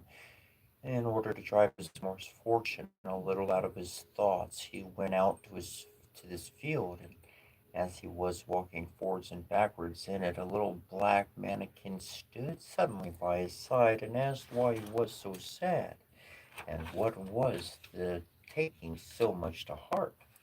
Then said the merchant, "If thou couldst help me, I would willingly tell thee." "Who knows?" replied the dwarf. "Perhaps I can help thee." Then the merchant told him that all that he possessed had gone to the bottom of the sea,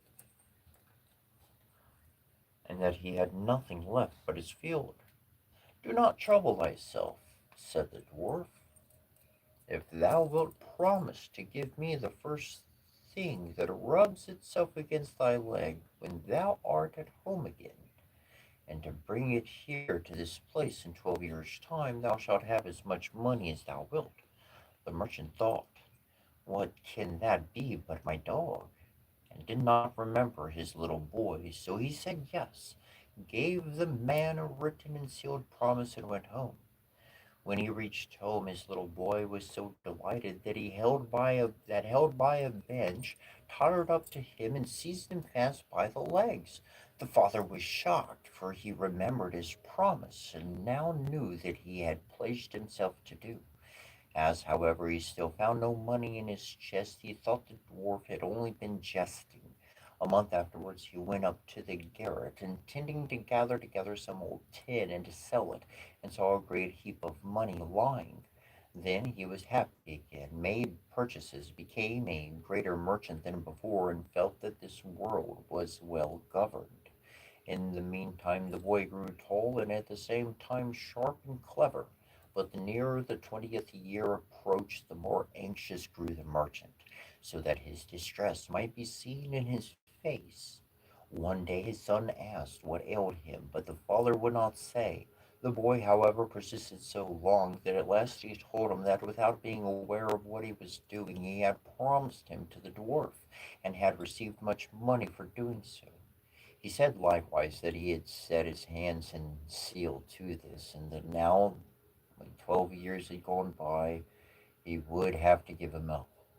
Then said the son, "Oh, father, do not be uneasy. All will go well. The man has no power over me." Then the son said himself blessed by the priest, and when the time came, father and son went together to the field, and the son made a circle and placed himself inside it with his father. Then came the dwarf and said to the old man, "Hast thou brought with thee that which thou hast promised me?" He was silent, but the son asked, "What dost thou want here?" Then said the dwarf, "I have to speak with thy father, and not with thee." The son replied, "Thou hast betrayed and misled my father. Give back the writing." "No," said the dwarf, "I will not give up my rights." They spoke together for a long time and at this, but at last they agreed that the son, as he did not belong to the enemy of mankind, nor yet to his father, should seat himself in a small boat which should lie on the water which was flowing away from them, and that the father should push it off with his own foot, and then the son should remain given up to the water. So he took leave of his father, placed himself in a little boat, and the father had to push it off with his own foot. The boat capsized so that a keel was uppermost, and the father believed his son was lost, and went home and mourned for him. The boat, however, did not sink, but floated quietly away, and the boy sat safely inside it, and it floated thus for a long time, until at last it stopped by an unknown shore. Then he landed and saw a beautiful castle before him, and set out to go to it. But when he entered it, he found that it was bewitched. He went through every room, but all were empty until he reached the last, where a snake lay coiled in a ring. The snake, however, was an enchanted maiden who rejoiced to see him, and said, "Hast thou come, O my deliverer? I have already waited 12 years for thee. This kingdom is bewitched, and thou must set it free." "How can I do that?" he inquired. "Tonight come 12 men covered it with chains, who will ask what thou art doing here. Keep silent, give them no answer, and let them do what they will with thee. For they will torment thee, beat thee, stab thee, let everything pass. Only do not speak at 12 o'clock. They must go away again. And the second night 12 others will come, on the third 4 and 20, who will cut off thy head. But at 12 o'clock their powers will be over, and then if thou hast endured all and hast not spoken the slightest word, I shall be released. I will come to thee, and will have in a bottle some of the water of life. I will rub thee with that, and then thou wilt come to life again, and be as healthy as before. Then said he, I will gladly set thee free. And everything happened just as she had said. The men could not force a single word from him. And on the third night the snake became a beautiful princess, who came to the water of life and brought him back to life again. So she threw herself into his arms and kissed him, and there was joy and gladness in the whole castle. After this, their marriage was celebrated, and he was king of the Golden Mountain. They lived very happily together, and the queen bore a fine boy. 8 years had already gone by when the king bethought him of his father. His heart was moved, and he wished to visit him. The queen, however, would not let him go away, and said, I know beforehand that it will cause my unhappiness. But he suffered her to have no rest until she consented. At their parting, she gave him a wishing ring and said, take this ring and put it on thy finger, and then thou wilt immediately be transported whithersoever thou wouldst be. Only thou must promise me not to use it in wishing me away from this place and with thy father. That he promised her, put the ring on his finger, and wished himself at home, just outside the town where his father lived. Instantly he found himself there and made for the town. But when he came to the gate, the sentries would not let him in, because he wore such strange and yet such rich and magnificent clothing. Then he went to a hill where a shepherd was watching his sheep, changed clothes with him, put on his old shepherd's coat, and then entered the town without a hindrance. When he came to his father, he made himself known to him, but he did not at all believe that the shepherd was his son, and said he certainly had a son, but that he was dead long ago. However, as he saw he was a poor, needy shepherd, he would give him something to eat. Then the shepherd said to his parents, I am verily your son. Do you know of no mark on my body by which you could recognize me? Yes, said his mother. Our son had a raspberry mark under his right arm.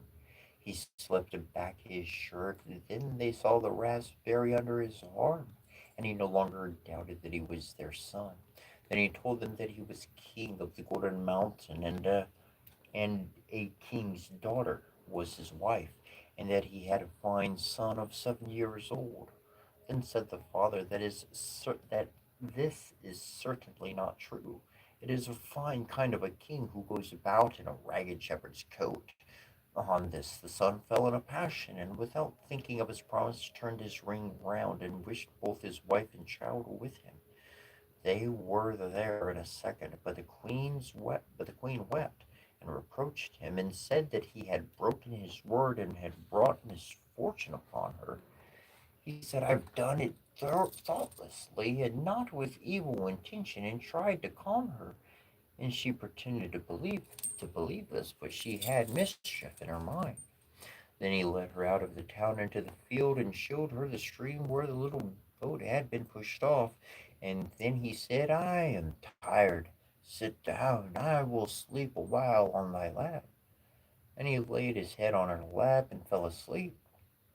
When he was asleep, she first drew the ring from his finger. Then she drew away the foot which was under him, leaving only the slipper behind her. And she took her child in her arms and wished herself back in her own kingdom. When he awoke, there he lay quite deserted, and his wife and child were gone, and so was the ring from his finger. The slipper only was still there as a token. Home to thy parents thou canst not return, thought he. They would say that thou wast a wizard, must be off, and walked on until thou arrivest in thine own kingdom. So he went away and came at length to a hill which three giants were standing disputing with each other because they did not know how to divide their father's property. When they saw him passing by, they called to him and said little men had quick wits, and that he was to divide their inheritance for them. The inheritance, however, consisted of a sword, which had this property, that if any one took it in his hand and said, "All heads off but mine," every head would lie on the ground. Secondly, of a cloak which made anyone who put it on invisible. Thirdly, of a pair of boots which would transport the wearer to any place he wished in a moment. He said, "Give me the three things, that I may see if they are still in good condition." They gave him the cloak, and when he had put it on, he was invisible and changed into a fly. Then he resumed his own form and said, "The cloak is a good one. Now give me the sword." They said, "No, we will not give thee that if thou were to say, 'All heads off but mine.' All our heads would be off, and thou alone wouldst be left with thine." Nevertheless, they gave it to him with the condition that he was only to try it against a tree. This he did, and the sword cut into the trunk of a tree as if it had been a blade of straw. Then he wanted to have the boots likewise, but they said, "No, we will not give them. If thou hadst them on thy feet, and wert to wish thyself at the top of the hill, we should be left down here with nothing." "Oh, no," said he, "I will not do that." So they gave him the boots as well, and now when he had got all these things, he thought of nothing but his wife and his child, and said as though to himself, "Oh, if I were but on the golden mountain." And at the same moment he vanished from the sight of the giants, and thus their inheritance was divided. When he was near his palace, he heard sounds of joy and fiddles and flutes, and the people told him that his wife was celebrating her wedding with another. Then he fell into a rage and said, "False woman, she betrayed and deserted me while I was asleep." So he put on his cloak, and unseen by all went into the palace. When he entered the dining hall, a great table was spread with delicious food, and the guests were eating and drinking, and laughing and jesting. She sat on a royal seat in the midst of them in splendid apparel, and a crown upon her head. He placed himself behind her, and no one saw him. When she put a piece of meat on a plate for herself, he took it away and ate it, and when she poured out a glass of wine for herself, he took it away and drank it. She was always helping herself to something, and yet she never got anything, for plate and glass disappeared immediately. Then, dismayed and ashamed, she arose and went to her chamber and wept. But he followed her there. She said, "Has the devil power over me, or did my deliverer never come?" Then he struck her in the face and said, "Did thy deliverer never come? It is he who has thee in his power. Thou traitor, have I deserved this from thee?" Then he made himself visible, went into the hole, and cried, "The wedding is at an end. The true king has returned." The king's princes and counselors who were assembled there ridiculed and mocked him, but he did not trouble to answer them, and said, "Will you go away or not?" On this they tried to seize him and pressed upon him, but he drew his sword, and he said, "All heads off but mine." And all the heads rolled to the ground, and he alone was master, and once more ruled king of the Golden Mountain.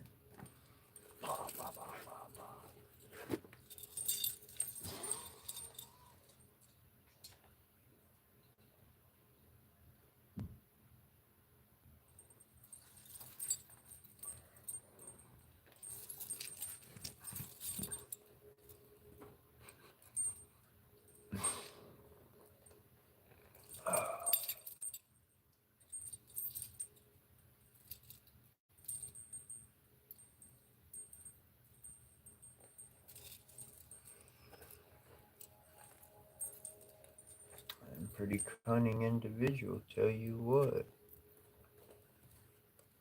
He had like one really good fortune and lost it. Came upon a second really good fortune. Was able to hold on to it that time. Used it for the right reasons. That's how you move forward successfully in life.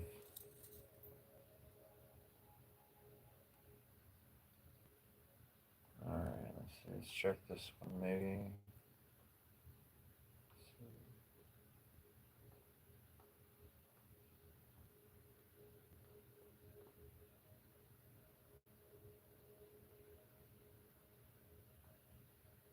Yeah.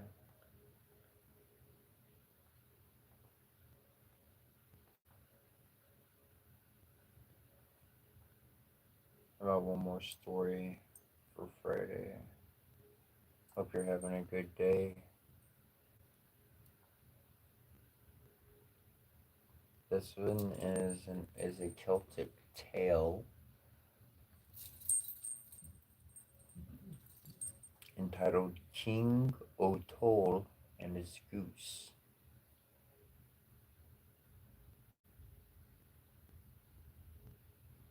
Ouch, ouch, ouch. Ouch, I thought all the world far and near had heard of King O'Toole. Well, well, but the darkness of mankind is untollable. Well, sir, you must know, as you didn't hear it afore, that there was a king called King O'Toole, who was a fine old king in old ancient times long ago, and it was he that owned the churches in the early days. The king, you see, was the right sort. He was the real boy, and loved sport as he loved his life, and hunting in particular. And from the rising of the sun up he got, and away he went over the mountains after the deer, and fine times they were. Well, it was almighty good as long as the king had his health, but you see, in the course of time, the king grew old. By reason he was stiff in his limbs, and when he got stricken in years, his heart failed him, and he was lost entirely for want of diversion. But division. But because he couldn't go a hunting no longer and buy dad, and the poor king was obliged at last to get a goose to divert him. Oh, you may laugh if you like, but it's truth I'm telling you, and the way the goose diverted him was this way. You see, the goose used to swim across the lake and go diving for trout and catch a fish on a Friday for the king, and flew every other day round about the lake, diverting the poor king. All went on mighty well until by dad the goose got stricken in years like her master, and couldn't divert him no longer. And then it was that the poor king was lost entirely.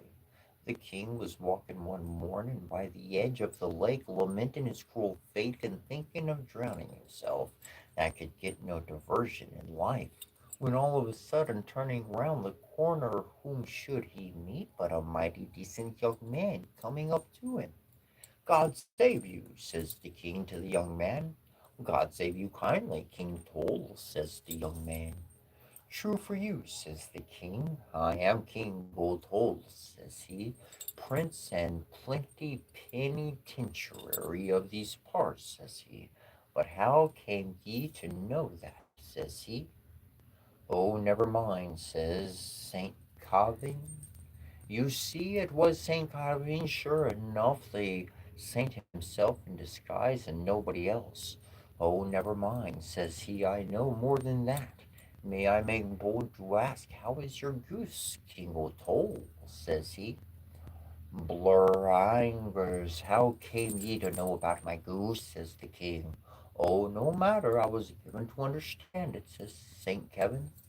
After some more talk, the king says, "What are you?" "I'm an honest man," says Saint Kevin.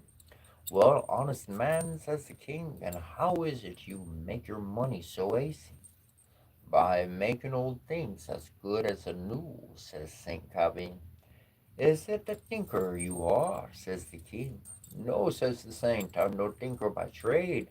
King Goodole, I've a better trade than a tinker, says he. What would ye say, says he, if I made your old goose as good as new? My dear, the word of making his goose as good as new, you'd think the poor old king eyes more were ready to jump out of his head. With that, the king whistled, and down came the poor goose, just like a hound, waddling up to the poor cripple, her master, and as like him as two peas. The minute the saint clapped his eyes on the goose, I'll do the job for you, says he, to King O'Toole. By the famine, says King O'Toole, if you do, I'll say you're the cleverest fellow in the seven parishes. Oh boy, my dad, says St. Carvine, you must say more nor that. My horn's not so soft roll out, says he, as to repair your goose for nothing. What'll you give me if I do the job for you? And that's the chat, says St. Carvine. I'll give you whatever you ask, says the king. Isn't that fair? De will fair, says the saint. That's the way to do business. Now, says he, this is the bargain I'll make with you, old King Toad. Will you give me all the ground the goose flies over the first offer after I make her as good as new? I will, says the king. You won't go back to your word, says St. Carvine. Honor bright, says King Tor, holding out his fist. Honor bright. Honor bright, says St. Carvine, back again. It's a bargain. Come here, says he to the poor old goose. Come here, you unfortunate old cripple, and it's that I'll make you a sporting bird. With that, my dear, he took up the goose by the two wings.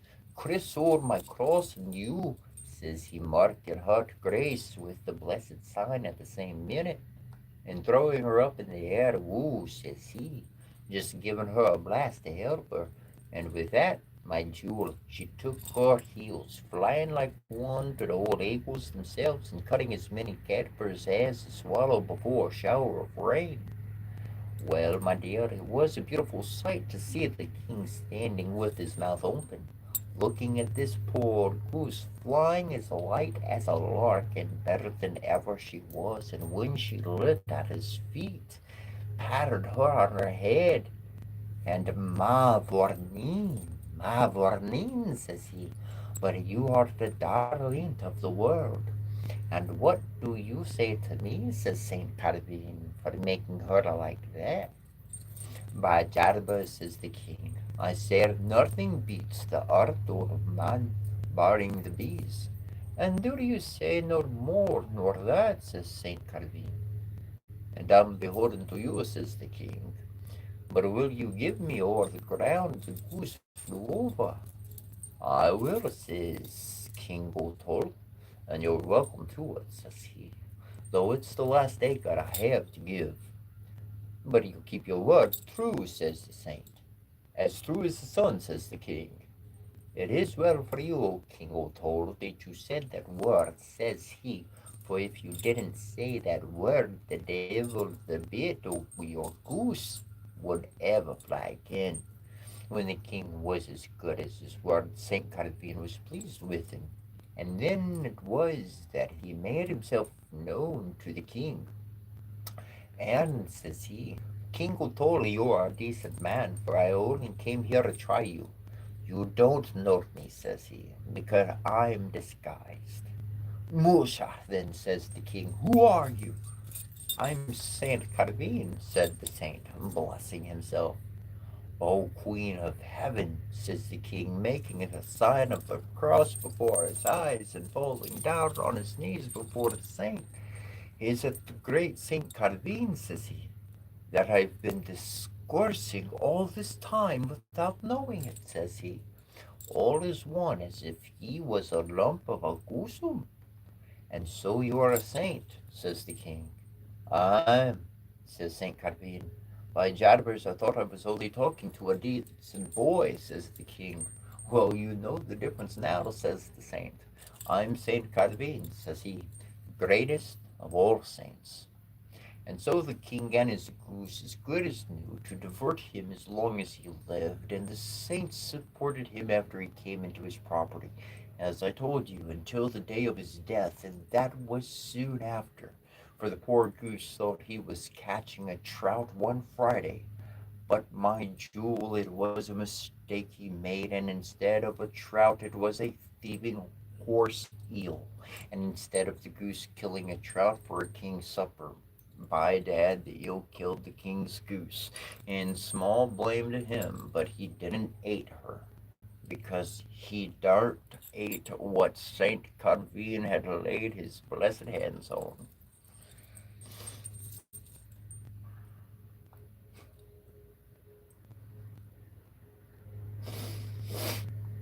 It's amazing the amount of books you can find online, the amount of information. So many stories, so many lessons to learn within these stories. And we will always be back with more stories tomorrow. We've got a couple minutes.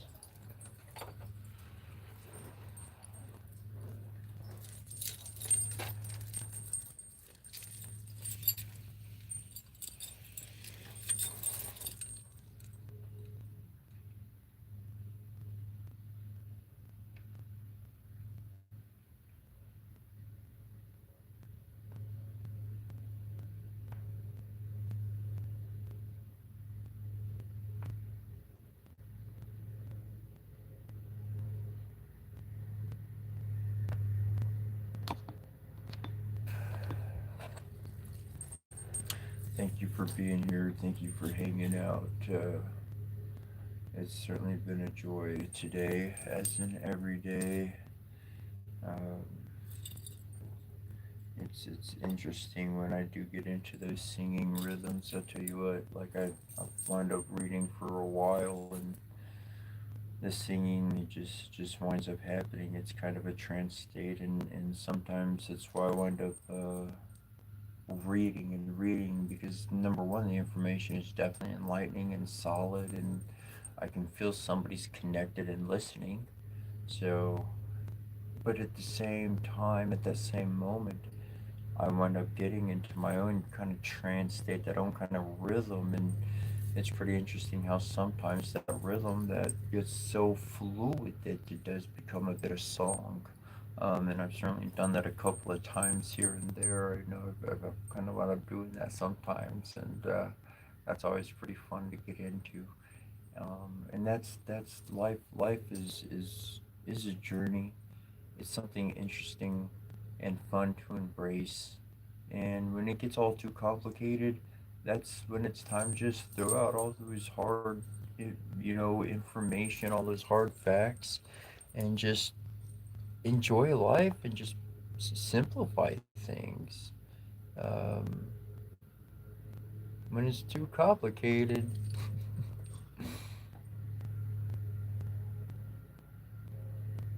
it's usually not worth trying to mess with.